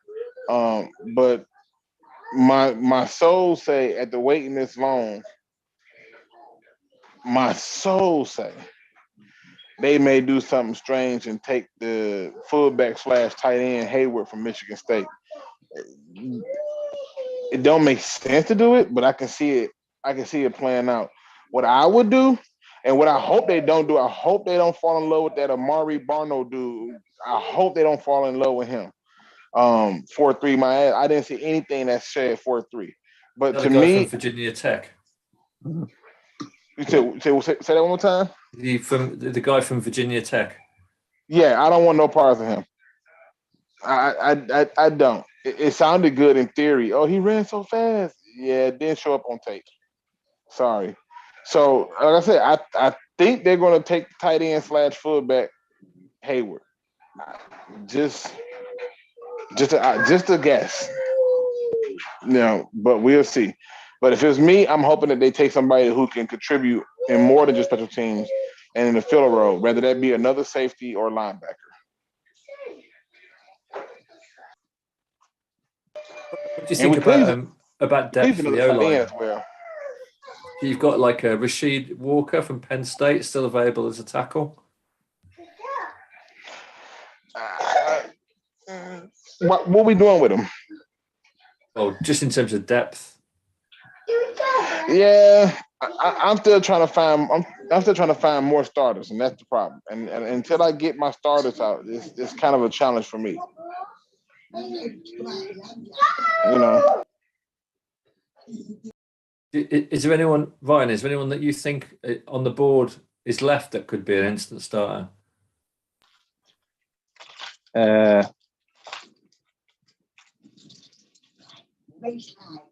If we go 2-man sets, I think James Mitchell, a tight end, could be a starting tight end too, because he'd be an extra lineman, especially in the run game. He would be someone that you could see on the field straight away.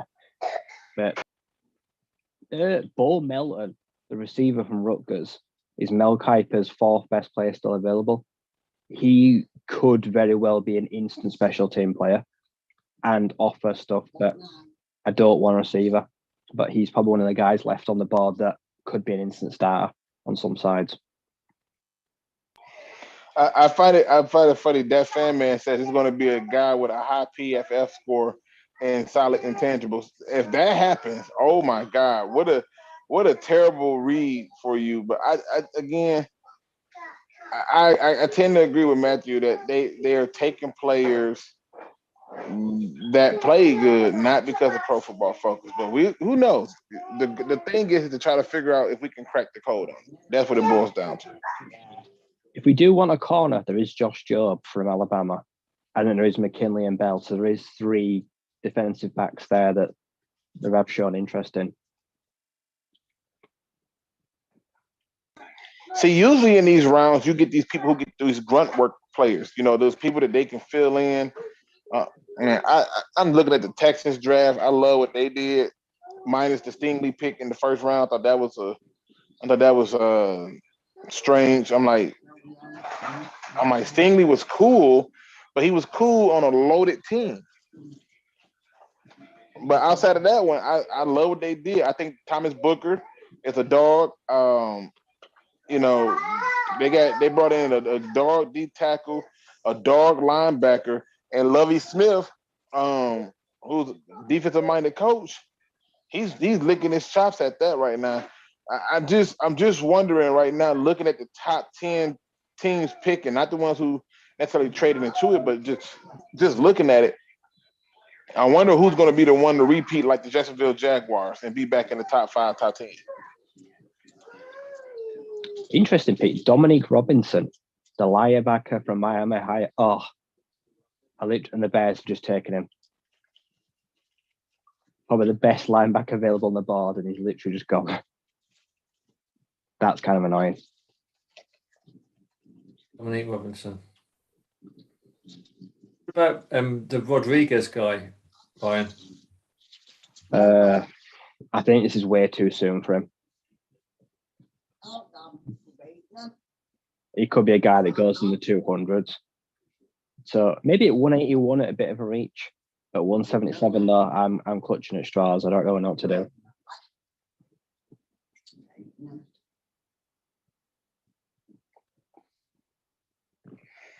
Do anybody feel like based on the NFC North teams, do anybody feel like the Lions have done enough to truly compete to win the division?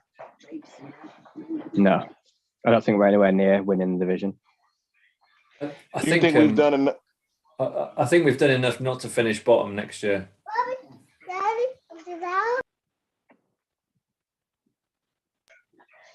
Yeah, so apparently my children, I mean, the word nap in their brain must mean 10 to 15 minutes because they're back up. And I just literally put them down. I do not understand how kids' mentality work.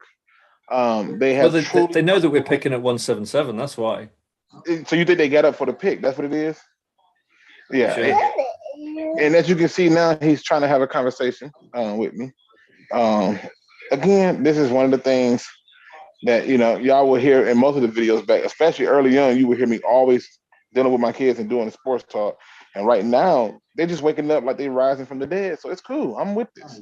Hopefully they let me enjoy this so I can see who we take because we're not too far out from our pick. So we'll see what happens. I think I heard the little one just say, "Please don't take another corner."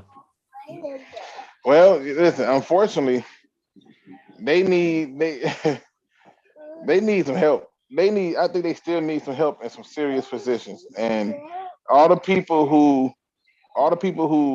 like to dump on Jared Davis, it looks like they telling y'all, nope, we believe in Jared Davis. I get chewed out for saying he's an elite player, and I think he is an elite player. I think where the mistake comes in that is people get caught up in what he was under Patricia, and that one play he gave up against the Cowboys, but nobody talks about that. Nobody talks about that. That was a perfect pass in an area where only the receiver could have got it. So, and he was still in position to make the tackle. So, you just can't beat some things. But I think if he can stay healthy, we got a stud there. But my problem is can he stay healthy? And then if he can't, who's the guy coming in for him?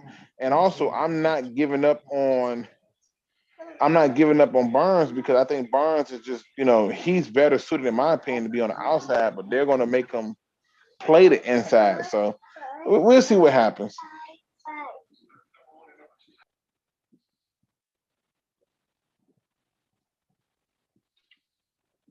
Dad, You hear him?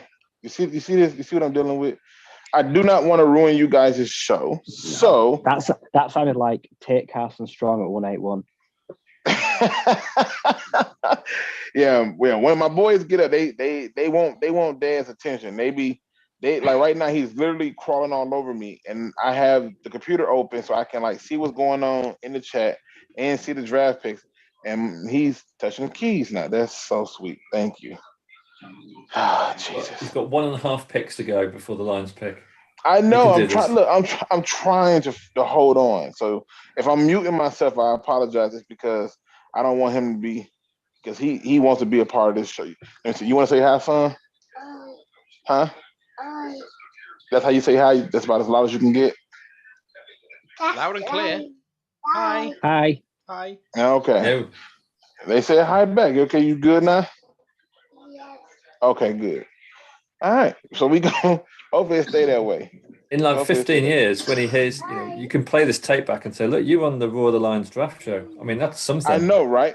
I know. Yeah, my oldest one, he's just looking at me. And he's like, Dad, I want to do YouTube. And I'm like, okay, yeah. I'm son, who's editing these videos? It takes so much energy. I don't think people realize the kind of work that goes into YouTube. But I am very intrigued to see where we go, because I think the Lions, honestly, I thought originally they were going to take a quarterback, and I still think they might. I would not be shocked if they did it. If they went Carson Strong, I would not be shocked. I'd be upset.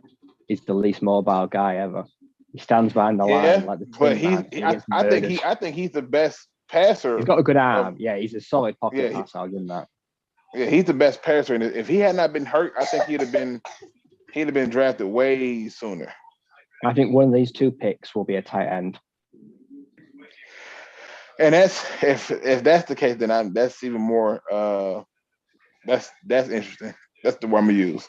If they take a tight end with one of these two picks, that's very interesting, because I put it this way, it'll make my show very intriguing. That's all I'm gonna tell you. They pick a tight end, and y'all are not gonna want to miss that show. I'm just gonna tell you right now. Just saying. Yeah, that show's going to be a flaming dumpster fire of anger and rage. I hope not, because I'm going to allow for that show to be pretty much Pride Nation takeover. But it's going to be an intriguing approach to what I'm seeing and what I got questions to. That's the word I'm gonna use. So hopefully, hopefully we're not. They don't take no tight end. Let's put it that way. Let's hope they don't take no tight end. For the betterment of us good folks here, they better not take no tight end. The mental health of everyone. Dallas the is on the guys on clock. my board that I'd like right now, I'd like to see Darian Beavers. I'd like to see. I wouldn't hate James Mitchell, the tight end, but hey, whatever. Mike Rose. Who else is on here? Marquise Bell. Marquise Bell sticks out like a sore thumb here. Bell or McKinley. I'd take one of those at one of these two picks. That's solid. What happened to that one dude? What's his name? Smoke Monday? Smoke Monday's still available. Yeah, I know. I had a I lot of people tell me how great he was and how he's worth the. I'm gonna leave it alone. The Patty was gonna come out. I had to bring it back. I had to catch myself. I saw people saying he's like a round 6 kind of guy because he misses a lot of tackles. The angles aren't always good.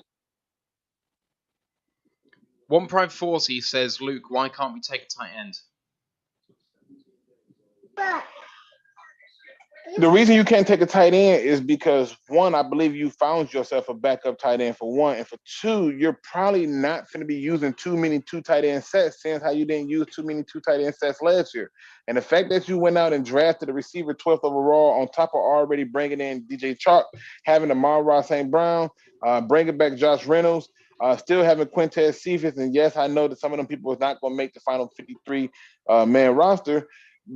Taking a tight end at this point is the definite wrong rule, because your biggest issues are on defense. And if you're taking this many offensive players with the attitude that you have done something, yeah, I'm disgusted. I'm disgusted at that. So I don't believe that you can sit up here, not have a 4th round pick, come up here, take 2 DNs and a receiver and then the safety, and come back and say, yep, tight end's the answer. Yeah, don't see that to be the case. So no, I would be pissed if they took a tight end here, because it does not make sense. Cowboys pick is in. We're nearly on the clock. Yeah, no, because the pick is in, we're already on the clock at this point. So yeah. My hands are sweating. I'm absolutely fine taking a tight end, because at this point I don't think there's any starters going on.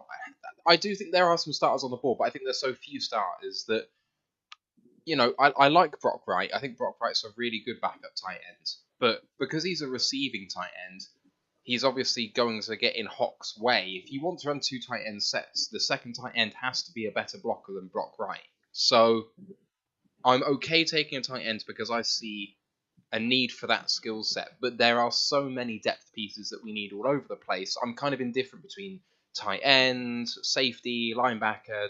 I don't really care. So, Matt, let me ask you a question. What's more important right now for the Lions, even if it was just a depth pick, a tight end or a linebacker? Well, we're not taking Damone Clark because he's gone to the Cowboys. Oh, well, there we go. What's more important, a linebacker? A goddamn linebacker. It has to be, right? And if you go through and you do it again, tight end or another safety, because right now you got Brady Breeze, and really you can't say who you got at safety. You got a guy who's played half his games since he's been in the league. You got another guy who's had one good season as a draft pick. And if any one of those safeties go down, then what? So even now, we know that linebacker and safety still holds more importance to the Lions than a tight end. You cannot take a tight end here, because that would, to me, would signify that you have lost your damn mind. And if that happens, it's going to be hard for me to overlook this and act like that's not what happened. So I think that safety is the biggest need on my board right now, by far. I don't think linebacker is a big need. I would like to address linebacker, but I do not think it's a big need. I'm about to see the pick, so I won't react. Okay. Oh. I won't react, says Ryan. Come on, man. Can't hold it back. Who is it? Sorry, Come Luke. on. Luke's going to be very unhappy. Oh, no. Is it a tight end? It is. It's the one we just mentioned. Oh, my God. Ash is going to be so happy. Oh my god. So there's your blocking tight end. Yeah. Yeah, you're definitely not going to want to miss my show. Oh, I love it so much. I plan to try to go live tomorrow. If not, it'll definitely be Monday. But you're definitely not going to want to miss my show. It comes a time when you just have to call a spade, and you can trust in the process. You can do all that. But that don't necessarily mean that you have to like it. And I'm gonna leave it there. I've got a feeling on your show you're not going to be calling the spade a digging implement. Listen, I can tell you this much. When I go full line, I'm gonna give everybody a chance to speak their piece. But when I speak mine, I want that same energy because if and again, I'm still just waiting to see it physically pop up to say tight end. Once it physically pop up to say tight end, I'm just like, yep, okay. Again, the real thing's going to come down to is 3 years from now, are we going to be saying that, hey, we got the right players? And for some people that talk about the 5th pick and stuff like that, at least we've got another pick. In 2 more picks, we've got another chance. Would they trade it up? No. We had a pick at 181. Oh, okay. Yeah. Yeah, I don't. Yeah, I'm just waiting for it to pop on the screen. I just want to see it with my own 2 eyes. Then I can, and I've seen it with my own 2 eyes. They have lost their fucking mind. They have literally lost their mind. I do not care about this. Oh, he's a block. I do not care. I don't. Imagine if we take a fullback at 181. This was not a draft where we should be coming out of it with 7 picks. We should not be coming out of this draft with 7 picks, and 2 of them should be on offense. This ain't that draft. Two of them also coming off ACLs. Yeah, it's gonna be fun. Y'all ain't gonna want to miss this. That's all I'm gonna say. I mean, even see Dallas gets it. Dallas took John Ridgeway. I'm gonna be quiet. Jesus, I'm just for the betterment to not lose my stuff. The tight end pick infuriates me. It really does, because they're not gonna run 2 tight end sets. They're not, and when you rotating them in, you're not about to just Just for the benefit of the people in the YouTube and Twitch chats, I've just put that picture up from the Grand Theft Auto style Lions thing of Amon-Ra and the 2 rookie guys. If you guys who are on with us right now want to have a look at the YouTube just to see what I've put up, it looks pretty sick. Actually, I'm really happy with how that looks. Cool. That's at Mugs NFL if you want to get, I think, a jersey with that on or something like that. It looks really cool. That dude looks really cool. Do you know what looked really good? Joey Although I will say that the one that got Aiden Hutchinson, I'm sorry, the one that got Aiden Hutchinson, he that kind of looked like El Capone the way they drew it. It's weird, but I like it. It is. He looks too badass. See? Kingsley Anagbear for the Packers.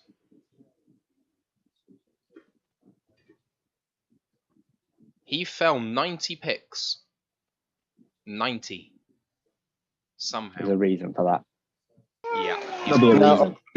According to that fan man, he says James Mitchell was a PFF top 100 guy with high intangibles. Holmes' draft code has been figured out.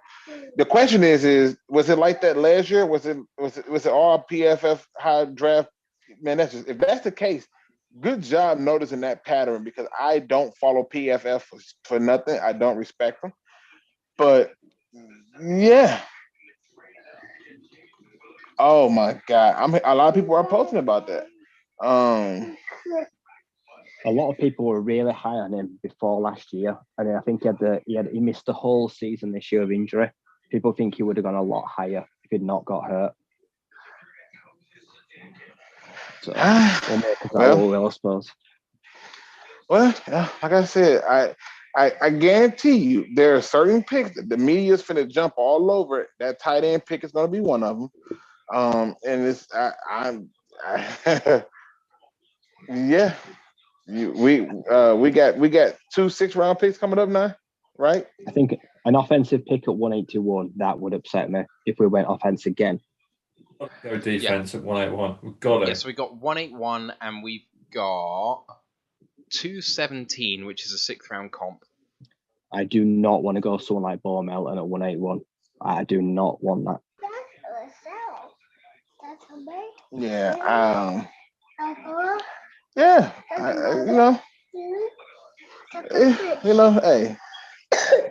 I'm trusting the process. That's what I'm doing. We're on the clock now. I'm trusting the process. Yeah, that's what I'm gonna do. I'm gonna trust the process. Oh, Luke, you're saying it like you don't believe it, but you're trying to will it into existence. Listen, if I don't do that, I'm going to lose it because I'm telling you, there are players still on this that still are available that I believe can come in and help us. And because of that, I don't think we need to overlook that. I think there are people who can still help us this year. My only requirement is what happened? The punter kicker, Matt Arasia's gone to Buffalo. The best punter in the draft is gone. Did the Lions just trade their pick? They did. Lions have traded out. Yep, the Eagles are on the clock. Oh, yeah. Lions go down to 9. So what do they get for that? We're not going to get a lot for that, are we? No, that'll be a 7th. An additional 7th, maybe. We don't have a 7th-round pick. No, but they'd have to give us a 7th. Oh, no, hang on.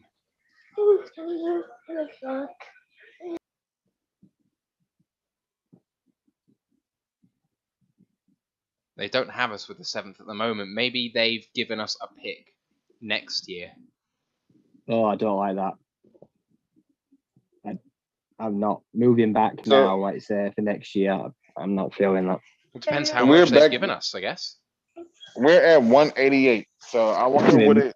The 7 picks this year, they're going to give us naff all. We have got a guest coming up in 3 minutes' time. Ian from UK Ravens is going to be with us, so get thinking on Ravens questions, lads.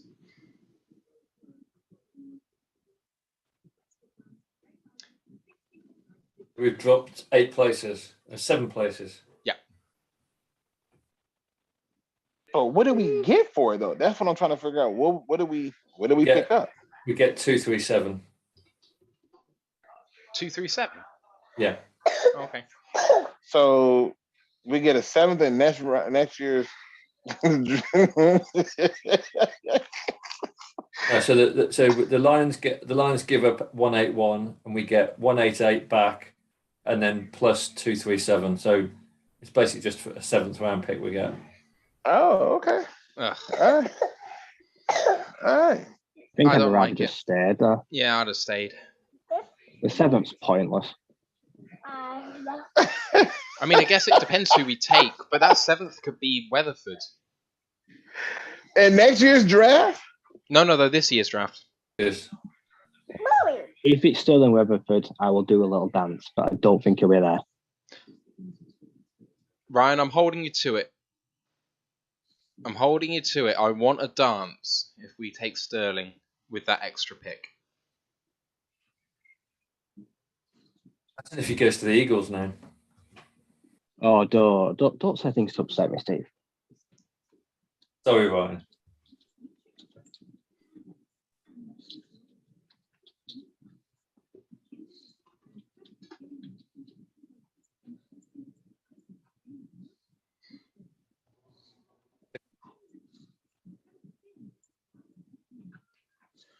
You know what I find funny? That they traded to get an additional 7. Like, who in the hell are you taking in the 7th round that you think really has a shot of doing something on this team?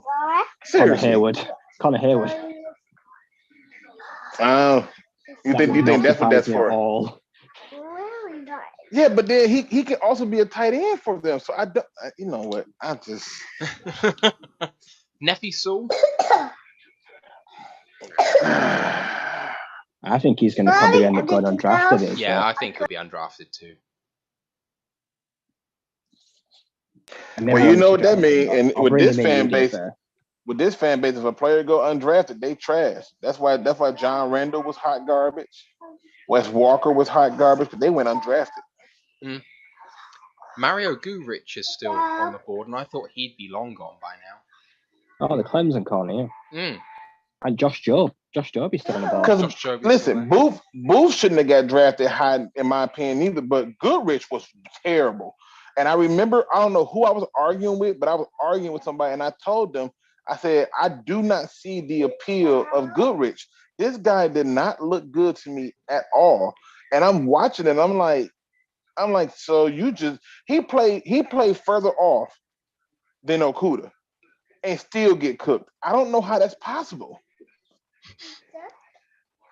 To give as big, he can't. He's at this point. He needs to go to safety. If he's deep enough to be the safety because he's Goodrich from Clemson. I didn't see it.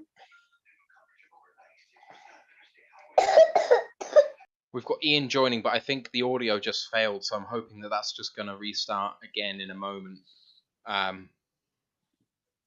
Hopefully he'll be on in just a second. So where do we next pick? 217? 217, yeah. 188, 217, and now 230, whatever that was. Oh, they're just trying to make us stay up later. We're going to be up all night now.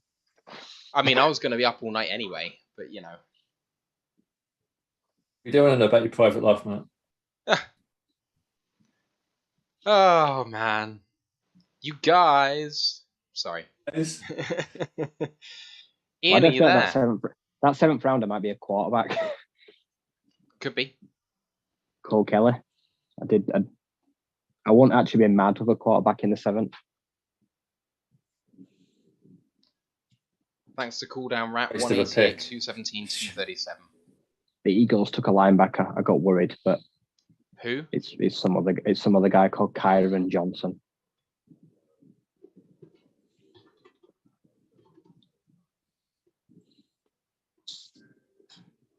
I think that's the first player from Kansas drafted this year. 354 he was on the board. Ow. Someone was drafted who was 501 on the board, but I can't remember who that was. Wow. Who? I'll have to go back through and let you know later, but that was a interesting pick. There's only been 4 Michigan players drafted so far. I think that was Dallas's pick of Daron Bland from Fresno State. Oh, Daron Bland, the corner. Who's left from Michigan that's draft eligible? Michigan players still available. Christopher Hinton. Is there a safety? There's another safety in there. Vincent Gray, Brad Hawkins, both DBs. Yeah, Vincent Gray. Yeah. Brad Hawkins, yeah. Brad Hawkins won't be bad. Wild question. They spent all this time at Oregon, looking at every damn thing at Oregon, and we ain't took a single Oregon player. It's true. What's up with that? That's called the Thibodeau smokescreen. I definitely think that's what it was. I think they went there trying to get other things answered, and I think they were looking at other players there. But really, we can't. Oh, Darian Beavers is off the board. There we go. What's to the Giants? Yeah.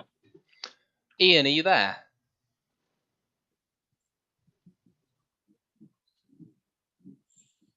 Not quite yet. Ian, whenever you're ready, just come on, man.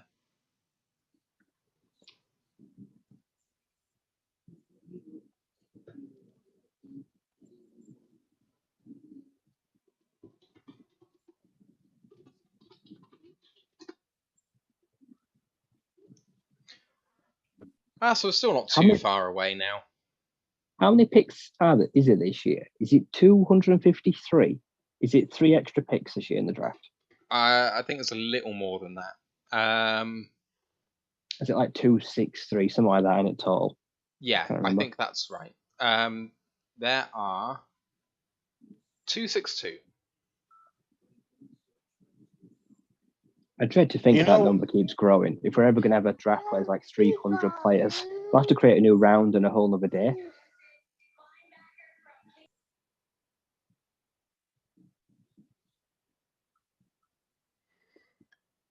I know there's a If we few get people Verone McKinley or Marquise Bell at 217, I'm going to be very, very happy. I know it. Whoever you thinking it is, it won't be. Start praying, pray hard. I'm telling you, pray on it. I am, yeah. I can't wait. Patriots on the clock, which is always funny because their draft for me is pretty awful.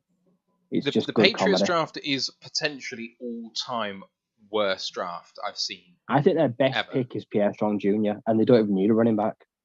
It's literally Stevie Wonder at a dartboard is the Patriots draft. Wow, he may be really good at darts. What are you saying? What you saying?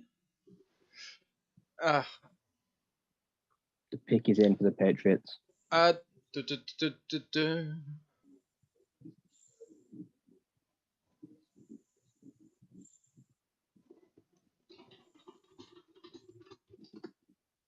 Oh my God. Another running back. What, for New England? Yeah, they're really trying to upset their fans. They've got Damian Harris and Ramondre Stevenson, and they've drafted 2 running backs. What are they playing at? Maybe they're converting one of them to wide receiver or something. It's so funny. I love it. No, I think y'all missing it. They've always carried a lot of running backs. If you go all the way back to it, they would have like Curtis Martin and a bunch of running back stuff. They do that because they know that over time the running backs break down, and so they do that so when they get to the playoffs, they can continue to run. And plus, what they do is they'll like in those later rounds they'll take people who they want to give a shot, who got a chance to earn a spot on the team, but if not. They've been using a practice squad as a bit of a farming system, so they'll protect those players just to give them more time and call them up when they want to get into the playoff and run the ball. Because you got to keep in mind, even when they had LeGarrette Blount, they had like 2 or 3 running backs, and then when they went from LeGarrette Blount, when they had Corey Dillon, they had 2 or 3, maybe 4 running backs. The Lions got 4 running backs, if I'm not mistaken, with Jefferson, Swift, Williams, Reynolds, and Godwin Igwebuike. Yeah. Godwin Igwebuike. Yeah, I'm not. No. What you're not gonna do is embarrass me today, man. I'm not gonna try to say that name. That's a setup. We just call him Godwin. I don't think he'll be around much longer, so you have to say for long. I hope. Yeah, but you got Swift, Williams. I don't think I'll make the roster. Jefferson, Reynolds, and then Godwin, who may be cut and long gone. I mean, I worry about our running back room a lot because I think Swift will be gone next year. I think that Williams will be gone next year. I think that Jefferson may not make the roster this year. I think where's Swift going? I think Swift will go. I think he'll be traded anywhere else because he's not an every down back. Like I say, he won't last for a while. What do y'all come up with this? What do you mean he's not an every down? What does he got to do to show you he's an every down back? They finally they gave him a chance to play within the Steelers, and every down he showed that he was able to do it. And then they came the next week and gave him a chance, and he showed that he can do it. The reason people are saying he's not an every down back is because he's not given the chance to be an every down back. No. He tries to run between the tackles, and it gets crumpled. He cannot run between the tackles; it just don't work. That's just not true. He did it against the Bills. I mean, the Bills, the Browns, and he did it against the Steelers. He did it against a few teams. That is just not true. See, those are narratives that I don't know where they came from, but that's not true. They have always, especially when you look at Swift has never had an issue running between the tackles or outside of the tackles. Now I can go and show you a play where Williams tried to run to the outside, and it was the most gut-wrenching thing I've ever seen in my entire life. But Swift should be the starter. He's the most explosive thing. And if I was him, I would leave too because I feel disrespected and I should have had more playing time. Oh, he's definitely being misused, and part of it is schematic. But if I have a look at other running backs that I really respect in the league, if I have a look at Najee Harris, if I have a look at the Denver running back that we mentioned earlier, Javonte Williams, you have a look at what they can do on contact and, be able to kind of keep their feet, run through tackles with power. That isn't Swift's game, but the problem is that's what we've asked him to do. So I don't think it's Swift's fault, but we're asking him to do something that it's not that he can't do it, but it's not a strength of his. And he is good, really good, running outside the tackles, but we don't ask him to do that nearly enough. So I think it's maluse on our part of Swift, but I do not think he's lived up to being the second round pick that he is. And the thing is, he was our entire offense at the start of last year. Like, he was absolutely running the show, and he looked really, really good, but it fizzled out. And the injury problems as well kind of have me worried. They shut him down last year, and I think that was to kind of protect him for this year. But I don't think he's finished the season yet. So because they this is until people learn this and understand this, when it comes to the running back position, they have to play in rhythm. And when you take them out of rhythm and then you put them in spurts here and there, you don't get the same production and same thing. And then you get more injuries because now they're not running in rhythm. Like I said, I hope he do leave and go somewhere where he can be appreciated, because there's times where I've watched games and they're calling play action with Jamal Williams or Jefferson. Nobody bites. As soon as you put them back there, everybody bites. And I guarantee you, if we don't do something about making sure that he's given the opportunity to be the lead back, the feature guy, we're going to regret it, because it took us too long to find running backs. If you look at our windows, we went from Barry to freaking Kevin Smith. That was terrible, right? And then when we had Kevin Jones, who was performing for us, but again, they wouldn't give him the ball. And then you look at Javi Best, who they took and they knew had a history of injuries, but it don't matter because, that was it. And then after that, we tried to find running backs. Reggie Bush didn't live up to the hype. We ran the ball with Drake Bell for life. Zach Zenner was at one point a fan favorite. We got to start to just understand that good teams find good running backs and they use them. Yeah, no, that's absolutely fair. I remember watching a game. Me and Ant were doing like a watch along. We were just chatting to ourselves watching the game, and we were just telegraphing our run plays so badly. Me and Ant were sat there, and we were going, "They're going to run this. They're going to run this play. They're going to run this." And yeah, everyone knew what they were going to do, and that was because Goff had no one to throw to. The offense was all over the place. If we improve the wide receiver room, our running back play will improve. It will open up options for Swift. Swift is I see him as one of our star players. I absolutely don't want to be talking about him going. We just absolutely need to fix the offense and give him better options and just not have him killed all the time, because the defensive coordinator knows exactly what we're going to do. And that's what happened all the time last season. Because they were doing that same stupid thing where they were bringing in Jamal Williams on short yards, which we knew what they was going to do then, and then they would bring him in on passing downs, and it's like, come on, really? Yeah, well, I've got Anthony Lynn the sack. I need to just interrupt here because Ian has managed to get on, and I'm hoping, Ian, that your sound is okay now. I hope you can hear me, guys. Oh yeah, loud and clear. Sorry about the issues before. I'm so happy that you managed to get on. No, this is great. Thanks for having me back. You guys are putting in a shift here. It's awesome to see. It has got to the stage of the draft show where we're arguing with each other. That's where we've been doing that for days in our WhatsApp group, so I wouldn't worry. Ian, no, you've come to gloat, Ian. Yeah, you have come to gloat. You have potential. I don't know how you feel, so maybe let's not prejudice it too much. But how do you feel that your draft has gone so far, especially in the first 2 days? You ended up taking Carl Hamilton at 14, Tyler Linderbaum at 25, David Ajabo at 45, and Travis Jones at 76. we came away feeling a particular way about that draft. How about you? Yeah, I think as I'm pretty sure everyone you've had on so far has been pretty complimentary about their own drafts. I think we could have packed up and gone home then. We'd have been pretty happy with those 4 picks. I mean, all 4 of those guys were really heavily mocked to us, and most of them in the first round at 14 at one stage or another. Ajabo obviously suffered the injury, so he slid out of the first round. But yeah, it was all sort of pretty dreamy on the first couple of nights, wasn't it, for us as Ravens fans? And I don't think we could have too much to really complain about there. No, absolutely. And I'm just trying to acquaint myself with how you've done today as well. Charlie Kohler and Isaiah Likely, an interesting pair of tight ends that I don't really like. We've been very, very busy today. Yes. Yeah, so how do you feel on those tight ends? Ryan's not a fan. I like Kohler, I don't like Likely. Yeah, I'm not going to pretend I know an awful lot about them. We've got a guy who's on our podcast, James, who's written a Raven-centric draft guide this year, over 100 prospects that he's written up in depth. So we kind of leave that to him to get on with, and then he tells us all about them.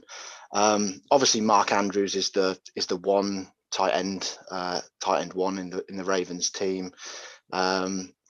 Nick Boyle, who's their sort of blocking tight end, they pay an awful lot of money to. I'm not sure this is great news for him. He got injured a couple of years ago, a pretty gruesome injury, and we haven't seen much of him since. He played a couple of games last year, but really limited snaps. I'm not sure whether this double dip at tight end really is good news for him and his injury coming back. I don't know an awful lot about these two as sort of run blockers. I guess maybe they're more pass catching tight ends. Very much don't know. So, yeah. But I mean, it's the Ravens way. We run out 2 or 3 tight ends. We throw to them an awful lot more than we do to wide receivers. So we need plenty of them in the building. One pick that I actually thought was very interesting that you did early today was Daniel Falele, the tackle from Minnesota, the biggest tackle in recent draft history at 390 odd pounds. Yes. And for me, it's a perfect fit for you guys because of what you want to do schematically, which is run the ball. And he is just an absolute beast. How do you know much about him? Yeah, so this guy was, again, he was talked up as a Ravens pick pretty early on. As you say, he's an absolute monster, huge guy that's going to be great in the run game. And where he does have problems is in the pass game. He's such a big guy that, you know, he's not the quickest. You want to use that length and size to get people to go around you, and he's had a little bit of trouble with that. But you get him, you know, one-on-one against someone in a run game, which the Ravens are going to want to do, and he's going to flatten people and create some lanes. He's absolutely huge. That's what the Ravens go for on the offensive line. You mentioned the Linderbaum pick. It's a really interesting one because everyone sort of goes on about how this guy could be an all-pro, a Hall of Fame. He's got those kinds of traits. Within the Ravens sort of Twitter world, the draft analyst, he wasn't a very popular choice as a pick for his size and for how he'd fit in the Ravens scheme. The Ravens are very gap heavy. He ran a lot of zone in college. And as I say, they love the size. If you look at from left tackle all the way across to right, they love these huge guys. So I wasn't surprised with taking that tackle in the 4th round at all. And also, you were the second team to take a special teamer off the board with Jordan Stout, the punter or kicker. I mean, I had him as a punter. Other places had him as a kicker. I think he can do both. Did you have a particular need there? So we've got a 40-year-old punter, Sam Cock, who's been on the team forever. He leads the Ravens in appearances. I think he's in. And I think cutting him saved us about $2.5 million. So it's a pretty easy cut there to get rid of Sam Cook, who unfortunately is, as I say, is a bit of a Ravens legend. But the money's going to have to be spent elsewhere. they're very short at wide receiver now, and it wouldn't surprise me if they're going to go out and find a sort of veteran Camp Cup wide receiver when the time comes. You've been not fairly active, but you've made a couple of big acquisitions in free agency, getting Morgan Moses to solidify that right tackle spot, but also Marcus Williams coming to you from New Orleans. How are you feeling about that? Oh, yeah, Ryan, you're happy, right? Yep, I called him. I said Lions have drafted linebacker Malcolm Rodriguez from Oklahoma State. 16 tackles for loss this year. First team All Big 12. That's solid. There's an inside linebacker. Sorry to interrupt you there, Ian. No, you're good. Yeah, Lions come first. I totally understand that. Yeah, so the Marcus Williams one came out of nowhere. I don't think anyone expected that. The Ravens have always placed a higher need, I suppose, a higher talent on the safety position than most teams. Obviously, we were blessed with Ed Reed. We had a big swing and miss at Earl Thomas. Unfortunately, he liked swinging with other people, and that cost us. Hamilton in the first round wasn't a need at all. We brought in Williams as the big free agent. Chuck Clark's the leader of the defense, or has been. There's some talk about trading him possibly now. I was going to ask you about that. I've seen that talk. I'm not so sure about that. I wouldn't be surprised if they hold on to him for a year. But if I was Chuck Clark and his agent, I wouldn't be massively thrilled. So I could see something in that. But we play in a division with the Cincinnati Bengals and the Pittsburgh Steelers, so I think you're going to see an awful lot of three safeties on the field. I was going to ask you guys. I'm pretty sure you've watched a lot more of Michigan than I have. Obviously, Mike McDonald, the DC that we've just got back from them. I was going to ask you about his sort of scheme and whether we are likely to see these three safeties on the field together with Marlon Humphrey and Marcus Peters, and suddenly our secondary's gone from probably the worst in the league last year to hopefully something back to what we're used to. Ryan, have you seen a lot of Michigan? I've seen some of it, yeah. You will see multiple safety schemes because did Daxon Hill, he was that kind of move around piece there. And then we literally just said their names as well. The corner, Vincent Gray, yeah, he was also in between cornerback and safety. So they had 2-3 on the field at multiple times, I believe, yeah. They have Vincent diamond Gray, nickel Brad packages. Hawkins. Yeah, you could play and rotate all those kind of guys. They're all just a general defensive back. So I think you could see those multiple schemes. You'll have Rover and Bandit. I think you'll have 5 defensive back schemes, yeah. Yeah, I think that's really going to be fun to see how he uses them. Obviously, if Marlon Humphrey and Marcus Peters both coming off injury, if they can get back to somewhere near their best, it could be really fun. Pass rush is still a concern. It always has been for the Ravens. I think they grew pretty tired with Wink Martindale and his blitzing scheme. He's obviously found a new home in New York. So it'd be interesting to see whether they just let the outside linebackers pin their ears back and go. We're going to have to wait. There's talk of Ajabo maybe being fit at the end of the season. Maybe he gets on the field. I'm not so sure about that, but it's quite exciting to think maybe, and have Ajabo, Adafe Owe as well, who we drafted last year, just pinning their ears back and going after quarterbacks. Yes, your roster looks particularly stacked at the moment, but with one glaring weakness, I guess, which remains wide receiver, I would say. Yes. Yes. You say, you like throwing to your tight ends, but how many 3 tight end sets can you run? Oh, we can run plenty. Don't worry. Greg Roman's our offensive coordinator. It's a concern. I'm not as concerned as most. I sort of share the UK Ravens Twitter duties with Shane, who's the other half, and we just get bombarded with, why aren't we drafting wide receivers? Why aren't we taking them? But all throughout the season, all we heard was, well, we've got all these young wide receivers. Why don't we play them? We've got Devin Duvernay, we've got James Prochet, we've got Tylan Wallace, and they just don't get on the field. James Prochet, for example, we drafted from SMU.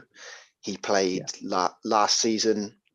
He had 2 games in which he was targeted more than twice. Both those games he had 70+ receiving yards, and he had 11 games where he didn't have a target at all. He just didn't get on the field. So there's 3 or 4 guys that we have that will get an opportunity, but we are awfully thin. It wouldn't. I was high on Tyler Wallace. I wanted the Lions to draft him last year. He was at Oklahoma State. He was fantastic. Yeah, I think a lot of people are on Wallace and Prochet. Duvernay made the Pro Bowl as a sort of special teams returner. He's a bit of a do-it-all guy, a bit of a burner. So personally, I'd like to see those guys get a chance. I just don't think they get on the field enough. I don't think they've been. I think we brought in Sammy Watkins, and then because we brought him in, we felt we had to get him on the field and give him a go. And I think he got in the way a little bit last year and took snaps away from those guys. He's a mercenary. He steals a wage. Yeah, it wouldn't surprise me, as I say, if we wait until sort of the camp cuts start and we pick up a vet for not much money, who again probably gets in the way of these young guys. But it's not a wide receiver room that you look at that's going to scare anyone, especially, as I say, when we've got the Bengals and the Steelers in the division. You're picking once more, and you'll be on the clock in 5 picks time. Is there anyone that you're banging the table for that's still remaining? Do you know who's left? It's long past the point where I know these prospects. It wouldn't surprise. I'm slightly surprised we haven't taken a running back yet. I'm slightly surprised, and that's where I said it was bad news for Nick Boyle earlier. That's probably good news for J.K. Dobbins and Gus Edwards, who again both coming off season-ending injuries. Didn't even take a snap in the season last year. I wouldn't want to see Latavius Murray or a Freeman being rolled out there again. So I'm a little bit surprised they haven't taken a running back yet. But honestly, I've got no clue who's left out there, and Eric DeCosta is just as likely to take another tight end. It really wouldn't surprise me. I think Mackay Polk, he'd be a nice fit, the receiver in Baltimore. I think Mackay Polk, he's high on Mel Kiper's board still. He's going to be there soon. There we go. Let me just update this board. Sorry, Andrew Ogletree. I've never heard. Can I ask Ian a question? Because I'm curious about something. Go for it. Ian, you a diehard Ravens fan, correct? I try. Yes, for my sins. All right. What was the Ravens' biggest need before the draft even started? Biggest need. The Ravens' biggest need. Well, I'd have said edge rusher. A lot of people would have said cornerback, and we're banking on Ronnie Stanley being fit at left tackle. If he's not fit, then tackle would have been a huge need. Me, I'd have said edge rusher. A lot of people would have said cornerback. They're the 2 needs. All right, so edge rusher, cornerback, but safety would have not been what y'all would have said was a big need. No. Because you guys end up signing Marcus Williams to a very nice contract. You drafted, I think was Andarius Washington out of what's the name of that school? Yeah, I think we picked Washington up as an undrafted guy, didn't we? Was he undrafted? Yeah, TCU, he was undrafted. He was a top 100 guy. TCU guy last year. Yeah, TCU. Yeah. But we have tried turning Washington into a slot corner. He's played a lot more slot corner for us than he has safety. Okay, all right. So, but for you, even though that was not your biggest need, you still like that pick? Hamilton. Yeah. Yeah, I do. Oddly, I think it would have been interesting had Davis been there, but Philly jumped ahead of us. I think that would have been the question there. If Davis and Hamilton were both there, which one was higher on the Ravens board? But yeah, I like Hamilton. I personally think he was a top 10 player in this draft class, and I know safety's not a position that's well loved around the league, but as I say, the Ravens do covet these guys, and I wasn't surprised at all that he was the best player available on their board. Let me ask you this, because I'm just curious of this, because I'm trying to figure some things out. when it comes to things, do you think they're going to use him as a linebacker? You think he's going to play a linebacker, or do you think he's going to play safety? Yeah, it would not surprise me. I think that's a really good point. If he did play some linebacker, I think he'll definitely be lined up and covering tight ends. It's something the Ravens have been. I came on your show just before we played you last year, and said how terrified I was because we don't guard tight ends. We're absolutely terrible at it. We keep drafting these linebackers. We drafted Patrick Queen, who was meant to be this coverage linebacker who's going to trail tight ends all over the field. We had CJ Mosley before. I love CJ, but again, we just got burnt over and over by tight ends across the middle of the field. So yeah, I think Hamilton will be used in that sort of role. Yeah, the Lions got burnt by tight ends too. I'm just asking because I've already deemed that you guys have had the best draft thus far because I knew that safety was not your biggest need. No. Like there was no way that was your biggest need. And then the fact that y'all bounced back was still able to grab, in my opinion, a stud at the center position because, I knew even watching the game against the Lions when the Ravens played them last year, I was watching the games and I said, man, we're getting a lot of heat up the middle. Yeah. And so again, y'all addressed the need, and then you came back and realized that hey, we could take a flyer on the project guy and let him heal like David Ajabo because it doesn't matter. We pretty much got players there too. So I'm just curious, what do you think their overall draft philosophy was? Because to me, it seemed like their philosophy was take the talent, take the best player available for the talent. It's always been the Ravens' philosophy. They never ever draft for need. There's always best player available. The highest rated player on their board is the guy they take. They got absolute fire a few years ago. They were picking at 16, I think it was, and they drafted Marlon Humphrey, and we had all these holes on the roster. Cornerback wasn't one of them. We drafted Marlon. Everyone lost their minds. It was fire everyone. What are we doing? He's an Alabama kid. That's the only reason we've taken him. Blah, blah, blah, blah. You talk to any Ravens fan now, you ask them for their top three favorite Ravens that are playing now. Lamar Jackson will be one, Marlon Humphrey will be two, and then take your pick for number three. But Marlon would be nailed into everyone's top three. And it's just how the Ravens draft. They just take the highest rated player on their board and they sit and wait, and that's how they do it. And then they find a way to get them on the field. Can I just ask? Oh, sorry, Luke. Oh, sorry. This is my last one. And it's funny that you say that because that's how I think a winning team should do it. Toss this whole positional value trash to the wind. It's ridiculous. Toss that to the wind and take the talent. This is where it's too many things that scare me about what the Ravens did today. One of them being that I know that they are still in a good relationship with Ed Reed, and Ed Reed is not about to be sitting at home twiddling his fingers when he got a chance to not only add something to Marcus Williams' game, but coach up Kyle Hamilton. And I also know that when I look at the Ravens last year, the defense basically imploded upon himself. I watched that happen in real time. Again, this is just me starting paying more attention because there's a lot of people who I think sometimes crown Lamar Jackson a little too high, but that's another story. But I just wanted it to be on the record from a person who follows what the Ravens doing, that the idea of not taking the talent over saying where it's positional need is where I draw conclusions on. That's just dumb. I just needed you to help me arrive to it for my own personal sanity because I'm about to have a whole lot of fun when I go live real soon. No problem. Ian, we just have one question from the chat, but we've kept you for a while, so maybe this will be the last one. No worries. We have one of our guys in the chat saying, ask Ian about Deshaun Elliott. Obviously, we've managed to nab him from you in this off-season. What can you tell us about our new safety? Absolutely love the guy. You'll absolutely love him. The only thing, the best ability is availability, and this guy just plays with absolute reckless abandon. He doesn't care about his own safety. I'm pretty sure you must have already seen it. There's a clip of him going one-on-one with Derrick Henry, and he just blows him up, forces the ball out, and stands over him, sort of flexing. And that's the guy he is. He's super talented.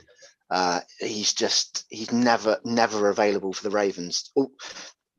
Everyone in the Ravens flock loves the guy. He talks a great game. When he's on the field, he's absolutely everywhere. He's just a scrapper. He wasn't a highly recruited guy. He wasn't, all bells and whistles when he came in, but he fights, he scraps, and he loves to hit. He really does like to hit people, but he's unfortunately made Does he of get glass. penalised often? No, strangely not. We do draw some awful flags. We had Matt Jude on for years who just did stupid stuff. But he was pretty good in that regard. He knows the game. He knows what he's up to. He knows where he's supposed to be. He wasn't one of those that was, we had it last year when Marlon and Marcus went down. We had secondary guys that were just standing in the field, in the middle of the field where they shouldn't be anywhere near it. He knows where he's supposed to be. He knows the scheme. I think you'll really like him, and if he can stay on the field, I think he'll be a really, really good pickup. Fantastic. Thank you very much for filling us in on that one. Why don't you just go into maybe the last 12 months of UK Ravens, because like you say, we've talked to you once since then, but kind of go from the last draft to this one in terms of how things have gone as a fan group for you guys and what you're doing there. Yeah, so really good actually. Obviously came on and spoke to you guys before the Lions game last year. We had our first meetup for that game actually in London. We had about 30 or 40 guys come down to that. We had quite the finish, obviously, with the Justin Tucker field goal. Oh, thanks. Which I did manage to. I whipped my phone out just in time. I thought it's Justin Tucker. He might make it. So I whipped my phone out and got a nice reaction video of the bar we were in, which actually did pretty well. And the Ravens picked it up themselves and put it in their highlight package. So we were pretty pleased with that. It was just a really rough year with all the injuries. I think we were 20 odd guys on IR, and usually you expect a few guys to be injured, but not the amount we had and the starters we had missing. So to go, I think we were 8-3 at one stage to finish the season 8-9 or whatever it was we did. We got an awful good look at Tyler Huntley in the backup quarterback role. Yes. and it was he looked really good. Yeah, he did. As a backup, I think he's fine. There was a lot of talk when he was playing, maybe we could flip him here. Someone would give us some draft picks for him. I think he's a good backup quarterback. I'm very happy he's a Raven, but I don't think he's much more than that. But as a fan group, we're going from strength to strength. We launched our own podcast this year, which has done really well. Thanks to everyone for listening to that. We've currently got 2 WhatsApp groups on the go. One of them got a little bit large. I think I woke up to about 900 notifications yesterday. Oh, so yeah, so I've had that one on mute for a while now, and the guys go backwards and forwards in there. So I'll have to scroll through all that lot at some point. But yeah, moved to Discord. Yeah, we tried this. This is I love Discord. I use it. I'm a bit of a gaming nerd, so I use it for gaming, and I really tried to get that going, but it never took off. We kind of breaking news: the Ravens have just taken a running back. Are you happy? There we go. Tyler Beatty from Missouri. I like him. You like him? Okay, well that'll do for me. He's a good kid. All right, there we go. Where are the UK Ravens, and what's the name of the podcast, and what's the Twitter account called? So you can find us on Twitter. We're just at UK Ravens, so it's nice and easy. The podcast is just the UK Ravens podcast. Again, it's on Spotify and Apple and all those bits and pieces. So good stuff. Fantastic. Dan Pask in the chat says, thanks, Ian, for the info on Deshaun Elliott. And thank you for coming on in general as well, especially at short notice. Really appreciate your time, and lovely to speak to you again. And hopefully we will do within the next 12 months. No worries. Thanks for having us, guys. And yeah, I'm sure we'll get you back on ours at some point as well. And we'll have a good chat. Fantastic. Sounds great. Cheers, guys. Cheers, Ian. Take it easy. Cheers, bye. All right. The Chargers just made a really good pick. They got Jamari Jamari Sawyer Sawyer at 195, and they needed a guard.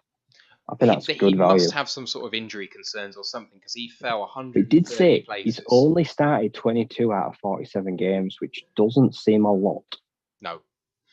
No, it doesn't.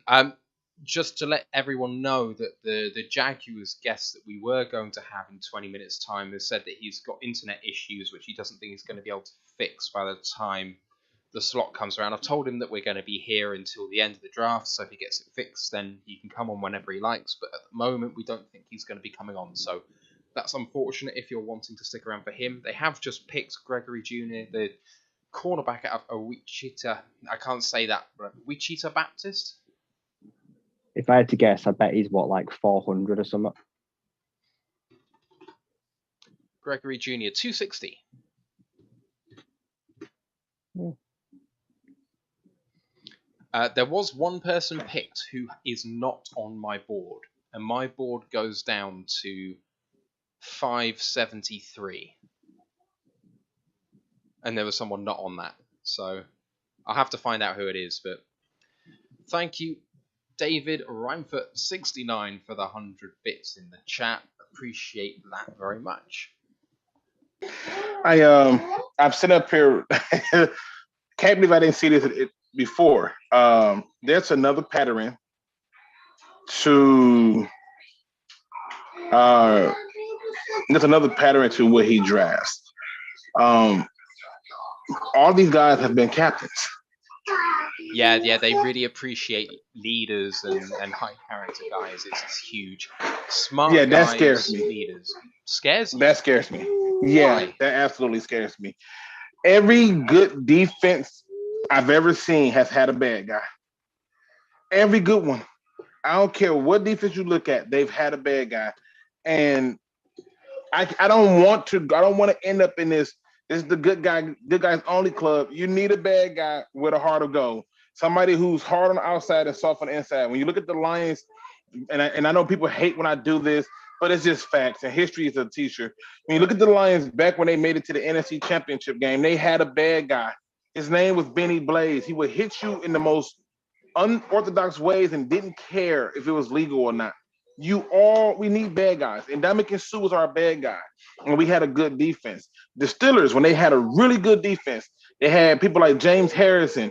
Even the Patriots, when they had a good defense, they had Rodney Harrison, who they tabbed as the dirtiest player. I don't want to get into a trend of just taking the good guy. Sometimes you got to take a risk and take a guy who is a douche. It's unfortunate. I mean, some of the best players were bad guys. Need someone with a bit of a nasty streak. Yeah, you have to. So I hate to say it. I'm trusting the process. I want to see how it play out. But God, I think this might be the last year I can trust the process. That's a big call, Luke. Last year, come on. You can't give up now. This is Clem's first proper draft. No. This is what I'm saying. We all said that his draft does not start until we can see what he do with those picks that he got from the Stafford trade. In my opinion, the Pascal guy, the more I look at him, the more games I watch, which I'm up to 9 games now, he looks like Cameron Hayward. I mean, not Cameron Hayward, the other one, Cameron Jordan. That's what he looks like to me. He looks like that. The Eagles have drafted Grant Calca concussion terror. That'll be a waste of a pick, I'm sure. Secret Bear says Luke is ready to give up after 1 year. No. I'm not ready to give up. What I'm saying is I can trust the process, but this idea of let me just trust the GM to trust him because he's done this, that's going to go out the window if I don't see certain things happen. That's what I'm saying. I'm not saying give up on him. I'm saying when you look at this general manager, right now he has our trust because guess what? When he drafted last year, they all touched the field, they all contributed and everything, and you got starters in the mix of that too.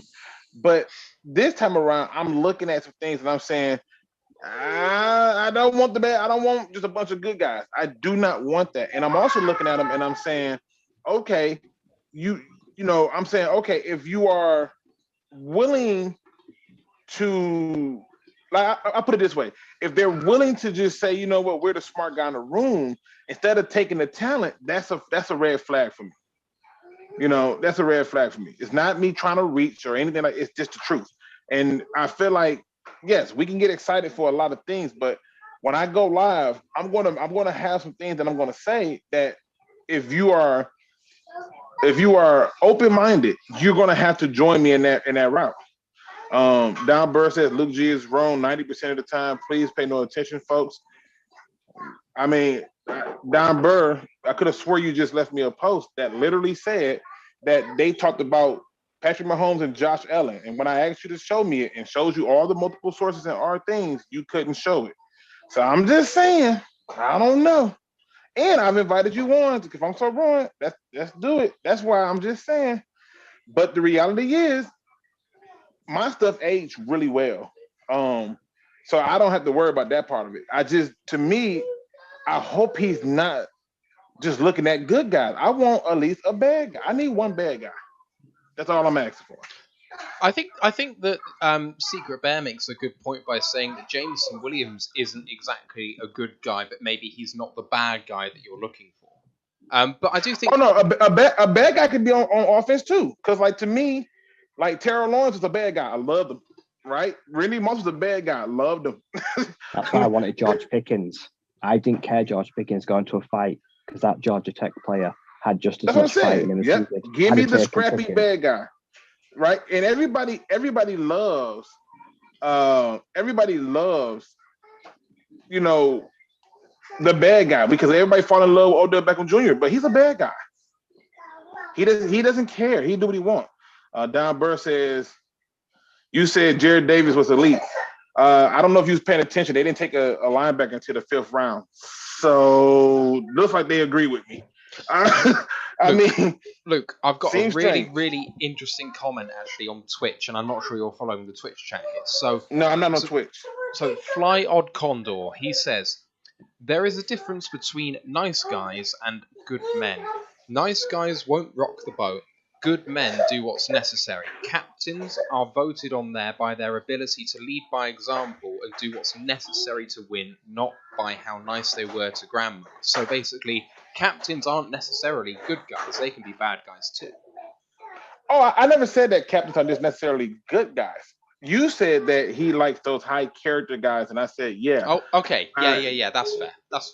Yeah, I didn't say that. I said, well, if that's the case, then I don't like that because I want him to look at the talent too, right? So, like, you look at people like Janorius Jenkins. Yeah, he's a douche, right? But he's a good player, you know, and he performed. You look at people like Jalen Ramsey. You know, he wouldn't necessarily be a high character guy because he don't give a shit telling you what he feels. I'm just saying that my attitude was I want somebody that people have to account for and respect because they know what time it is. And most of those good defenses have that, or the teams on the offense that ball out like that, they have that style of player. That's what I'm looking for.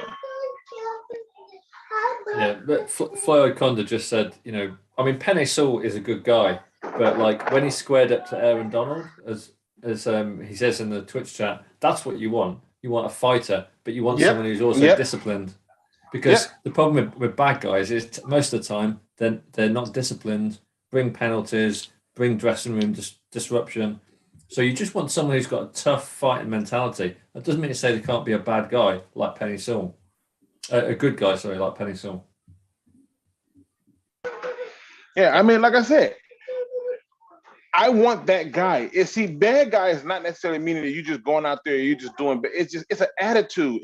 I'm not a pushover. You don't get to do what you want to me and stuff like that. You don't, I remember, if you look at, everybody loves Raven Lewis, right? Love Ray Lewis, right? And they all say, oh, he's such a great player. But when he's on the field, he hits you. He didn't care. He would jack you up. And then would talk to you. It's a clip where he's going around, I'm a machine, Dirk. I'm a machine, It's a clip where you see people like Chad Johnson trying to block him. He did him dirty and talk trash to him. I want that guy. I want that one guy that is really about letting you know we here. And I'm gonna tell you right now, if that guy is going to end up being Jameson Williams, I heard we was talking about they won the draft and all, then bat it up. I got my guy, but every team has to have one. That's all I'm saying. And again, y'all don't gotta trust me. This is all my opinion, like y'all have y'all opinion, right? That's the benefit of it. But the difference is my opinion is out there for the record, whereas other people are behind computers punching keys. And I'm just saying, I have an open forum for you to always join and give your view on anything that I say, because I can't be 100% right. That's not possible. Nobody is batting 1,000 like that in life. That's just not how it works. But I can tell you this much. Go and look at those teams. Go back and look at those teams. And I promise you, you're going to see that those teams have a bad guy. Like, we don't have to talk about it, but Aaron Donald is the bad guy. He will punch you in the face. He doesn't care. Luke, I found another draft theme, or at least another draft theme has been identified in the Twitch chat, at least for this draft. Aiden Hutchinson, small arms. Our new linebacker, Malcolm Rodriguez, has the shortest arms of any linebacker in the NFL. Apparently 30.5-inch arms. Like, what? How is that even possible? We've actually attacked short-armed guys this year. I have never cared about that stuff. I don't. Can you play? I don't care. You can be the guy that was on Seattle with no hand. Don't give two flying nickels. Can you play? Are you a baller? I don't. If you ain't got no toes, no foot, no leg, or shoulder, you blind, I don't care. Can you play? And that's what I want them to do. Take the talent. Take people who are the talent. I don't care what your arm length is. I don't care what your feet size is. I don't care what your fingertips is. If you ain't got no fingernail, I don't care. I want people who can perform and play. And if they can do that, we good. If they can come out and play well, I'm good. If he comes out and he's killing people on special teams, I don't care how short his arms are. They was long enough to make a tackle. I really want to see this mythological, really good player with no arms, no legs, and nipples on his face. I'm just saying. That's how much I trust the talent. I do not get caught up in all those measurements. I don't care about 40 times. I don't care how high you jump. I don't care your 3-cone drill. I don't care. I don't. I can go through history. I listened to Charles Haley say he played the entire game and couldn't read. Had no clue what he was doing. All he knew was just get to the guy with the ball in his hand. I've heard people like John Randall, who lived in a damn hut with 18 other siblings and his mother, and didn't even get drafted, and he figured things out. And the list goes on and on, even up to current day, where it's about the talent, with people like Austin Eckler, who didn't get drafted, still found their way onto rosters, and Kurt Warner, and so forth and so on. It's the talent that I look for. The rest of that stuff, that's for them stat heads. That's for the fantasy football, Madden playing people. I don't get into all that. I want the talent. That's first and foremost. So when I look at a game, I should see somebody who has the talent. And if I don't see that, then yes, that's a problem for me.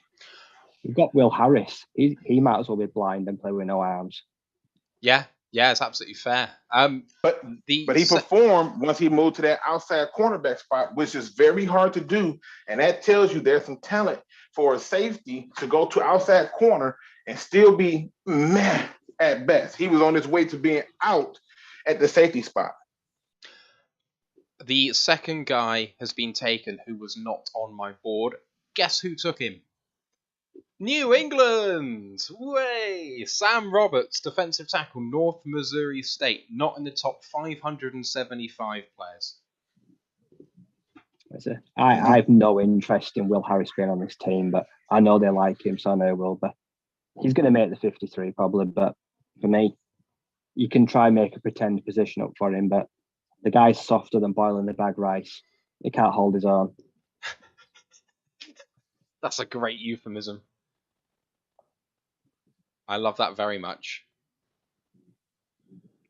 Oh, so who are we taking then? We're coming up we are picking. So we're at 203 at the moment, and we are picking at 217. So we are 15 picks away. I think one of those. We've got 2 6-rounders. We've already had 1 6th rounder. This is the second one, and then we'll have that 7th we picked up in the trade back. I think Smoke Monday could be in play. Smoke Monday, Still Sterling there. Weatherford. Who's the one that Ant likes? Reed Reed Blankenship. Blankenship, yes. I ain't seen anyone talk about him. Like I said, he could be a good 7th round pickup. Some of the notable people that are still on the board, generally speaking, Carson Strong is the number 1 guy on the board now, 74th overall person on the draft board, quarterback out of Nevada. Then we got 2 tackles, Rasheed Walker from Penn State and Kellen Dizech from Arizona State. I don't think he was picked, was he? Dizech? Nope. Kevin Austin, the wide receiver from Notre Dame, 9.91 RAS, still on the board. Then we got a couple of guards, Chris Paul from Tulsa and Marquise Hayes from Oklahoma. Another few noticeable people now going a bit further down. We've got Jojo Doman, the outside linebacker from Nebraska. We've got Mario Goodrich from Clemson, the cornerback. Thayer Mumford, the tackle from Ohio State. Mike Rose, the inside linebacker from Iowa State. Justin Ross, the wide receiver from Clemson with all the injury history in the world. He's good and drafted, I think. There's a few other kind of running backs that are still available, which could be of interest. Devonta Price from Florida International. And then Marquise Bell's still on the board, the safety.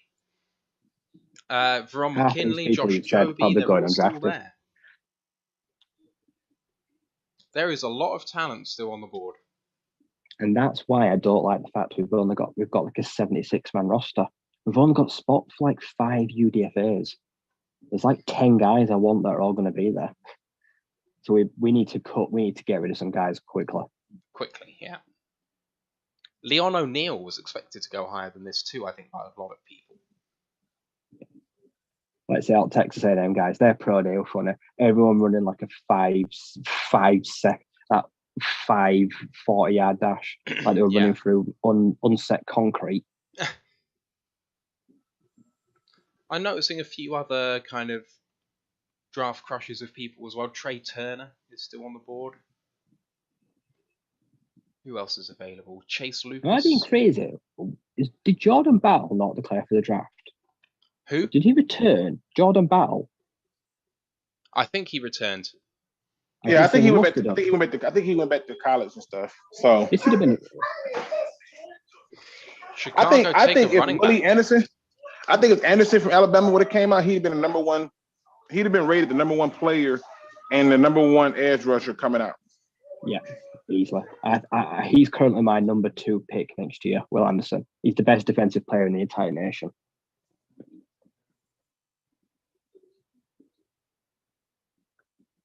We are rattling through these picks.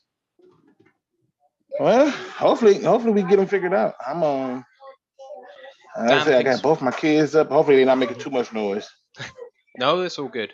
Dan Pask reckons we should potentially take an O-lineman here as a backup. We certainly have a need potentially for a backup tackle. I am biased, but Kellen Deitch is really good. And he's a 6'7" monster. He's very experienced. But there's also Donovan West. He's still not gone. Nope. Career guard. I wish we had more 6-7 round picks because there's so many guys there that could start. There'll be plenty of undrafted free agents available. Yeah, but we don't have any room to sign them. That's the problem. I've got a feeling there's going to be a clear out. And I think Austin Bryant's probably first one out the door. Dan, you Trinity Benson, costing us a 7th round pick. There's so many good players on the board. Surely Trinity Benson's not on the roster anymore. He is at the moment. Right, guys, I'm going to get off. Right. See you later. Cheers, Steve. Have a good night. Yeah, Steve. Peace out, Steve. Steve, make sure you hit me up on Discord. We got to talk about Coach Contra. Hey, you take care. See you later, guys. Yep.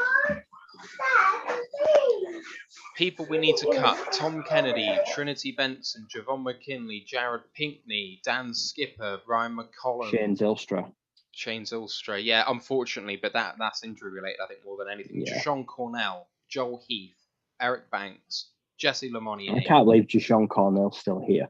The whole culture thing, and then they got that suspension as soon as he signed, and they still let him come back. I thought they'd cut his ass instantly. It's going to be interesting about the linebacker position because at the moment we've got Chris Board, Anthony Pittman, Alex Anzalone, Derek Barnes, Jared Davis, Rashad Berry. How many of those guys stick around?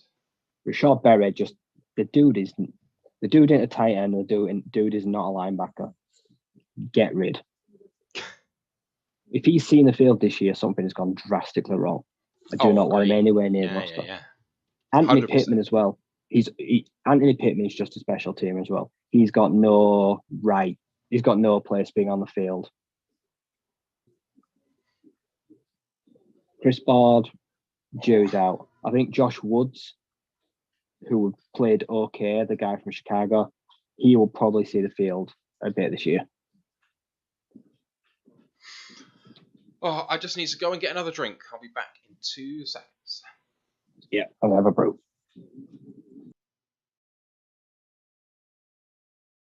Bear with us, guys. Just going to take a short break on the stream. Will be 1 minute, but I'll leave it up. Don't go away.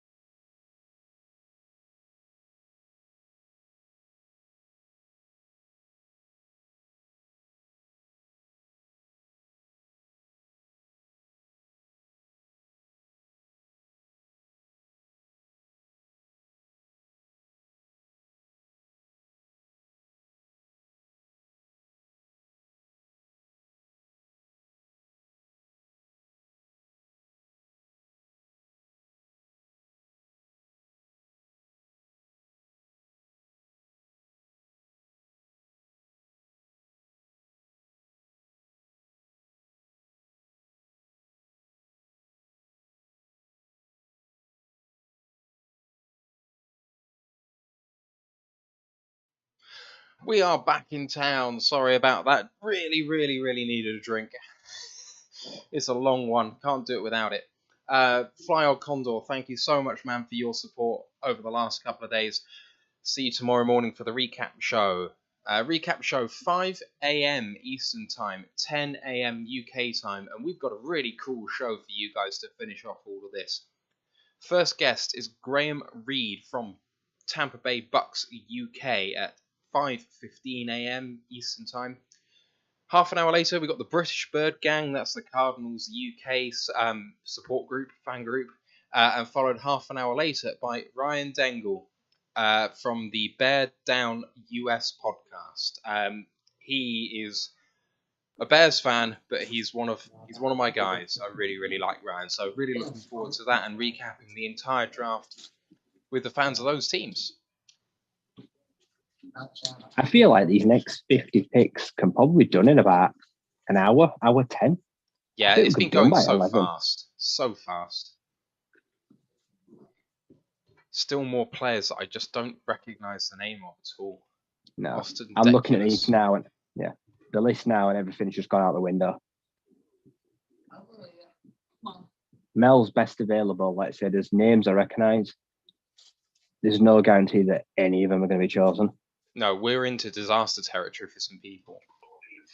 I think a lot of people. I think as long as we keep having all these underclassmen coming out, we're going to keep having these draft players that's spilling over to undrafted territory. So I guarantee you that they're already on the phone with people like, "Hey, if you go undrafted, dude, we want to talk to you." Yeah. Oh, yeah, absolutely. They're making loads of calls like that. Like I said, Josh Jobe, Connor Haywood. There's a strong chance Connor Haywood's going to go undrafted at this point. And do we think they're going to be on the phone straight away, even though we don't need a fullback? But they like the kid. Like if we roll McKinley, like probably 10 teams have already rung him, said if you go undrafted, we want you. Yeah, I completely agree. So far, if I had to give this draft a grade from what we've got right now, I will give it. I'll give it a B-. Which I think is fair. I think Tight end. It's so. We'll see with current roster. I think the tight end pick is ridiculous. The question that's going to be, and everyone knows it, is which is better, Jameson Williams or having Lewis C and Andrew Booth? Those players that we traded. The trade will be the ultimate factor in this draft. Like I said, Brian Asamoah, he does not bother me. Like the 66 picks that they took him there at, I'm not bothered about him. But the direct comparison will be between them two. But so far, I'm pretty happy. You know, I'm keeping a lot of things close to the brim, so when I go live, I can, have me some fun with it. But no secret for me, that tight end pick is ridiculous. I'm sorry. So I'm secretly in love with our draft, really. Hutch was someone I did I expect him to be there? I didn't expect him to be there 2 weeks ago, and I'm happy he's here. I mean, I wouldn't have picked him, but that doesn't mean that I'm not happy he's here. I think it's going to be a bad man, and I think people have slept on his ceiling, and I'm going to choose to be positive on that. Love the trade up for Jameson Williams. I just do. I think that's really, really great. I don't know why, but this draft tracker doesn't have Josh Pascal on it, but he might be the best of the lot, actually, looking at it now. Then Kirby Joseph, I think he's going to be a starter. James Mitchell slots in nicely at tight end too. I think that if we are determined to run the ball, as Luke has said, that we need to be running the ball, I think that James Mitchell is actually going to be a big factor, because Hawkinson is a terrible blocker. Mitchell is going to instantly be better at Hawkinson in terms of run blocking. Malcolm Rodriguez remains to be seen, but we needed some depth at linebacker. Looking at a few write-ups, because I haven't seen anything of him, he doesn't sound dissimilar to Derek Barnes, actually. So I wonder if there is a bit of redundancy there, but we shall see. Overall, I like it as a kind of B+, maybe A-, but I could go B+, so far. Hutchinson, I'm not upset with him. I convinced myself that it's Thibodeau, and I liked Thibodeau's arrogance. He could have been the nasty guy in the defense. I think he is going to be a proper douche. I think he's going to back it up. He's going to be chippy. He's going to get into fights, but I kind of wish we'd got Thibodeau. After seeing all the interviews and everything, like I say, he speaks so well. Like I say, he's very intelligent. Like I say, and all those bad press and everything about him, like I say, it pretty much disappeared very quickly. I feel like he felt we were going to take him. I think he convinced himself that he'd like to be here as well. It did feel like it, didn't it? But I guess he kind of saw us as the highest place that he could go, and he wanted that money as well. I kind of feel like there's that part of it too. I feel like he'd give his all, though, because like I say, for Brad Holmes, maybe not for Dan Campbell. I don't think Dan Campbell and Kevin Thibodeau would have gotten along. I could see them two getting in fights on a game day. I could see fallouts. They would clash two personalities. But him and Brad Holmes, like I say, I bet they could have been best friends. Another centre off the board, Doug Kramer of Illinois to Chicago. Going ahead of Donovan West, Ryan. Yep.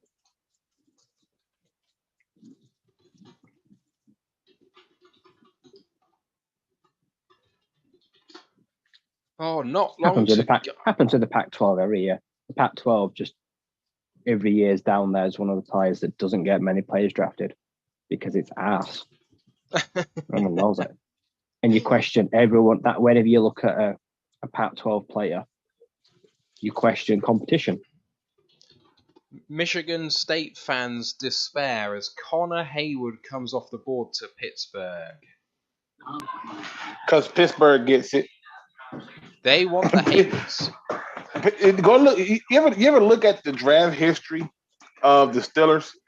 If you go through and look at each year for the Steelers and see where certain units rank, and then look at what they draft after that ranking, it is very telling and how they view their draft board.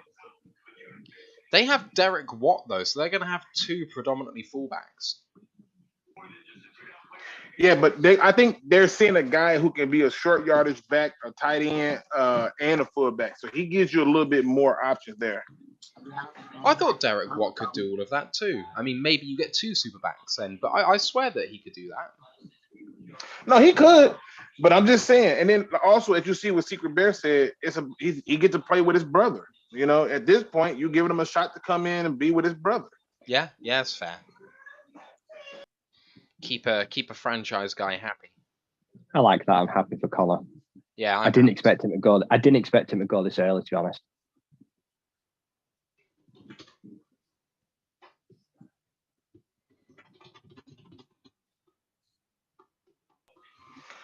I just want to see what our next. Well, we got 2 more picks left.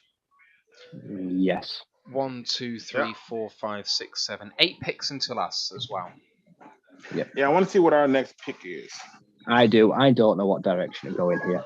I feel like there could be an offensive lineman coming in these last 2 picks because there's a lot left on the board. There's some really good tackles on the board still. Tackle or safety? Those are the 2 for me. Offensive tackle. What tackle would you take here? Well, I mean, I don't know any of these guys really. When I normally get down to this sort of end on mock drafts, most of the earlier guys are gone, so I end up with something like Thayer Mumford from Ohio State. But from what Ryan said about Kellen Dizech, Kellen Deitch, I think is a very serviceable option from Arizona State. If Ryan signs off on him, I trust that. He'd really help us in the run game, like saying get to the next level. He will help in the run game because he's got a big lower body. He's massive. Also, we're down at pick 210 at the moment, and he is 122 on the consensus board. Like, it's not like it wouldn't be a kind of draft nick, like kind of brain trust value, if you know. And it's not as many injuries. Like from as far as I'm concerned, there's no injury concerns. He's just dropping because people are sleeping on him. He's very experienced. He's 6'7", but he moves really well. New England continue to take guys outside the top 300 picks. Chasen Hines, the guard from LSU. Bill Belichick turns these absolute nobodies into household names. Like, you should make him president. He should enter the electoral race.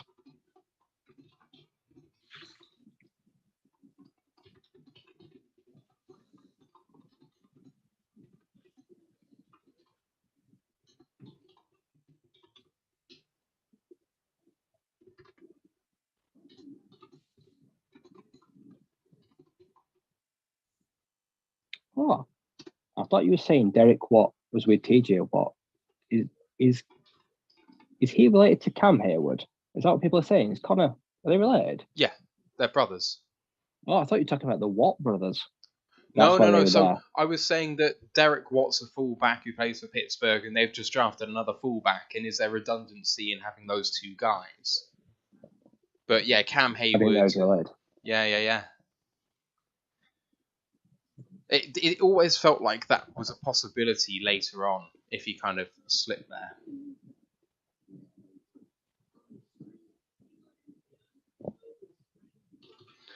Oh, I was meant to be there tomorrow, man.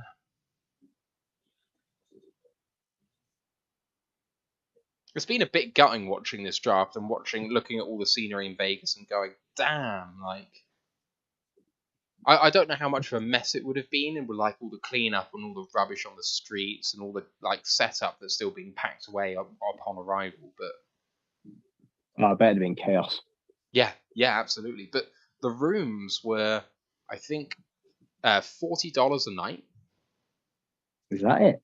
Yeah, in the Link Hotel, which is opposite the Bellagio. So that would have been my view.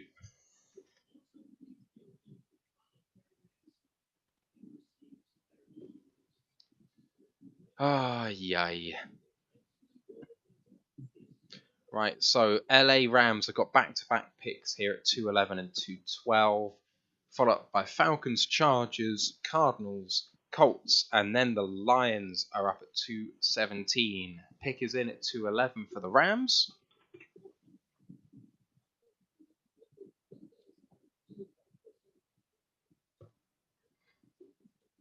Cool Down Rat says, on the theme of brothers, Nefi Saul's still available. Yeah, no. He's not very good. Just wait till next year and get Noah. He's an absolute bloody beast. And we will be there to pick him because I'm hoping we'll be there at like top 7 or 8. Like I said, I think he could be a solid first round pick next year. I reckon we'll probably be picking around 10 to 12, and I think he'll be available in that range. He will be. That's where I'd put him.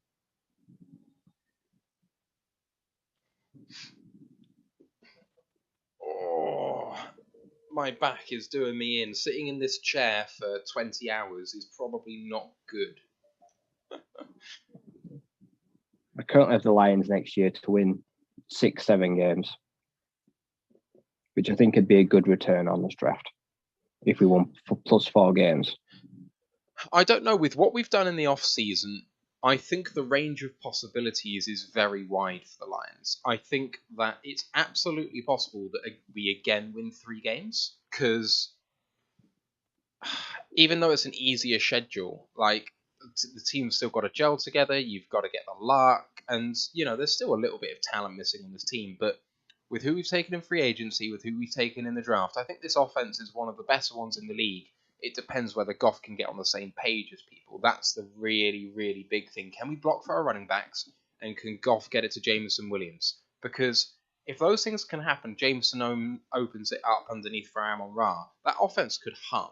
On defense, linebacker, potentially an issue. Safety, potentially an issue. But we saw the defense overperform last year compared to expectations. And if they can continue that ascent into 20th in the NFL, and we've got a top 10 offense, that's a sort of range of outcomes where you can still have a terrible team even though you have those 2 metrics, or you could have a really good team. And you just kind of, you're in the fun zone where pretty much everything is possible. So I have a really hard time narrowing down what the Lions could do. They could win 3 games, they could win 10 games. I've got no idea.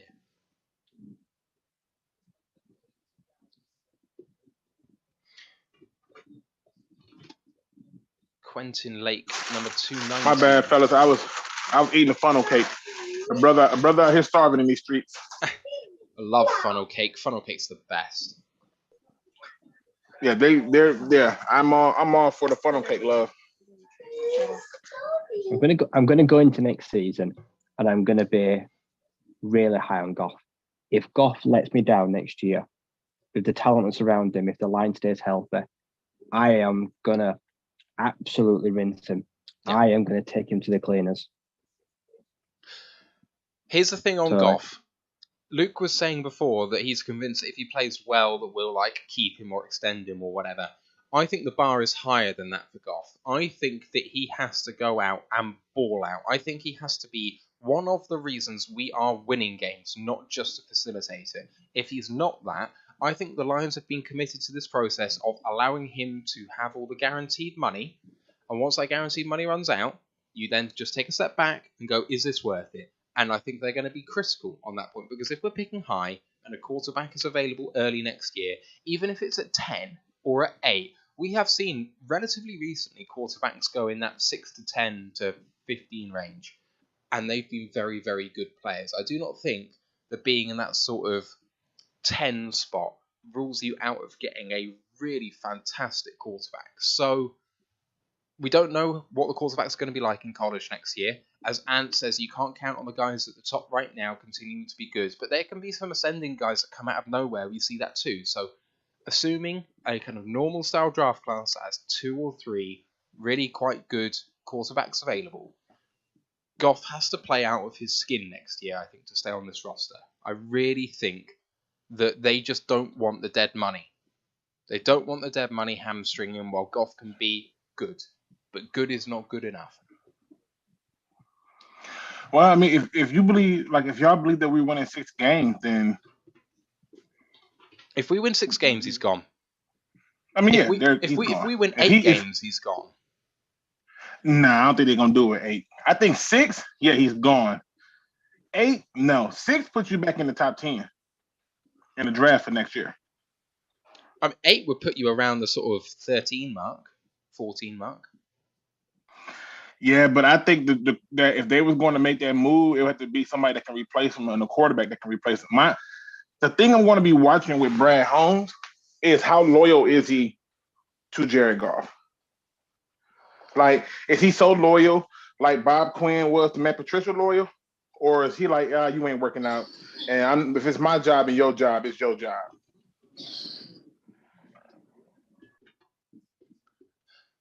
I think at the end of the day, if we're in position to get high enough to get the quarterback they want next year, they'll do it unless Goff is spectacularly good.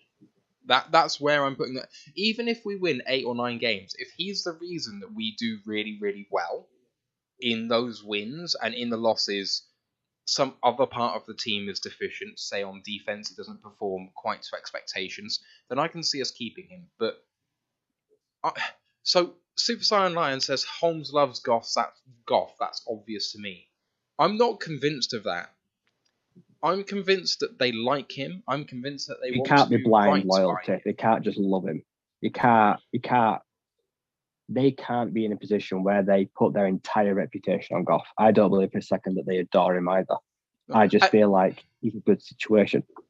And at the end of the day, they've proven that they'll cut popular people that aren't pulling their weight or big names. Like, they are not afraid to do it. But yeah, they got rid of the snapper on his birthday. Like I said, they will.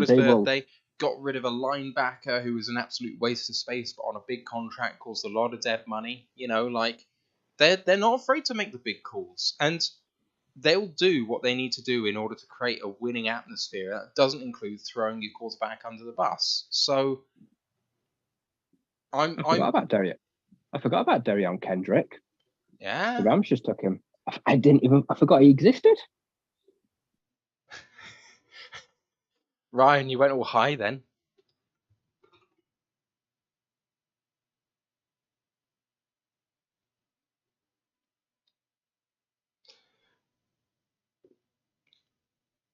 Well, that's a tight end I've never heard of from Georgia.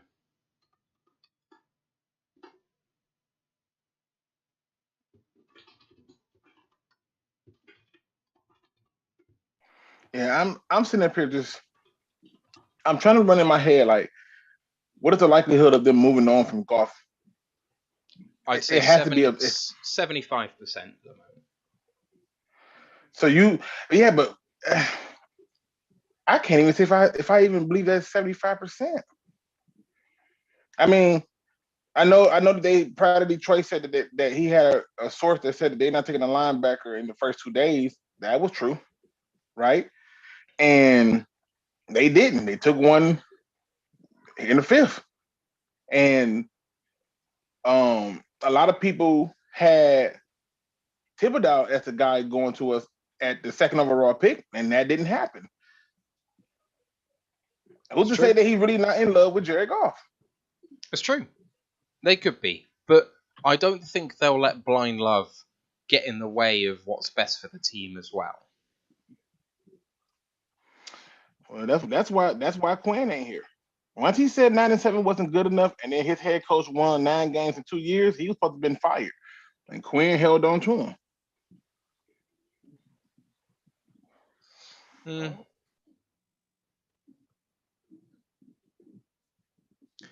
All right, we are not far away from the Lions pick.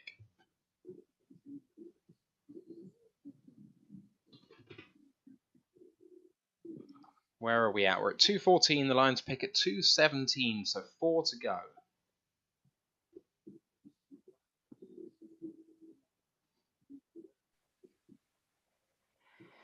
I love Hollywood. Hollywood Ward says Holmes helped give the Rams Woods, Cup, and Van Jefferson.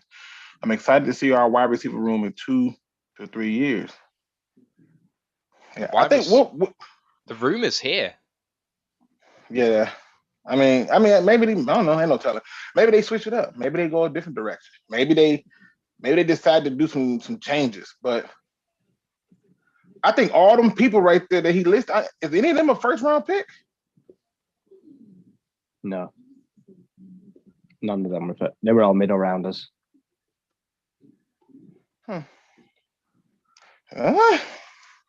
So he's already off script then, technically, right? Because if they're all mid round people and that seemed like it's off script. Jasser Taylor going to the Chargers from Wake Forest, cornerback. I can't imagine that Wake Forest's defense is particularly good, Ryan. Nope, it's trash. They'll have a shootout every week. It was god awful. I don't know why, but I don't want it to happen. But I sneakily fancy the Lions to take Kevin Austin here, if he's still available.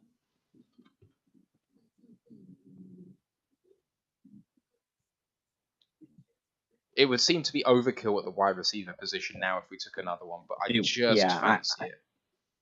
We've got receivers that we need to get rid of. I really don't want to put another one. Mate, it's just too many fingers in the pie. We're just going to make it confusing. Oh yeah, like, absolutely. If someone had rung up and said, "Can we have Quintez Cephas for a 4th rounder?" I would have bit their hand off because I'm not convinced that. I think he might not make the team. He's on the bubble. He's on the bubble. He's on the bubble. Even though I really like him, he's a good wide receiver. Yeah. I would have traded him in this draft. And who to say in free agents say that he could go for like a 5th rounder? Is Calvin Austin a special teams guy? I can't remember if he was a special teams guy or not. Kevin Austin, I don't know if he's actually done it. He's definitely got the athletic profile to be a special teamer though. Super fast, tall, powerful. Let me have a look. I remember the receiver. I just don't remember if I remember him doing special teams. Because right now, I got to be honest, if anything, we can use as a goddamn kick returner. Somebody who's a threat for real. Because Godwin, he's not a threat. And I know we got Khalif Raymond, but I want a threat. I'm still waiting to try to get somebody that's a threat as a kick and punt returner.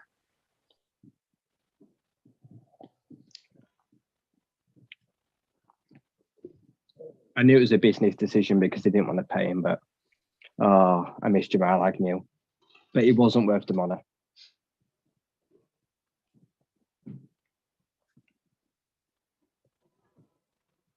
Oh, college stats doesn't tell me whether he's been on special teams or not. He only has 1 year of production. I don't think so. 1 year of production, 2021 at Notre Dame, 12 games, 48 receptions for 888 yards, 18.5 yards per catch, 7 touchdowns.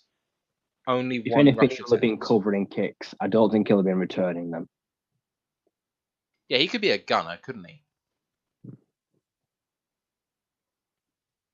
I'm surely he can be a gunner. Yeah, I'm not looking for that. I mean, you could be a gunner. I can be a gunner. Ryan can be a gunner.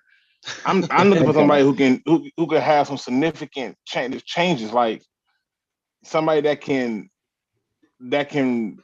return some kicks or some punts for us and really make them think like, do I want to punt here or go for it on 4th? Well, isn't that what Khalif Raymond is now on the roster to do? Yeah, but I don't want him as that guy. Do you want him at all? Oh yes, hell yeah. You can run reverses and out of the backfield, and you can put him as a speedier person. And I like all that part, but I want like a person that's dedicated.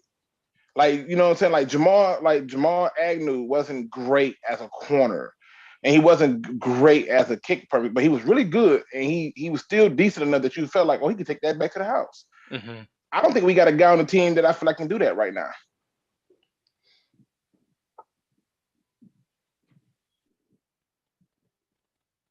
And the Lions ain't picked yet? One more pick to go, and then it's them. Okay.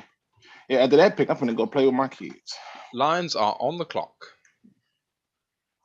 I have no idea what's going to happen right now. So this one's going to be a total shock.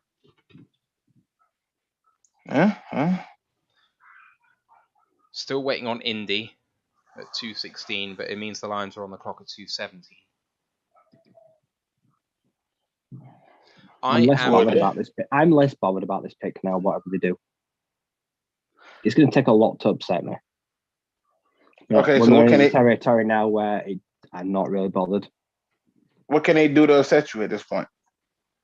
Carson Strong would upset him, I think. Yeah, take a pointless quarterback, which would probably go undrafted. Because any quarterback not taken now is going undrafted. There's loads of quarterbacks going undrafted. Skylar Thompson, the moment he goes undrafted, let's give him a call. Wait. But what if you give Skylar Thompson the call and he don't want to come here? You figure, well, he don't want to be here. We don't need him no way. Yeah, if they don't want to be here, they can piss off. But there's that many quarterbacks. There's so many quarterbacks now that are going undrafted. Like I say, so I do not want to use this pick on a quarterback. Even Secret Bear said drafting Strong. I thought everybody wanted a quarterback. Right, here we go then. Evening, y'all. Hey, there he is. How we doing? What's going on, Anthony? Fitzpatrick. I think we're going to take a tackle or a cornerback right now. Who have we picked so far? I've been so busy at work that I've not seen who we've picked. What are the picks? Did I get any right? James Mitchell and Malcolm Rodriguez tonight.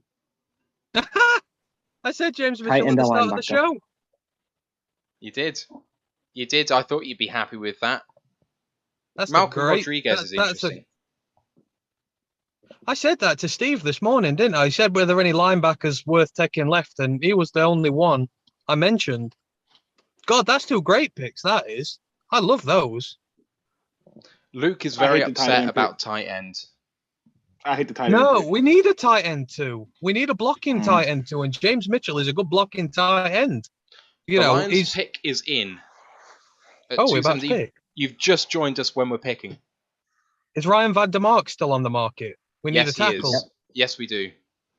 There's lots of tackles. There are lots of tackles. So Rasheed Walker, Kellen Dizich is still available. Kellen Dyche is still there. Yeah. Jesus. That's a fall from grace. Oh, wait. Damn it. Is it dark where you at? And it's raining? What the hell's going on? I'm at work. Yeah, it's 10 at night. I'm just... I keep forgetting. Yeah. Bear with me. I will get on the stream properly soon. I'm just about to drive home. So, did we trade or something? We traded back with the Eagles. We've got a 7th rounder. Have we got 2 picks still then? Yeah. So we've. All right, sweet. We've got 2. Those are 2 banging picks. They are. They're really good. They're really good picks. I'm well happy with those. Oh, come on, tell us the pick. The pick is in. Tell us the pick. Come on. I don't want any spoilers on this. Well, I'm in the car at your lot's mercy, so I can't give you one. I'm trying not to look at the chat. There's just lots of people saying hi to you. Hello, all. Missed you all today. I'm sorry I've not been able to get back earlier. Since I switched off with you earlier, the place has been swamped. I've not had a chance to even stop and look at the picks. It's been crazy. Did you see Ant Speedy Naylor went to Minnesota? Oh, no, he didn't, did he? Yeah. The only pick I've seen that I saw was Bailey Zappi's gone to the Patriots. Yeah. That's his career never starting. That was crazy. I saw that, and my San Fran mate said they picked Spencer Burford, which annoyed me because he's a really good run offensive tackle against the run. Oh, sorry, in the run game, and they run the ball really well. He's the perfect tackle pick for the 49ers because he says I've never heard of him before, and I'm like, well, you've got yourself a bang on pick there. Right, people, who do you want here? Ryan, make your choice. I'll take the best cut. I'll take a guard or a corner. I think. They've not taken Keenan Forbes, have they? Is he still there? I haven't seen him go off the board. I think this is going to be Marquise Bell. So Marquise Bell is still on the board. Yep. Yeah. That's crazy. Get him. Sign it. I don't care. Marquise Bell or Ryan van der Mark. I'll take either. Only two HBCU players have gone. The Fayetteville corner and Jacoby Durant. That's Joshua Williams. How high did he go? And where did he go? He went high, like round 5 to, I think he went to the Chiefs. He ran around 130 odd. Yeah, he went high. Marquise Bell should not be here now. He really shouldn't. I mean, if we add him to our room, that's crazy. That's a really good safety room, that is. But Malcolm Rodriguez, I can tell you one thing, the guy hits hard. He is the all-conquering, hard-hitting linebacker that this room needed. And people will love him very quickly. He holds the Oklahoma State record for forced fumbles ever with 13.5. Yeah. For 3 years. He just dives in. He's got a nose for the ball. If you put Marquise Bell and him on the pitch to one another, those two hit running backs like, they hit them back into the Stone Age. They do it in a controlled way. This is Van der Mark. I'm a genius. Let's have a look. I do not see it at the moment. I don't know what it is.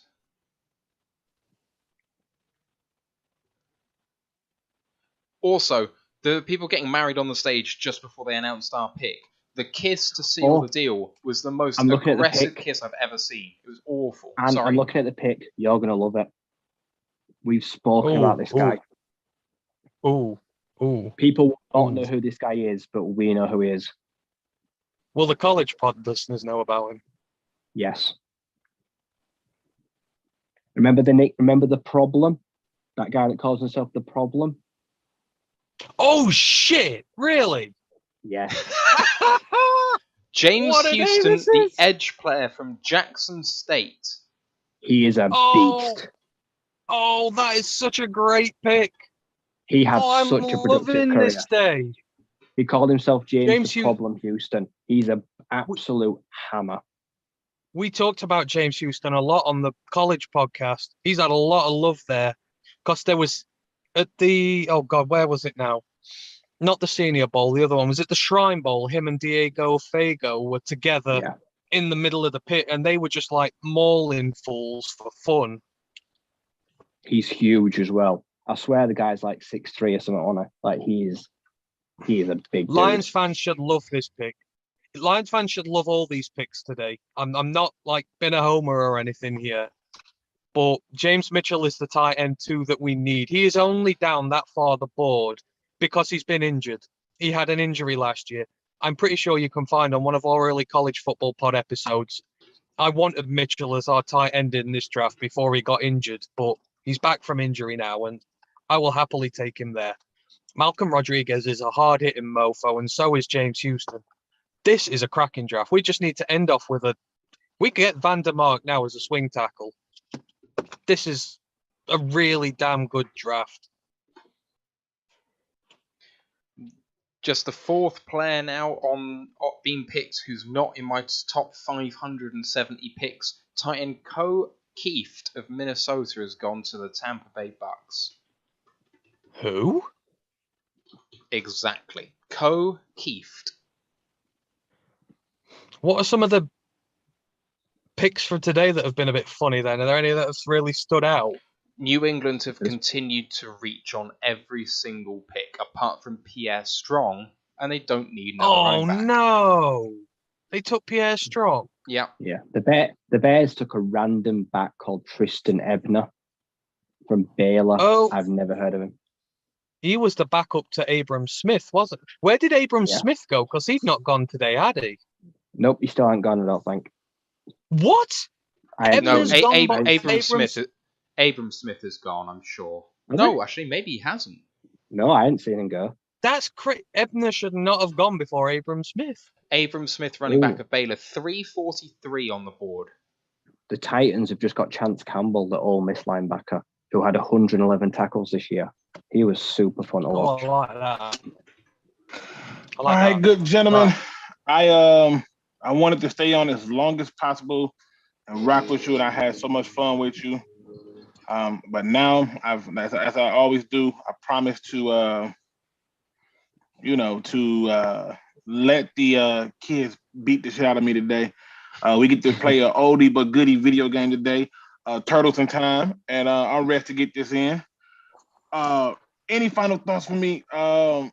Stay tuned to when I go live to talk about the draft again. Save the thoughts for your show. Yeah, there's going to be a lot of unpopular opinions from me, so be prepared for it. If I'm not your cup of tea, I totally get it. I get it. But I am going to remain who I am. But you're not going to wait. I'm going to try to go live tomorrow. Yeah, I'm going to try to go to live tomorrow if I can. God, if I can. Sounds good to me. We're going to see. All right. Let's see. I mean, we got one pick left, right? Anyway, right? One pick. Take care, Luke. All right. All right, gentlemen. Have a good one. Man. Have a good one. Cheers, Luke. Just want to say thank you very much to David Ryan for ease checking off for the night, but just for being such a great supporter of the pod all the way through this weekend. It's been much, much appreciated. I hope you have a good night, and maybe we'll talk to you tomorrow.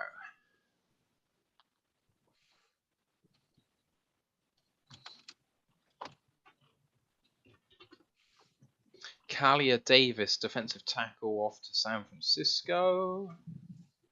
What's been the overall fan reaction to the picks then? I think there's a mix, but it's more positive than negative.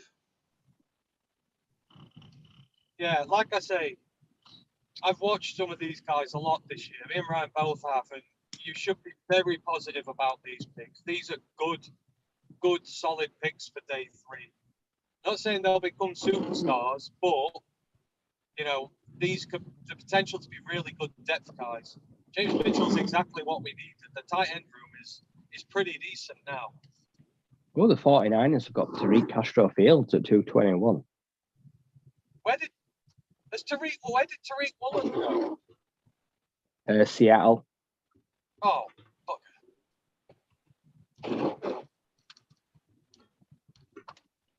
okay. You've still got Carson Strong on the board, by the way, Ant.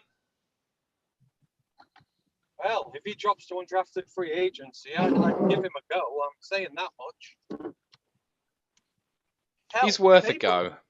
If Abram Smith falls in there, I'd take him, the running back. Marquise Bell falls, I'm taking him as a priority free agent. I don't get why. It must just be because he's from a HBCU school, because there's nothing wrong with the way he plays. That's really shocking, that is. Some other guys that are notable and still on the board: Justin Ross, Mike Rose, Thayer Mumford, Mario Goodrich, Jojo Doman, Kevin Austin. Are they all still on the board? They're all still on the board. Calvin Austin is on the... Jesus Christ. Where did Sam Howell go? Sam Howell went to... he went at the top of the 5th round, 144, went to Washington. Oh, why Washington? We all know Justin Ross is on the board because the next time he sneezes, he could retire. Yeah, his next injury will be his last, unfortunately. Ryan, I'm sure you don't mean it, but that sounds a lot more... that sounds a bit murdery. Yeah. Justin Ross is an injury problem waiting to happen. I'm not surprised. The history is just awful. But if he goes undrafted, he could be an absolute gem if he can stay healthy, because he will produce. So, yeah, I'm conflicted. I don't want to draft a pick on him, but he'd be my first undrafted call. What's happened in the running back class then? Because there were loads of them left. Have they sort of gone during the day? A few have gone, but to be honest, this class don't feel great about it. A lot of them have really struggled. I think in the fourth round, about 4 of them went. Yeah. In terms of running backs still on the board, you've got Max Borghi, Ty Chandler, Devonta Price. Oh, Ty Chandler's gone. Has he? Yeah, he went to Minnesota. Oh, okay. My bad. Tyler Goodson, CJ Verdell. Yeah, Vigel and Dye were massive. They were in the 300s.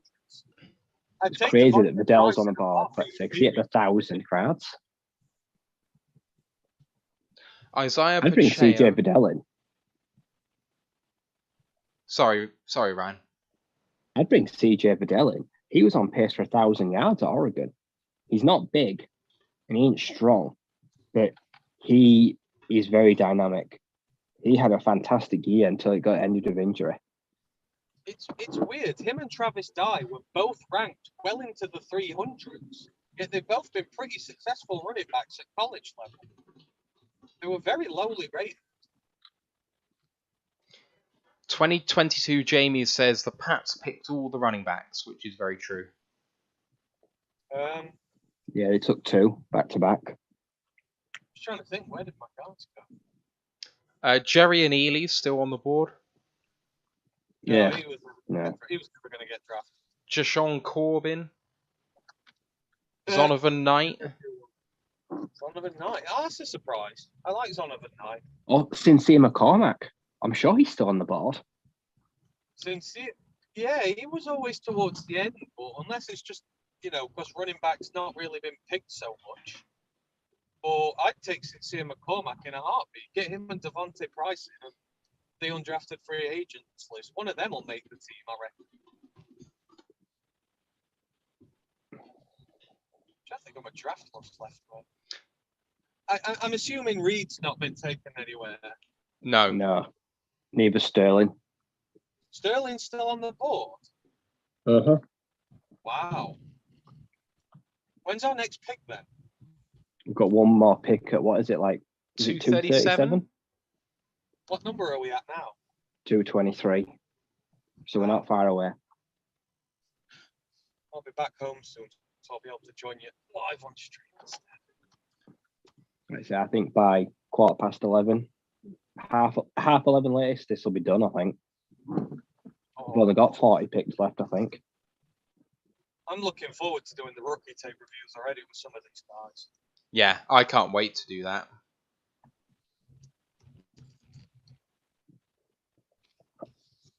How have all the guests been today? Yeah, really good, actually. We had some trouble getting the Ravens guy on, so he came on his phone. The Jacksonville guy had internet issues, so could not come on. But everyone else has been really, really good.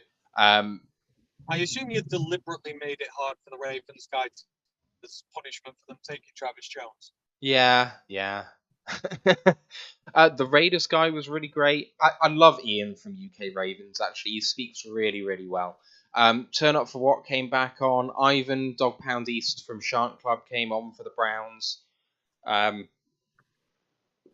Like everyone that we've had so far, is really, really good. Isaiah Thomas comes off the board to Cleveland.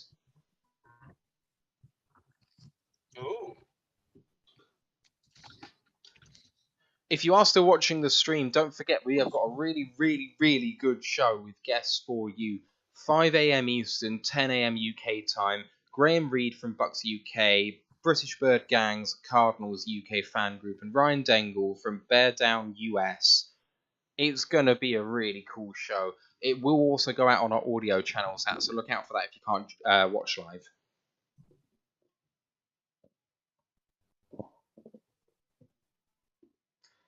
I can't believe that we're into hour 20 right now. Hour 20 of coverage. With him as well, so we really. Oh, I'm gutted that I've missed today. Just work gets in the way of everything.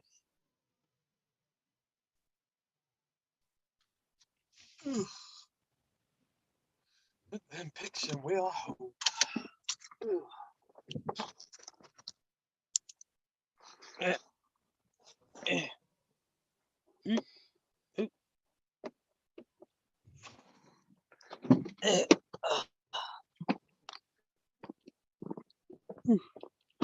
She can't see me for shit. Right, I'll log back on when I'm in the house. All right, cool. I'll see you in a minute. Okay.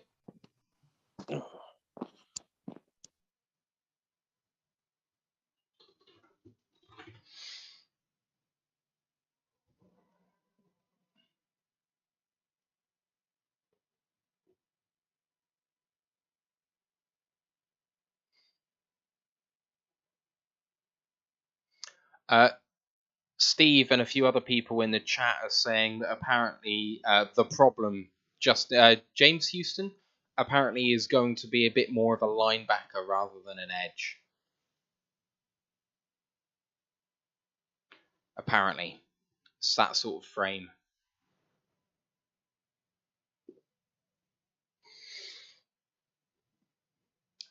Where have Miami gone? They haven't picked yet. Come on. Not long to go now.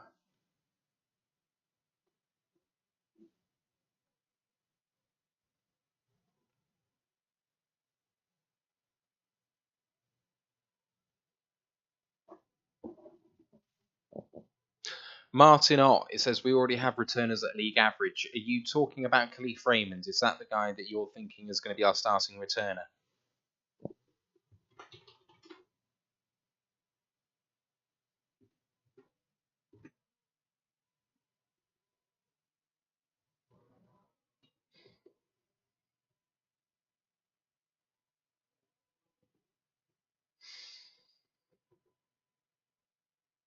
Oh, I'm sad that this is coming to an end. This is potentially my favourite weekend of the year. I don't like the whole It's the Lions Super Bowl thing, but we get to talk to some really cool people, Lions fans or fans around the league, kind of try and get to connect everyone all at once. And it's super exciting to just talk to all of these guys and try and make just the best show that we can. So, as we're coming into the Swan Song hour 19 or 20 of this, if you've been around for most of this coverage, you are better people than I, because I have to talk about it. That keeps my concentration going. If you're watching it, I struggle doing that, man. So props to you guys. Pick is in for Pittsburgh at 225.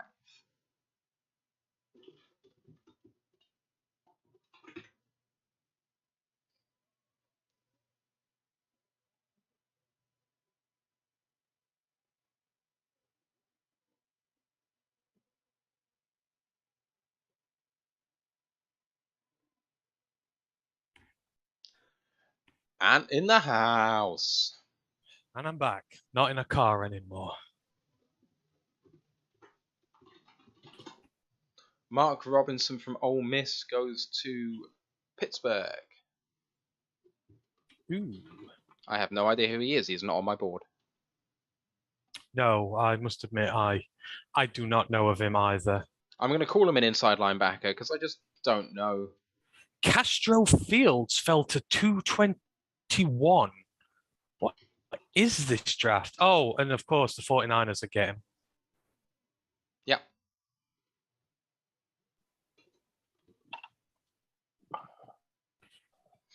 Oh, so what have we really got left to draft? A tackle. Tackle safety. So, yeah. Ryan Vandermark or Keenan Forbes. I'd be over the moon if either of those two come to us. Or Marquise Bell if he's still there. Would you take Deitch? You know what? I would take Deitch at this point. I think, he's much better than this, in my opinion. I'm surprised he's if guys like Zach Tom gone then. Yeah. Wow. That's surprising that he'd go before Deitch.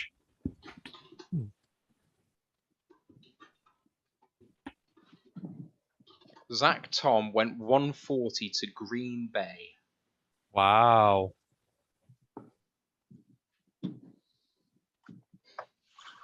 Chicago take Ja'Tyre Carter from Southern.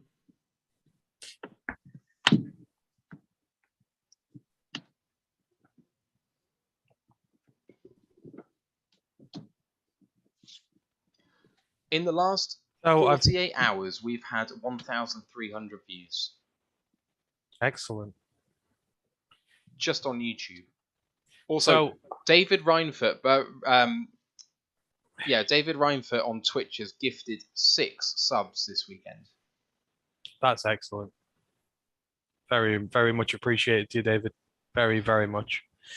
I don't know how you do that or how it works, but thank you very much. I've seen Det Fan Man put in the chat asking about whether Houston is a linebacker or another defensive end. He's a linebacker. I classify him as a linebacker, and I think he will be used as a linebacker. That's where he does a lot of his best work. I mean, the fact that he's a hybrid and you can play him off the edge is a bonus, but I would fully expect to see him in the linebacker room. I know me and Ryan both said we'd be happy to see him or Fago here as the linebackers late on. So it's good that he's got here. I don't think he's an edge as advertised.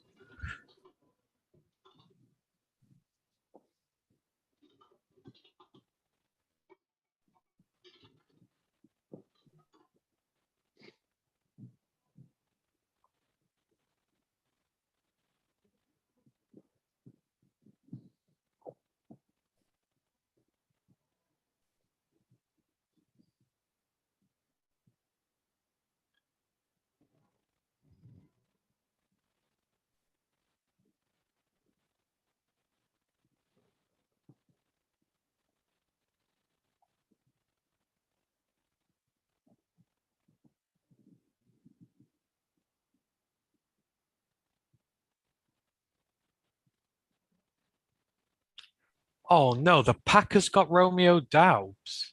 Yeah. And Zach Tom. They've just taken a lot. And They've just taken a Enigbare. linebacker from Georgia Tech.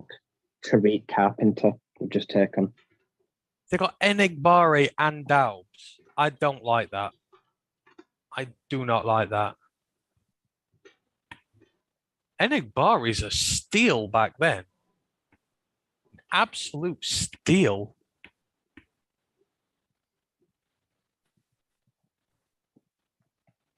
There must be a reason he dropped so far.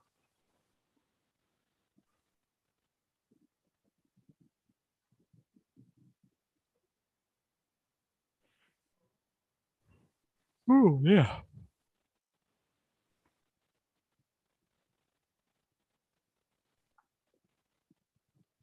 Yeah, Depfan, man. He had a great season.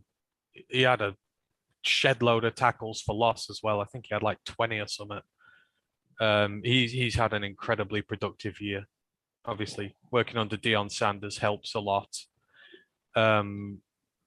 Yeah, I Houston is one of the best underrated draft picks I think you can get. I think a lot of people are going to be really, really happily and pleasantly surprised by him. God, Malcolm Rodriguez and James Houston. There we go. Bo Melton has finally gone off the board. He has been Mel Kiper's #1 available player for 2 whole rounds. He's gone to Seattle. Just I bet he Is can't believe he's that fallen the this far. end of Dwayne Eskridge then? They're drafting receivers. No, I don't think so. He is a small slot guy. He is, yeah. 4.3440. Fair.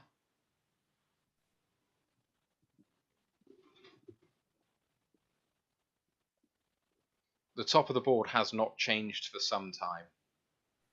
So Rasheed Walker's there, Kevin Austin Jr.'s there, Chris Paul is there. Wow. Wow, there are going to be some cracking guys to get in undrafted free agency if this carries on the way it does. But we can only sign 4 or 5. Unless we can. Well, no, I don't think so, because I think we're going to start cutting. We're going to start cutting edge guys now. Austin Bryant's finished. I reckon Julian Aquara is very close. Lemonier's probably finished. We'll trim. Receiver could be trimmed. I think Kennedy will be a goner. Ash, just to address that question, we were just discussing before about that about 5 minutes ago. But yeah, Ant believes that the problem is a bit more of a linebacker, that he operates best from that position. Yeah, he's a linebacker. He is a blitzing linebacker, really, who you would ask to do that. But he has kind of the physical attributes to work off the edge as well. But, you know, man, I'd put him down there with the linebackers. I'm really excited about that room now. There's a lot of growth that is needed. a hell of a lot of growth. This is all just potential at this moment in time. But if you can even realize just a bit of that potential in those guys, you will have a perfectly solid linebacker room. I know linebacker is not considered important in our scheme. Everyone keeps saying, but these guys have the potential to be a very good room. So, yeah, I'm really happy. I'm really, really happy. I think Julian's going to stick around. I agree with Super Saiyan Lions. He started looking decent last year and came on strong. I think he's going to get a chance, but I would say that he's on the roster bubble just because of how many guys are now in that room. Like, inevitably, it's going to be hard to carry that many guys. But that's the thing. It's what does he offer you, really, that you don't get from the rest of the others? And the thing you have to take into account now, you have Barnes, Rodriguez, and Houston. I mean, the scheme things you can do with these guys when you're blitzing, when you're coming up with different looks, you can do a lot of what you would do with Julian as well.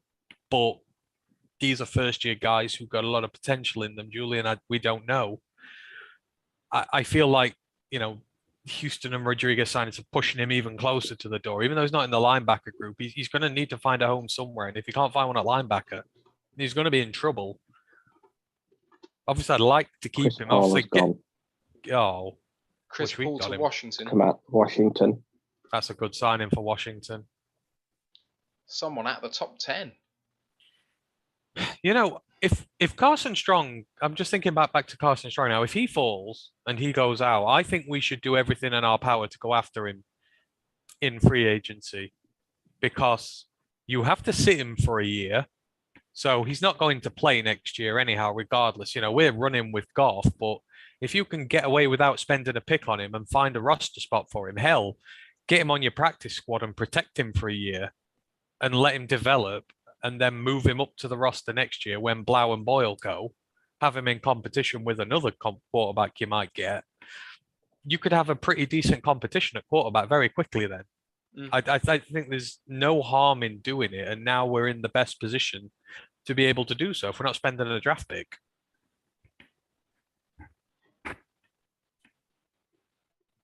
Secret Bear says that Carson Strong guaranteed would be a better QB2 than Blau and Boyle. You are? Secret Bear on YouTube has just said that Carson Strong would be a better QB2 than both Blau and Boyle. Oh, absolutely. But the problem with Strong is you have to redshirt him next year, whether you like it or not. He played against doctor's advice this year with his knee. That knee's not going to be a long-term problem. He just needs to let the thing heal. So you will be redshirting him. So you need a quarterback too this year that's not Carson Strong. You need to be in a position to let him sit and recover from his injury, and in 12 months, then go to work with him. So we're still going to have to keep them, unfortunately. But I would completely and utterly go after him as a free agent and, as I say, stash him and protect him. All right, we are 5 picks away from the Lions pick. The Bills have taken Bale and Spector, Clemson backer. Bale and Spector? He was okay. Is he the Clemson linebacker? He was okay. Who's taking him? He was all right. Bills. Ah.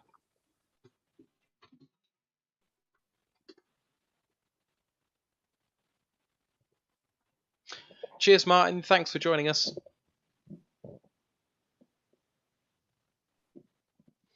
If any of you guys that are watching at the moment haven't subbed on YouTube, and if you're on YouTube and you can do that or you know that it helps us. The content creators only go on about it so much because it does genuinely do something. So if you can, that'd be fantastic. Cheers, guys.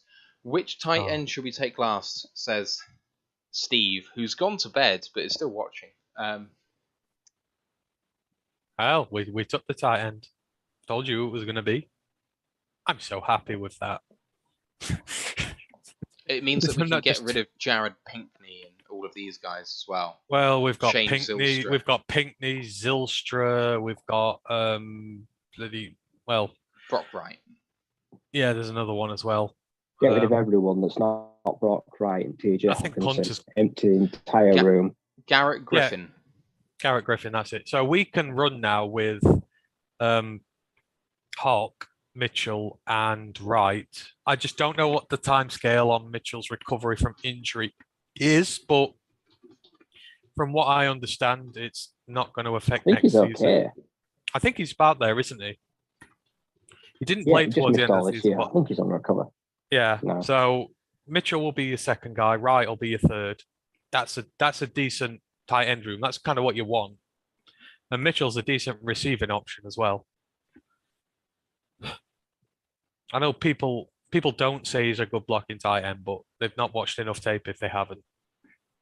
He is a good blocking tight end.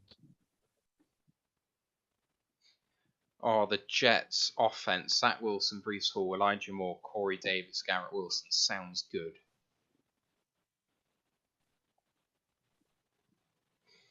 It's only as good as how well Zach Wilson is. Oh yeah, that's what I said to the Jets guy, wasn't it, yesterday? Means shit all if it's if it's rubbish. Well, I suppose our offense is only as good as Goff is. So it's fair, yeah. Denver taking Fallon Hicks. Some DB from Wisconsin. No idea. Fallon Hicks. Oh, I think we've Fallon Hicks, isn't it? I think we've mentioned him. Number 528 on the board. Did you like my Josh Pascal tweet? I thought that was utter genius. I must admit, I haven't been keeping up with Twitter at all. That was this morning. Oh, fine. My genius goes unappreciated. What did he say? I created a song for him. Oh, the song. No, I saw the song. That was good. I like that. Yeah.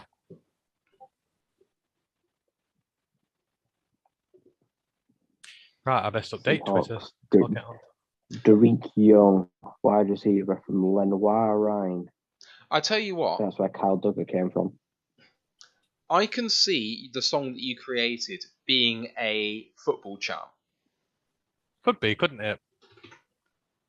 We need to go over there and get it in circulation. We need to get football chanting to be a thing.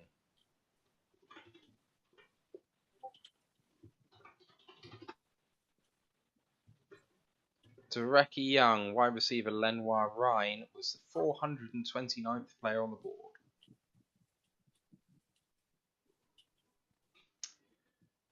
At pick 234, lines at 237. Who's it gonna be?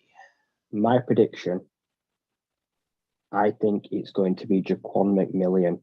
Now, he's a 6-7 round cornerback. They brought him in for a top 30 visit, and he was from ECU, East Carolina, and he's brilliant. If we don't pick him, I really, really want him as a priority undrafted free agent because he's fantastic. What's his name? And I know Jaquan McMillian. They did bring him in for a visit. They've spoken to him a few times. He had a fantastic year. Fuck the Packers. Their pick is in at 234. What's up? Oh, I just said fuck the Packers. They've taken 234. Jonathan Ford, Miami's ET. Oh. You'll bust out there. Marquise Bell is still on the board. Marquise Bell's going undrafted. Come on. You know what? If we get Kirby Joseph, Marquise Bell, Malcolm Rodriguez, and James Houston, that's just I will have such fun with that. I have a lot of tape work to do. Steve asks if Ryan's safety crush is still on the board. He is. Sterling's there. Yes, he is. I think he's going undrafted, which surprises me to see how many big analysts give him love and how versatile he is. I'm thinking people just don't care because he came from Miami, Ohio, and they've only had one player drafted in the entire draft. That was Dominic Robinson to the Bears. Oh, he went to the Bears? Yeah, he's a linebacker. That's shitty. Question from BiggerEz70. Do you think the Lions will go after a guard or wait for priority free agents? Just wait. Oh, wait. There's so many on on the board. You've still got Marquise Hayes on the board, the big guard from Oklahoma. Yeah. There's no need to draft anyone now. No. And then, like I say, even then, you've got guys after that who you can go after. It's I'd like us to go tackle with this last one, just for the depth. If we got tackle depth now and just got one guard depth in free agency, I think our offense would be complete. I would actually go so far as to say it would be complete. Our wide receiver core is now transformed. Our offensive line is really good. Our running back room is pretty decent. Our tight end group is sorted. It's just the depth on the offensive line, and I think we've got the makings of potentially a top 15 offense. Quite high into the top 15. There's a lot bigger names hitting undrafted free agency than there were last year. The class as in whole is way better than last year, but that don't mean the picks will be better for us. But we're going to get a lot bigger, high-profile names than last year. Isaiah Weston is still there at receiver. Von McKinley, Josh Jobe. A lot of these are not getting picked. Mackay Polk's a receiver from Mississippi State who's really good.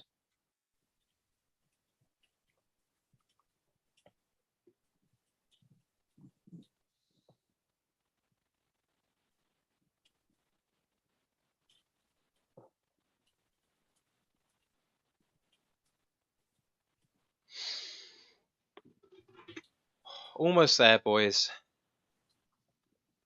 It's been a long road. Between a 1 hour preview show, 2 1 hour catch up shows, making 3 hours. 5 hours, days 1 and 2. 16 hours.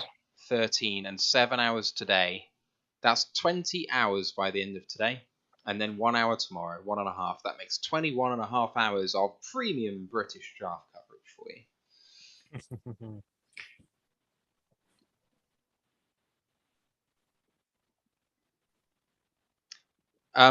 Presumably there's going to be tape available for the problem because he was at Florida for a couple of years. He didn't play much, though. You should be able to get some from Jackson State. You should. Yeah? Yeah. You can ask caddies. Yes, the Penn State offensive tackle Rasheed Walker is still available, Steve. Number 94 on the board. The Rams have taken Daniel Hardy, linebacker from Montana State. He is not on the board, not in the top 570 players.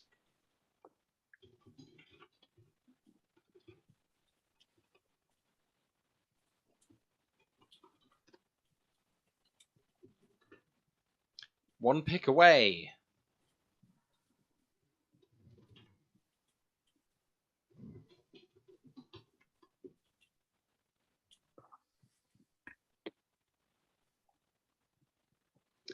Biggerez says you guys should have been around for the old draft style, 2 days, 15-minute per first round pick. That sounds like a grind. Does. That sounds dreadful. It don't take that long. Super Saiyan Lion says it does feel like we've fixed our stopping the run issue with this draft. I completely agree. Oh, hell yeah. You want to see how Malcolm Rodriguez hits running backs. You feel the impact through the screen. That's how hard he hits. I don't know whether this makes any difference to you, Ant, but PFF's write-up on him, obviously I've not seen him, so it's all I can go on, is that he has the shortest arms for a linebacker in the NFL, and that his high missed tackle rate is because of that he literally just can't reach people. No, his missed tackle rate is because he commits to the tackle and he commits hard. And, sometimes when you do that, the momentum takes you away from it. It is a problem that a lot of guys have at the collegiate level. It's just sort of refining that instinct a little bit as to when to go in and when not to go in. Obviously the arms play a little bit into it, but sometimes he's just a little overly ambitious. He's a little ambitious with what he does. Ian Leonard, for the Chargers. Sorry. Don't listen to PFF. He has his issues, yes, but it's not going to stop him at the next level. The man hits hard, and that's what you want in your linebacking group. On running downs, you want to be able to bring someone in who's going to go and crack a running back and force turnovers, and that's what he's capable of.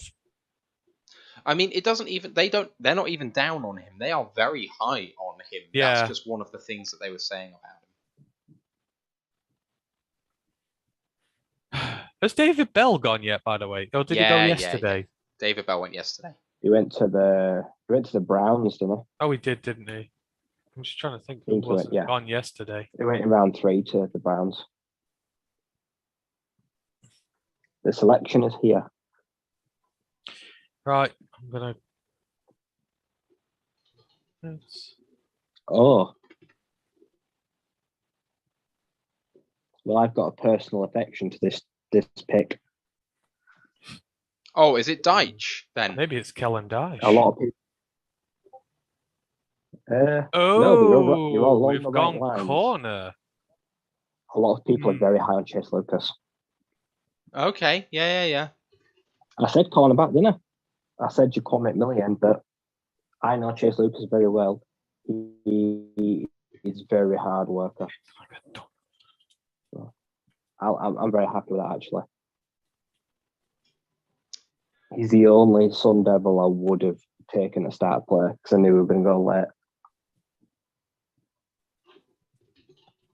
His workout was okay. The 40 wasn't the best, but he did all right. He's very experienced. Super Saiyan Lion says, so will Rodriguez play the mic? Well, he's not going to start, I don't think. I mean, you take him down all that way for a reason, but he will work his way into that role, I believe. I think that's probably the likely place for him. But he is the guy I have out of all the guys we've got. He would be the one I'd be most comfortable having in on rushing downs, on obvious running downs. You know, he is a hell of a second level of defense if you get through the defensive line. And he's in the Barnes mold. He can blitz, so you don't even have to wait for the guys to come through. They'll just open up a hole and send him through, and he'll go get them. You just got to temper that, you know, eagerness a little bit. You know, clever running backs will make him overcommit or something like that, and he'll miss them. So, but that's stuff that can be worked on. You know, he'll be getting great coaching here. He'll be worked in very slowly, and I think you'll gradually see him get snaps as the season goes on.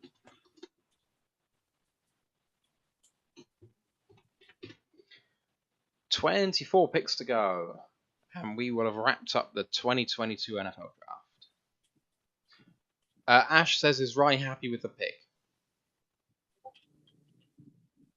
Yep. All right.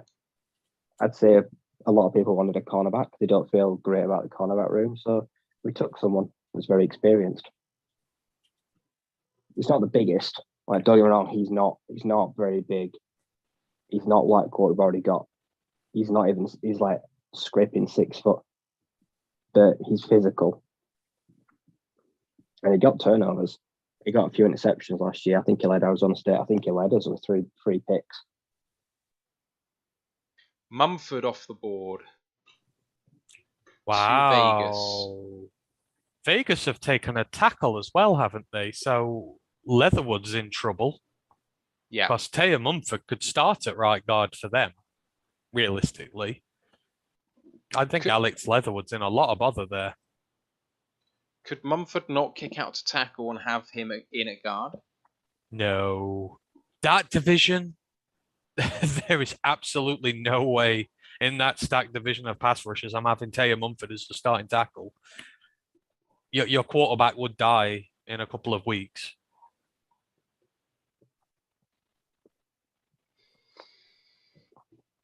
Super Saiyan Lion said, so we can see in some future Davis, Rodriguez, and Barnes as the linebackers in a 4-3. I don't see that personally. I don't, because not one of them's any good in coverage. Malcolm Rodriguez is a total liability. You will not give him anyone to cover. That's all I will say.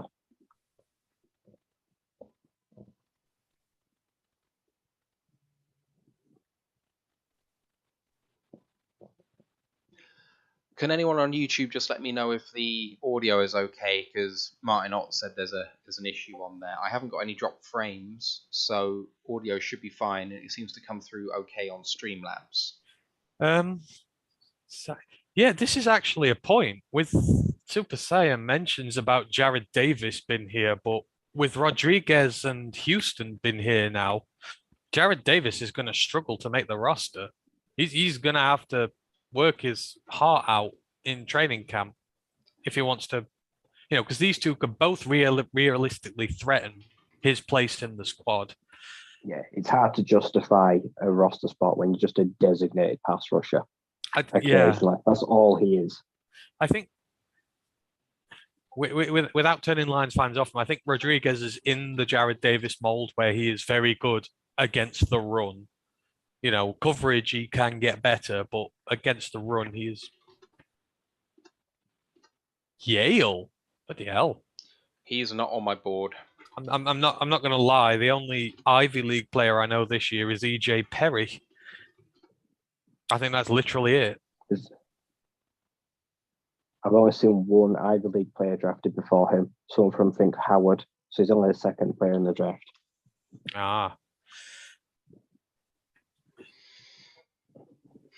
And with no disrespect to the Ivy League, there's a reason why they don't all get drafted. Because the football's not very good.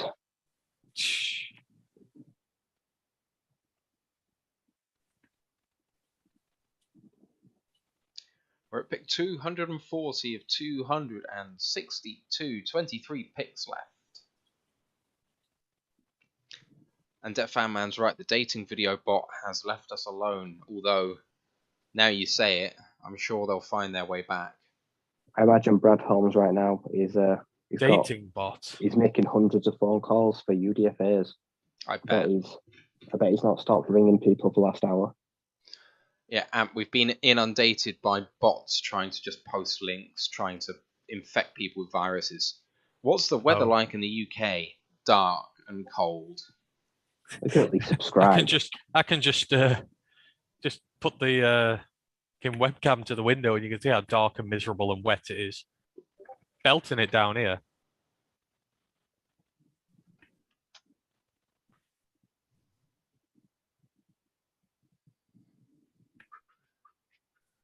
Yeah, it's not a nice evening.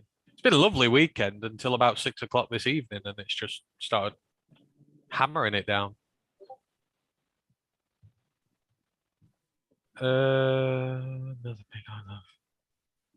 The weather in Detroit and the UK in general is remarkably similar. It just gets a bit bitier and colder in Detroit in winter. That's what I found going to Detroit in November anyway.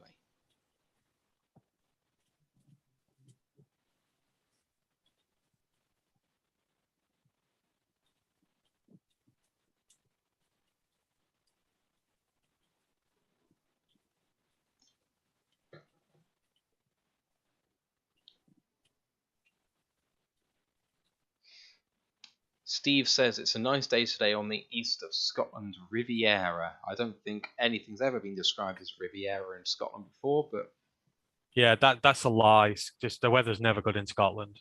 Someone tells you the weather's good in Scotland, they're lying to you.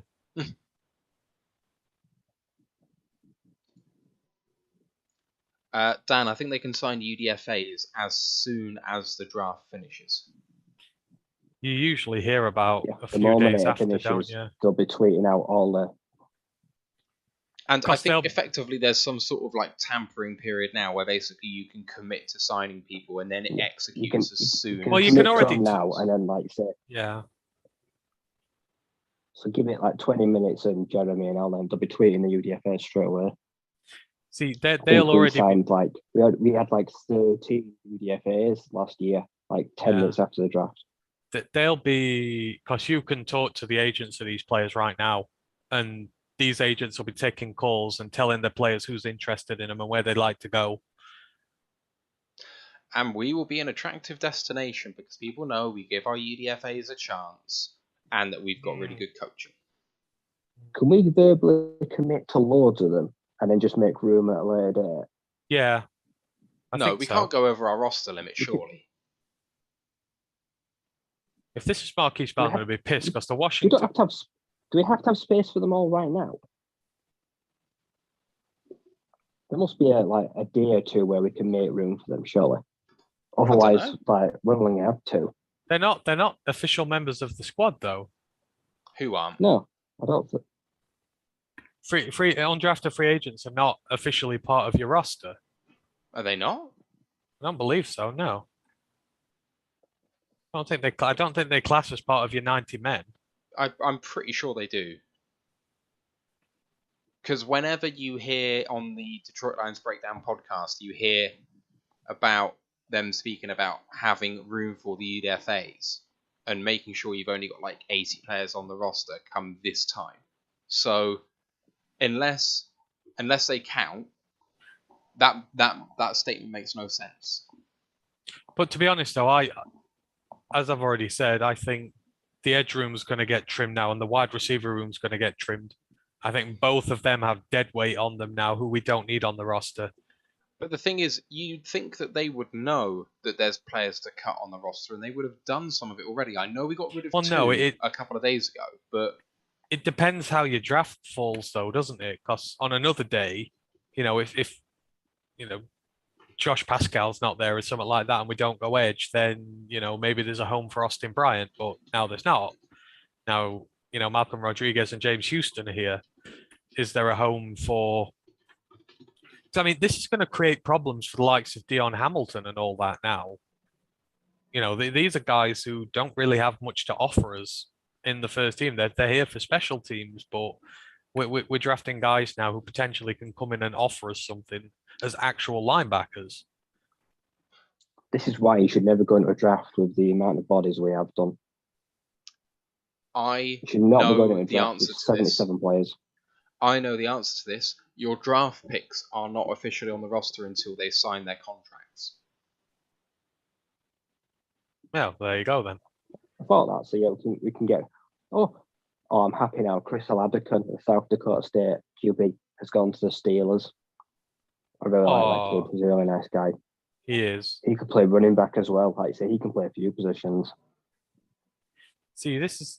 I think he's international. I feel like he's got some ties to the UK. Somewhere, I can't remember. Super Saiyan Lion says you would hate Los Angeles, then it's always hot here. I don't hate the heat. I'm here for the heat. I should be in LA right now. I hate the heat. I hate the heat. The colder, the better. So heat is not the problem for me. Humidity is the problem because I've been to Malaysia and Singapore where the temperature is 25 degrees, but it's unbearable. But I've been to Morocco where it's 42 degrees, and it's as easy as being in British winter because there's no humidity. You step outside and it just feels hot on your head, but you don't sweat. But in Malaysia, at almost half the temperature, you walk outside and you are fucking flooding with sweat. It's horrible. It's so much worse than you can imagine. Like, humidity is the problem. Always. No, I hate both. Give me 10 degrees and overcast and cloudy. Can put my coat on. I'm happy. Give me -5 and snow and I'm in my element there. Scandinavia. I would gladly leave the UK. It's a shithole. I would love to go live in Copenhagen or Stockholm or somewhere like that. I would emigrate to Iceland if I had the chance. I go there every single year on holiday there. I absolutely love the place to death, and I'd be gone in a heartbeat. Although I would go to Copenhagen as well. Copenhagen's a wonderful city. Just get absolutely. People don't talk to you; they keep to themselves. Yeah, they're moody, but the place is ridiculously clean and all that. That is my kind of place because I'm not a people person. And I can get absolutely rat-arsed on their mulled wine at Christmas, which is, oh god, it packs a punch. It packs a punch, and it's delicious.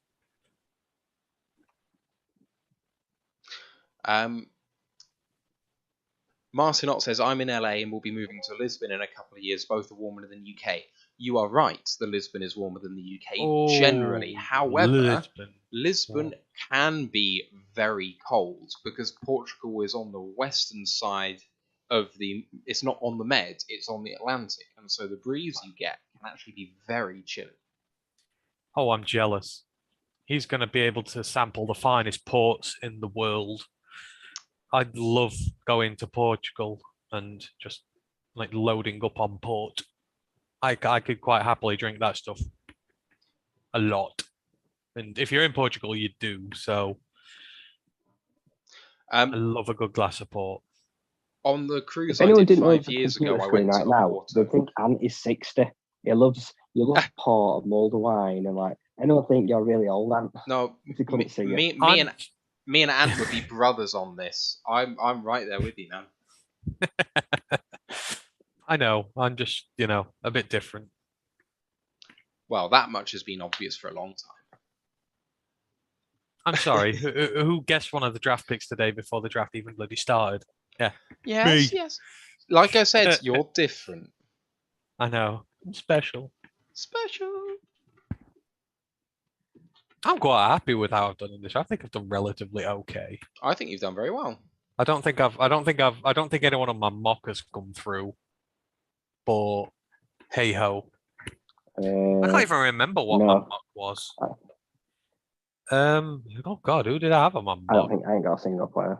I had Travis Jones, I had Kyle Hamilton, I had Boy Maffei, I had Jalen Tolbert, I had Marquise Bell, Devontae Price.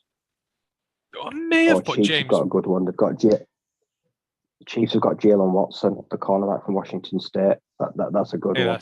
That's decent. I feel like the Chiefs have loaded on the secondary in this. Yeah, they have. Yeah. I'm going to prep up the full lot of pivot tables for all of the draft picks for tomorrow's roundup show. So if you want to know a class in its entirety, I'll probably share the screen with everyone, but it'll be good, I think. Had a bit of an update from Cooldown Rat about what we did last year with the UDFAs. With 13 UDFAs and limited funds for signing bonuses, the Lions opted to lean on the guaranteed money strategy to bring players in. In all, the Lions allocated $121,500 in UDFA signing bonuses and $475,000 in guaranteed money. The $596,500 in total guarantees for this class was 0.3% of the Lions' salary cap. Ash has a list of priority free agents he wants everyone to know about. Quarterbacks: Carson Strong, EJ Perry, Akil Glass, Caleb Ellaby. Defensive end: Kaya Thomas. Safety: Marquise Bell. Linebacker: Jojo Doan. No Marquise Bell? Apparently not. He said Marquise Bell. All right. Who would I have on mine? I'd have Akil Glass. I'd have EJ Perry. I'd have Marquise Bell. I'd have Keenan Forbes. I'd have Ryan Vandermark if he's not going anywhere. I'd have Devontae Price if he's not going anywhere. I'd add some running backs to there. I'd have Sincere McCormick. Yeah, Sincere McCormack and Devontae Price. They've got to be on there. Super Silent Lions has a question, by the way. A Smoke Monday might be on there too. Here's a question. Who do you think will have a better season, Harris or Hutchinson? Wait, Charles? I'm presuming he means... actually, no, hang on. No, it won't be Charles. It will be number 1 overall pick, right? Is that Harris? No, that's not Harris. Charles Harris. That's Trayvon Walker. Sorry. Yeah. Okay. Charles Harris or Hutch? I'm 100% going Hutch. Hutch, he's going to be on the field twice as much. At least. I'm not sure. See Hutch taking many players off, to be honest. I'm not sure. All I know is Hutch needs... like the first 6 games. Romeo's going to miss, I think, at least the first month. Hutch needs to perform this year. I don't care about this. He's got to grow into his role and that. People expected Hamilton to be an all-pro in his first year if we drafted in there. I expect my number 2 pick, Edge, to come in and make an immediate impact. You know, Chase Young did, Nick Bosa did. You know, their number 2 picks, they came in, they had an immediate impact on their team and made them a lot better.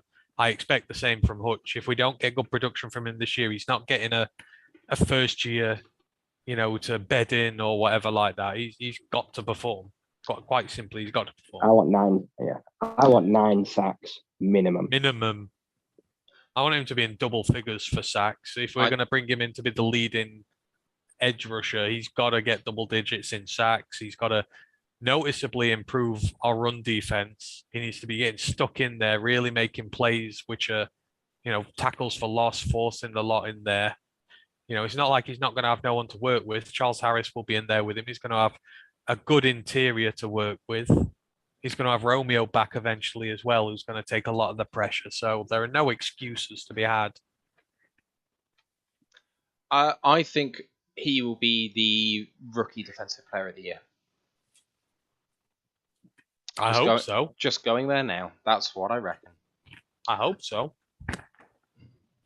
Well, ideally, our 4-man front is you're going to have, well, you're going to start with having a Lee McNeil at nose tackle.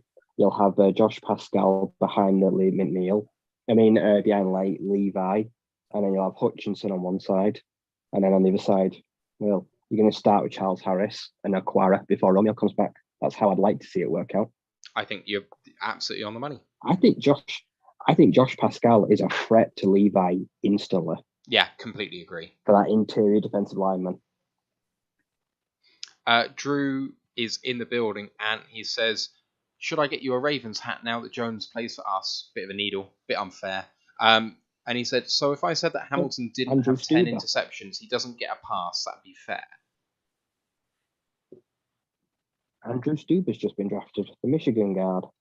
That's a needle, Drew. That's a needle too far at the minute, Drew. You know, I know we disagree on a lot of things, and you know, we have our barbs in that, but that Travis Jones one's still too raw at the minute. You're gonna have to let me grieve a little while longer. This is how you judge players, though, but obviously productivity is not every way you judge a player, but Hutchinson needs to come in and have an impact on this team. Whether it is productivity, whether it is in the run game, we need to be noticeably better with him in this team. And there is no excuses for him otherwise. There really isn't. Bosa and Young came in and did it at that position. And it's not like he's in the worst situation here in the world ever. We have a good defensive line now. We have some good defensive line depth. So he's in a position where he should be able to succeed. The Bears don't have an offensive line. The Vikings one is tenuous at best. Obviously, the Packers one's really good. But, you know, I would expect him to have success against this caliber of opposition that he's facing. And we're facing a lot of bad teams this year. So, you know, I do want to see some good productivity. I think Thibodeau could win Defensive Rookie of the Year. He's joining a good defensive line. There's already, like you say, Lane Williams. You've got Ojolari that's already there. I think he's going to be super disruptive. Maybe. Well, I think on the whole, now all the picks are in. I do really, really like this draft. All the Lions picks, anyhow. Skylar Thompson's been drafted. That's nice. He's had so many injuries. The Dolphins have taken him. Oh, that's cool. As a potential backup, yeah. Well, he'll make a good backup there. He'll get a backup. Who's backup? It's Brissett's already gone, hasn't he? He's in. Yeah, Brissett's gone. I don't know who their backup is now. I'm looking now. Backup quarterback for Miami is Teddy Bridgewater. Oh yeah. Well, you know, Skylar's going to be in a position where, I mean, to be honest, there's no one better for him to learn off than Teddy. Teddy will be a good mentor for him. So Teddy and Tua will operate the same offense as well, won't they? Similar players. But, you know, he's in a very good position to be mentored there. But, yeah, anyhow, I think back to our picks. I'm overall really happy with this draft. I think we've got a ton of value for the players that we've got. We went aggressive when we needed to. We got the picks back when we needed to in some cases. The only one I'm not really sure on is Abram Lucas, just because of his age. He must be the oldest cornerback we've got, apart from Amani. I reckon all the other corners must be younger than him. What was he, a 6th-year super senior or something? I think it is just like the furthest Yes, he can Chase go Lucas in is college. quite old. Chase Lucas, sorry. I bet he's older. Yeah. I'd be willing to bet that apart from Amani, he's probably like, he must be second oldest. Oh no, Hughes is in there, isn't he? He started like 49 games, which is like second in Arizona State history for a defensive back. So yeah, he's played now 5.5, 6 years. So he's already 24, I think. Yeah, he's either second or third oldest cornerback already. So, but I mean, this is a 7th round flyer. It doesn't really matter at this stage. Though, actually. No, I think it's actually good to probably bring in someone with some age. Yeah, experience there. But again, you know, the guys you brought in, James Houston, Malcolm Rodriguez, James Mitchell, all Phil needs in this team, all potentially can be a lot better than the position that they've been drafted at, than the value you would expect to get from those players. I'm really happy with how we've. I think that's just my overriding feeling. I don't know about you guys. Chase can make the team, actually. I'm counting on him to make the team. We've gone defense heavy. That's what I wanted. Yeah. Like we've plugged holes. Yeah, I know. We've plugged the trenches. We've really gone hard at that, but we've also given ourselves a lot of developmental upside at linebacker. A lot. So, you know, if the right situation comes, we could have fixed it in the later rounds of the draft without even trying, which would be a good thing. But obviously that's a big if at this point. But we've at least given ourselves the opportunity, having fixed the defensive line and having, you know, finally invested in a safety. Got a good corner room there. You know, if this is Aaron Glenn's last year, which it could be, at least Aubrey Pleasant will be inheriting a defense that at least knows what it's doing. Yeah. And, you know, we've got the draft capital next year to really just plug in those final few places that we'll need, because, you know, we'll need that one big linebacker at the end of the day, because Anzalone will be done after this year, I reckon. You know, if the in an ideal world, Noah Sewell, Jared Goff is really good, and we can draft Will Anderson. Oh my God, like I say, that would be fantastic if we need a linebacker next year. Yeah. So I'm counting on you, Jared Goff. Yeah. Just Noah Sewell, Will Anderson, one of those. Then our linebacker room's done and dusted already. With the depth it's got, if these guys develop right, we'll have a really good room. The defensive line should be a lot more cohesive and experienced.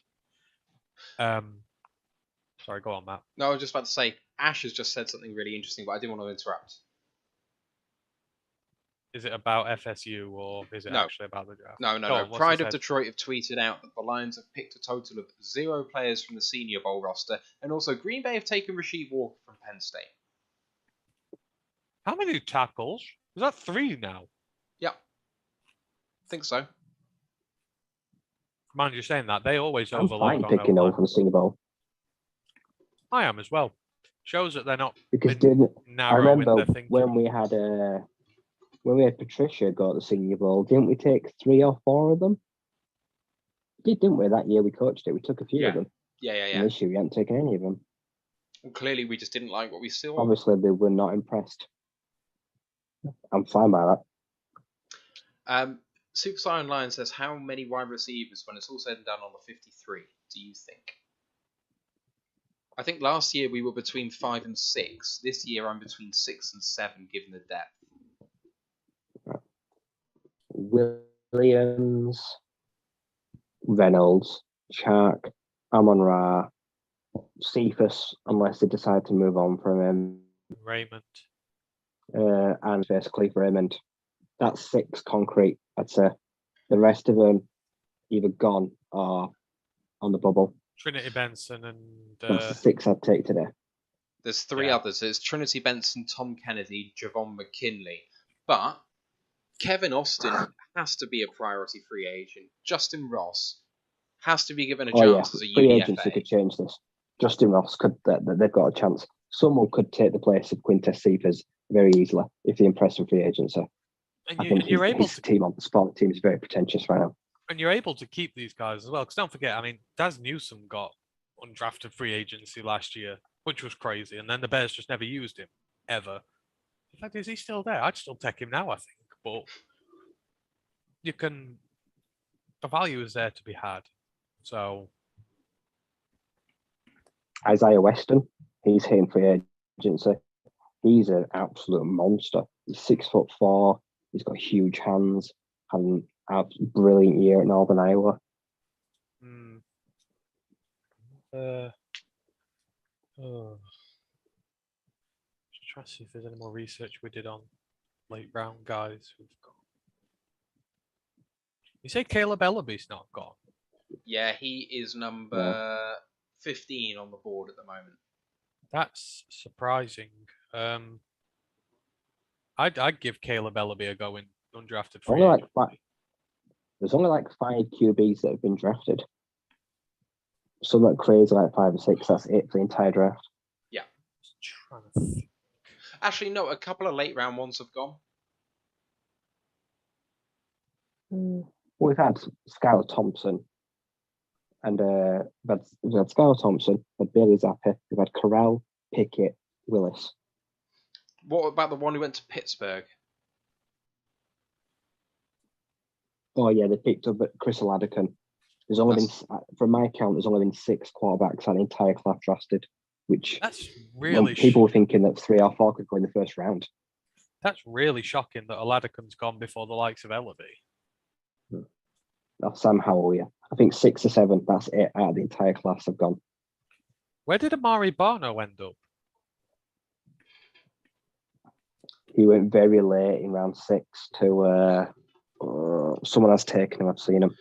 189 to Carolina. Is that the Panthers? Yeah. Could pick up for them. Yeah, Panthers.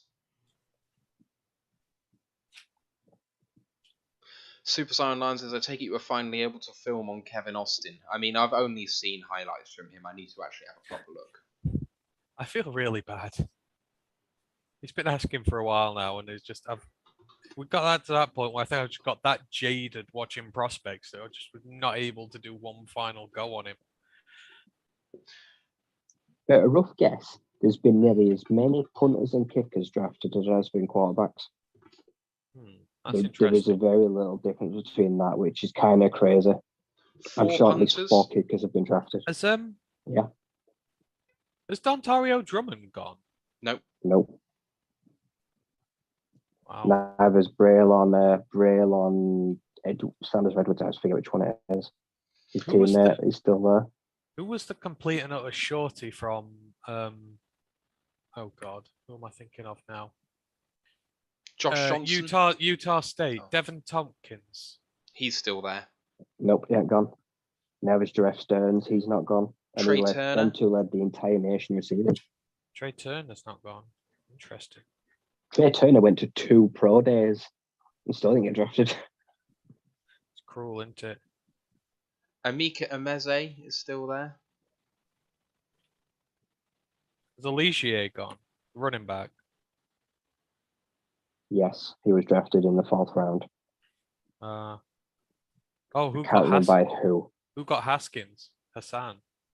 That was Tennessee, 131. Who?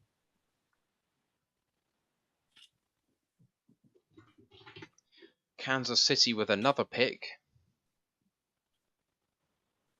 Another secondary guy. Oh, that's a tight end. Running back from Rutgers. A running back. Pacheco. You know what? I'm sure that Rutgers only had Bo Melton in the top 350 prospects. I'm pretty sure. Where's he on consensus board, Matt? Is he there? Bo Melton's gone. No, Pacheco. Oh, Pacheco. I'm pretty sure Rutgers, Bo Melton was the only one in the top 350. 231. 230. Oh, and he's gone here. Okay. Ash has got a bit of an update as well. Ash says Georgia have broken the record for the most players taken from one school in the 7 rounds modern era, with 15 players drafted. Not surprising. That is very impressive. I wonder what the record was. Ash. Could it have been that LSU team from a Can couple I of ask years who did back? they beat? I reckon it might have been that LSU team from a few years back because loads of them got drafted. Because that's why they sucked the year after. They lost a ton of talent. Oh, Who are you I'm talking to, interested. Sion? Who has the same last name as you? Me or Ryan? Where did Connor Haywood go? I doubt me. Pittsburgh. Oh, With his brother. really? Yeah. It had to be. It had to be. Oh, yeah. We should have called that one. But... Oh God, the Chiefs have had such a good draft. Mm-hmm. McDuffie, Kalafdis, Skymore, Brian Cook, Chanel, and Joshua Williams. That is a really good draft. And that's only up to round 4. The best just get better, don't they?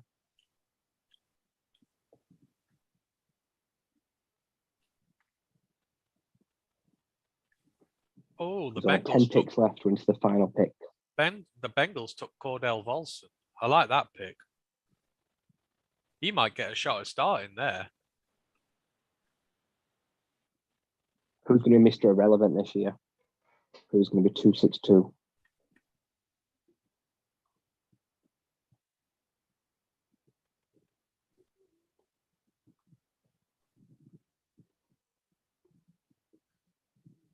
Oh, the Falcons got Schaefer. That was a good pick.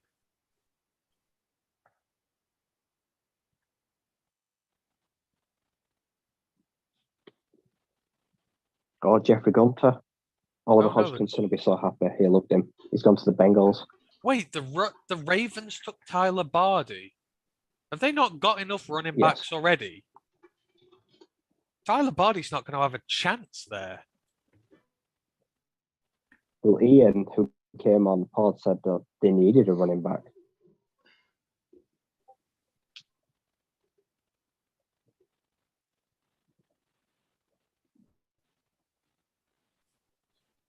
Oh, God, Chicago took the Illinois center. Wow. Hope he starts next year. Darian Kendrick went to 212. That's crazy. Leicester Smith, 215. Ash has come back and said the record is 14. It's just been broken with 15.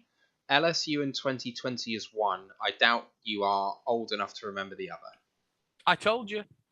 2004 Ohio State class. I have no idea who came I don't know from if I that can year. name a player from that class. Wasn't that? No. I was going to say, is that the year that AJ Hawk and that lot came through? But I think that's a bit too early for him.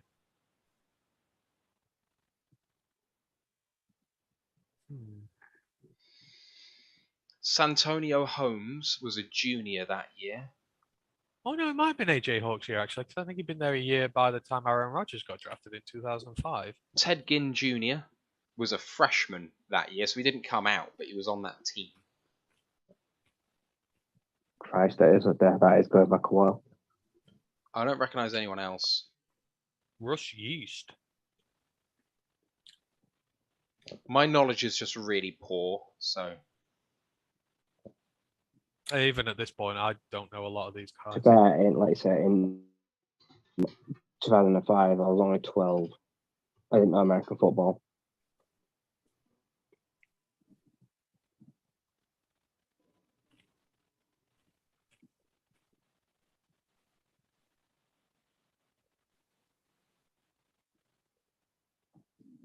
The Bears draft back to back 255, 254. Who the hell is Russ Yeast? Number 436 from Kansas State. The OSU draft class in 2004. W. Smith, C. Gamble, M. Jenkins, B. Hartsock, T. Anderson, B.J. Sander, D. Scott, A. Stefanovic, W. Allen, C. Krenzel, D. Carter, R. Reynolds, S. Olivier, A. Clark. Will Smith was the headliner, the 18th overall pick. I recognise Gamble, Chris or Charles, maybe. Not sure.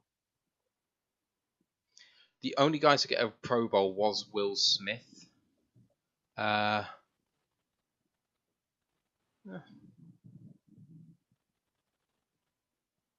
Anyway, that was fun. So we got all those players drafted and none of them did anything. None of them really did anything, though.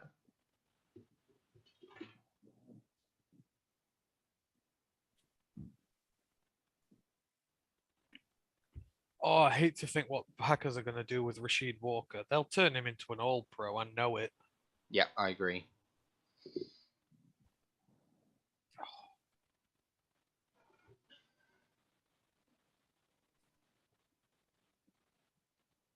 There's someone called Big Cat in this class. Big Cat Bryant. It's a nickname.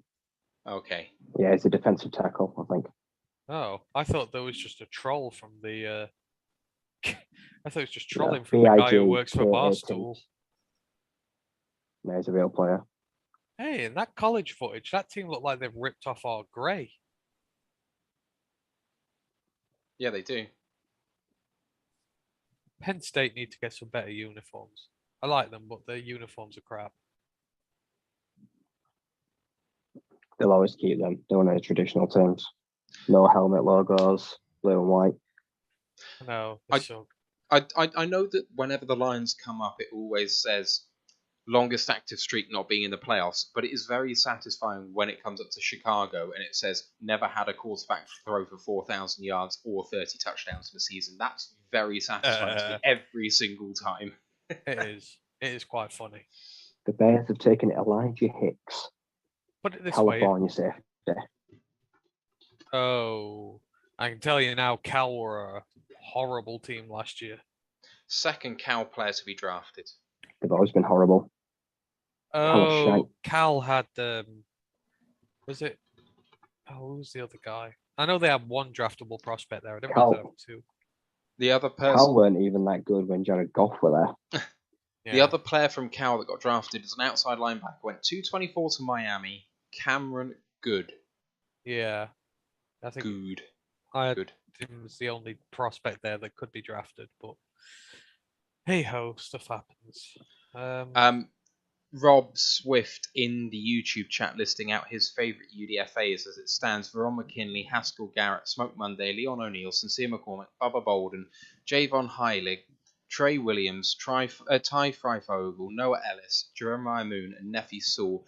I am omitting Adam Anderson because he has been indicted by a grand jury on counts of rape. He's going to jail. He will not be drafted. He will not be signed, and he may well go to prison. So. I'm surprised Freifogel hasn't been drafted. Yard. I'm surprised Freifogel hasn't been drafted. I can tell you why Bubba Bolden hasn't been drafted. Because he's crap. He's injury prone. He tackles like ass as well.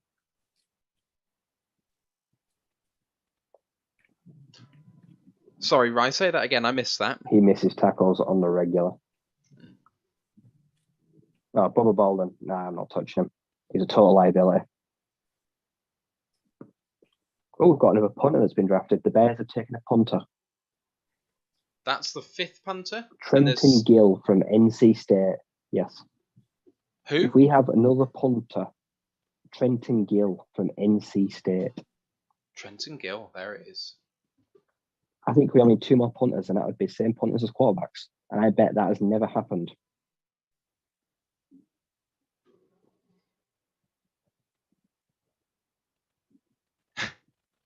Debt Fan Man says, lol, Ryan had me laughing. I can tell you why Bubba ain't drafted.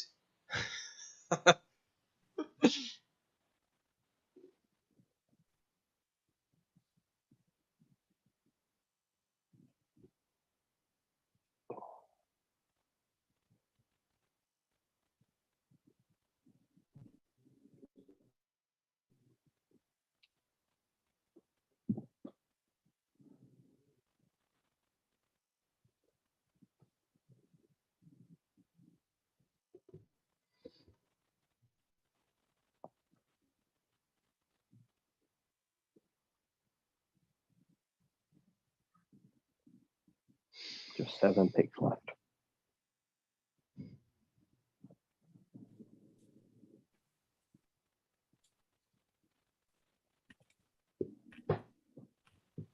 I want to see the UDFAs, but I think I might just go to bed and just wake up and see them all. Yeah, I'm going to wake up. But I do like seeing all the tweets of them listed.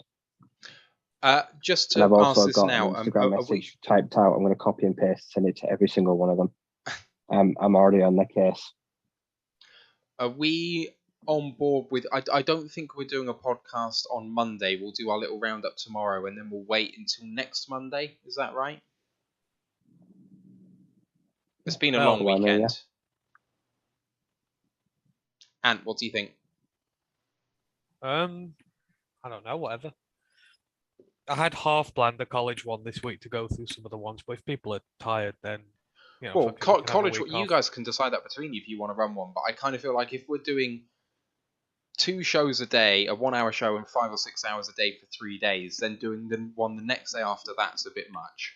I mean, to be honest, we can get a lot of the recap in tomorrow. Yeah, absolutely. And then we can take a week to think about it, actually do some research, and come back with a proper recap the week after. Yeah. Cheers, Martin.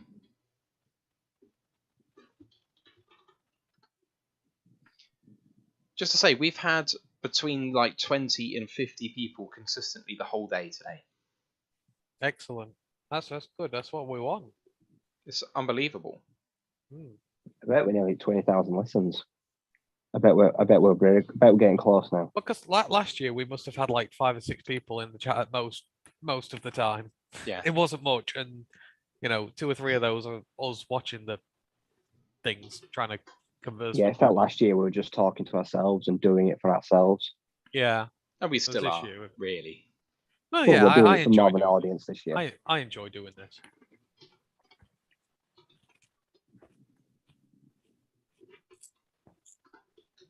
Yeah, it might be nice just to have some time off actually, and just chill. I didn't lock the predictor spreadsheet. Someone's probably changed it so they've got every single one right. Yeah, well, we know that they're telling fibs if they do. I think someone put in the chat earlier who won our challenge, but it was Steve who won, wasn't it? The first round, well, it depends because Tom made a good point. What did Luke get? I think Luke won, actually. You're right. But I think Luke won.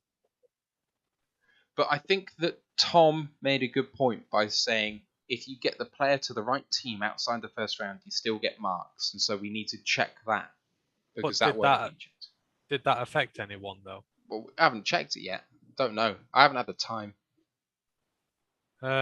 We can sign undrafted. We can sign undrafted guys. I gave up looking at the mock after 20. Yeah, we can sign undrafted guys right after the draft. Secret Bear. As soon as it's done, pretty much, you're good to go. So hopefully by the morning they'll have a list of undrafted free agents already who we can decipher as well.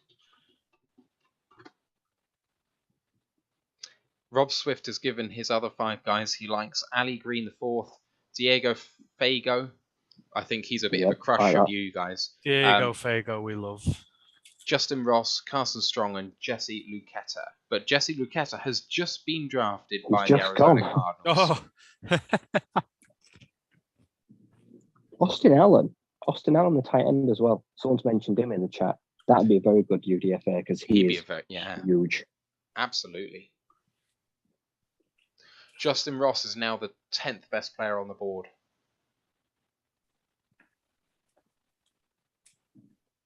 Mike Rose is in there. Dare Rosenthal.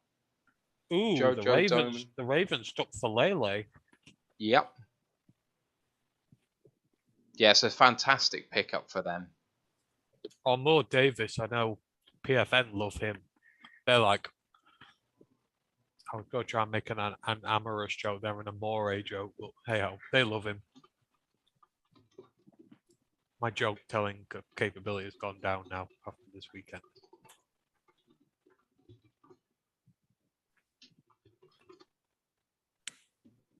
When did the first special teamer go, by the way? I think me and Ryan had a bet about it.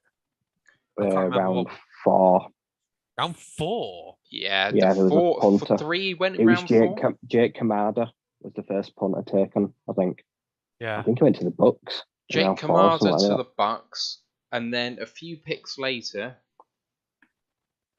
Cade York. I thought Ariza would have gone first.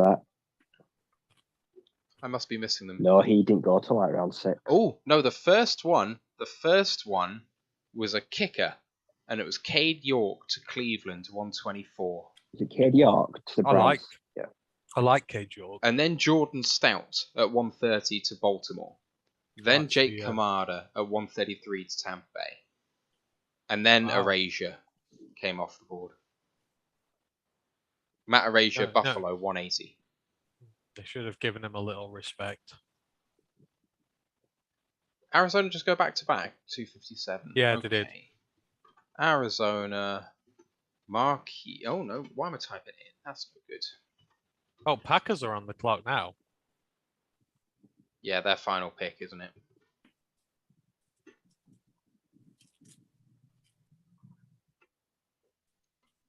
I think it's their final pick. Must be. Quarterbacks. Yeah. 1, 2, 3, 4. 8 quarterbacks in this draft. Is really? Five kickers. Yeah, 8 quarterbacks selected. Green Bay, Kansas, Chargers, Rams, and San Francisco at 262. I hate the fact they've got Romeo Doubs and Christian Watson and Enegbare. They've got a few of my favourite players. But those are all guys who have a very high bust rate. All 3 of them. Doesn't mean I can't like I don't know. I don't expect much from Doubs. He can't really bust. Fair. If that's how we're grading him. We all love Watson, but we all really need to hope that he busts. Oh, Ryan, they've got your favourite. Samori Torre. Oh, right, that's fine. I thought you were talking about Weatherford then. Oh, no. Yeah, sorry, it's because we were talking about receivers. I said, though, people didn't believe me. I said Samori Torre would be drafted. I'm so happy for him. He has basically got no expectations, but a really high ceiling because he's massive and so athletic. Didn't he caught a couple of tudders in the Shrine Bowl, didn't he? He went off in that. I think Marquise Hayes has been drafted. Brad Holmes is already talking to the media. Already doing a press conference. Might as well.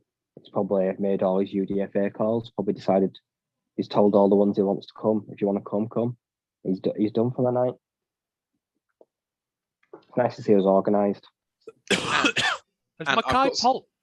Sorry. Nope. Is Mackay Polk? Sorry, go on, Matt. What were we saying? I've just got something very funny to tell you because it's come from Ash and it's on his favourite topic.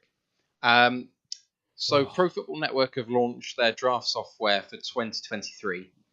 And do you want to know where Jordan Travis is listed? Undrafted free agency. Oh, very much so. But do you want to know exactly where?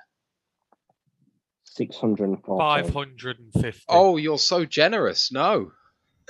872nd. I don't even think there's 872 players in college football, let alone draft eligible ones. And there's like 1,200 prospects eligible for this one. I'm joking, Matt. Oh, I'm trying to make a joke. Sorry, I didn't know that. Mind you, Travis Jones. Jordan Travis is a joke enough himself, so. God, that would get you confused if you had Travis Jones and Jordan Travis on the same roster.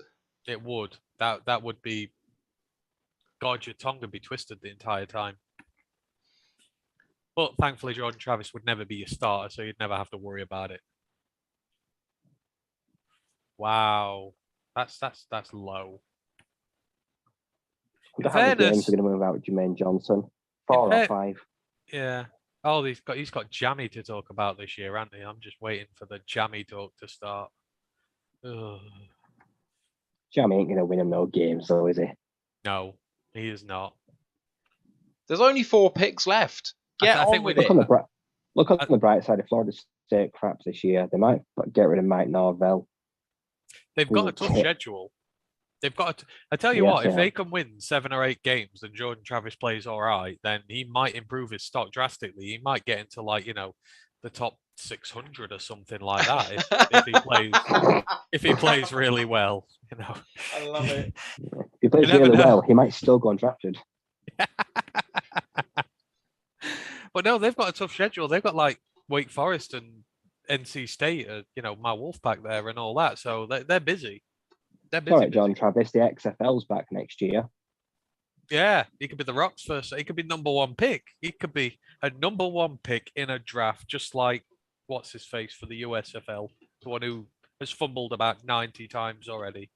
Shea Patterson. It's unbelievable. He's fumbled more times than Jared Goff did last year, and he's only played 2 games. He's never been good. Either he can't catch a ball, or his center can't long snap it. I don't really at USFL. It's got no legs. It's not here to stay. Well, no matter what anyone says. What's his face doing? The Hall of Famer who's playing in there. Isn't it fan control football that's got a Hall of Fame? That's Johnny Manziel and Terrell Owens. Yeah, Terrell Owens has caught a touchdown. I saw the touchdown he caught. It was pretty sick. Johnny Manziel looks good, but he is playing with postmen. There's there's fishmongers. People that play football and part timers. Yeah. Playing and then you got Johnny Manziel.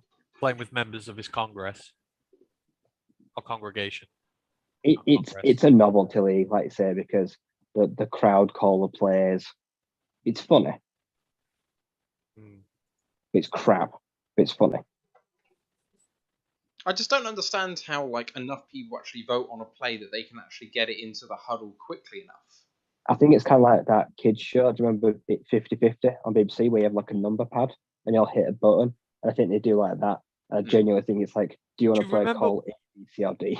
Do you remember when they tried that in this country? The football team tried it. The fan-controlled club.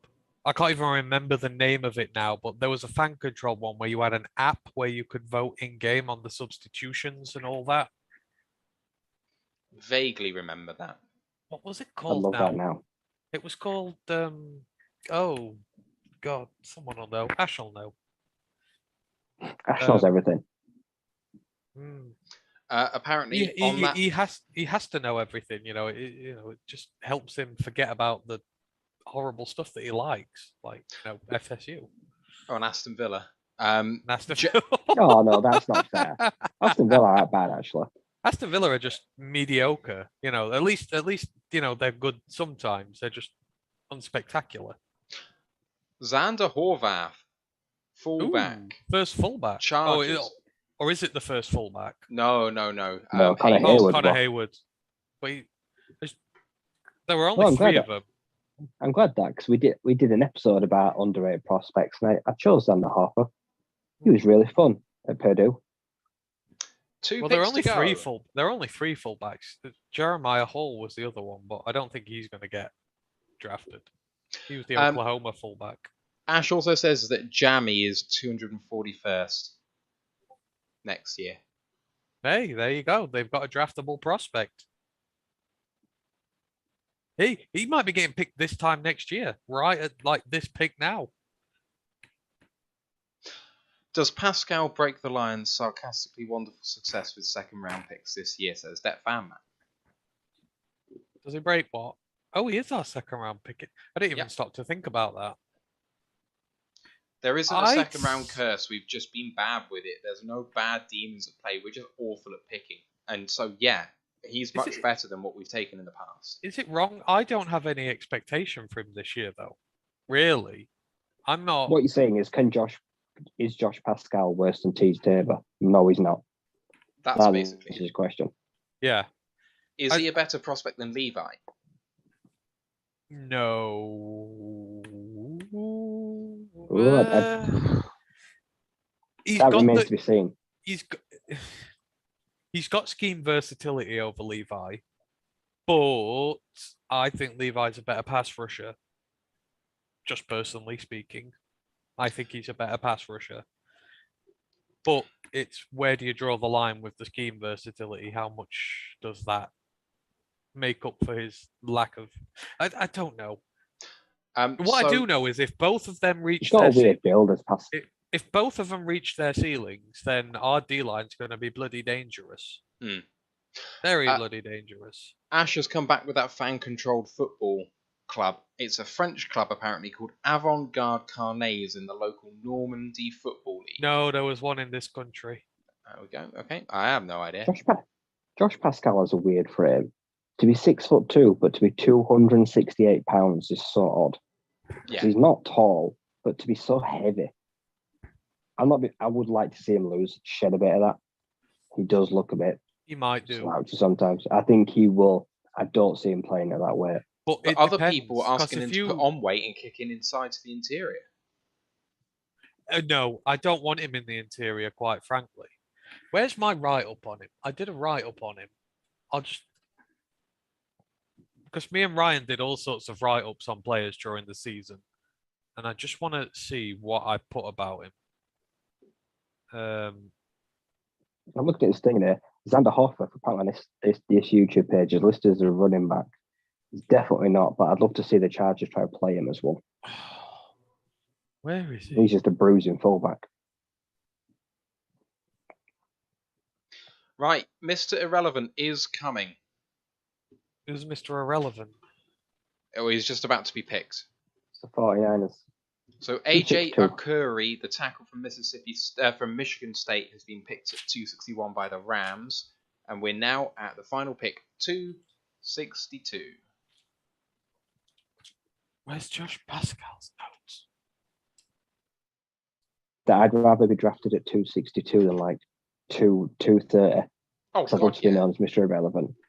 Who doesn't want that title? It's just funny.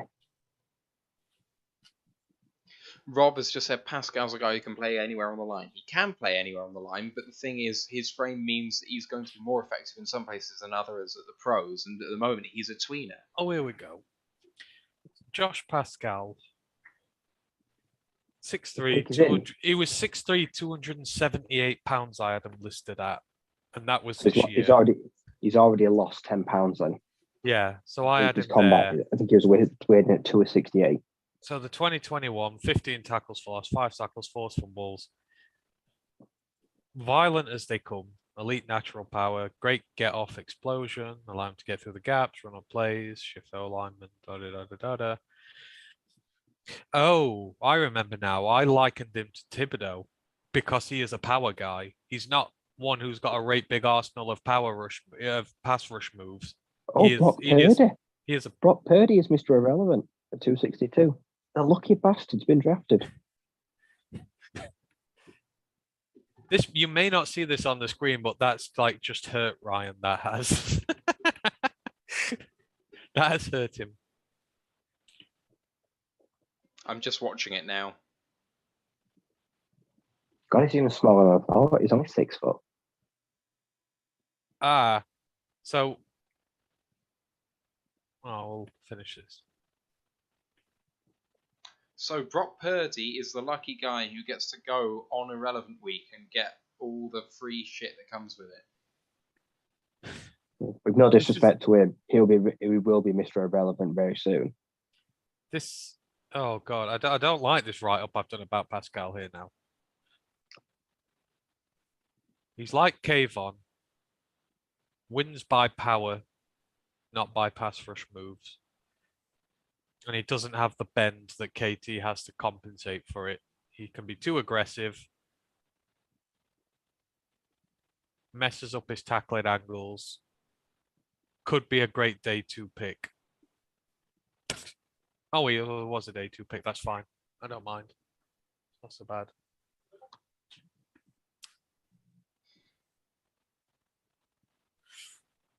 Yeah, I think that was the thing that was the problem we had with Pascal, was the lack of pass rush moves. Because I said when me and Ron were talking about it, I was like, I thought we'd said some critical things about him. But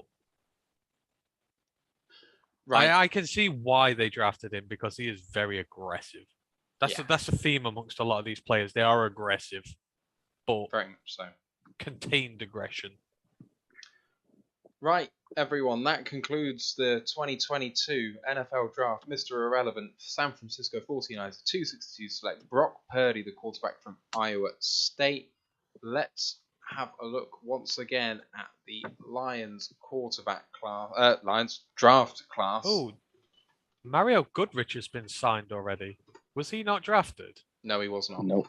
So he's signing with the Eagles on a deal which includes a whopping $217,000 guaranteed, Wow. more than late round picks receive.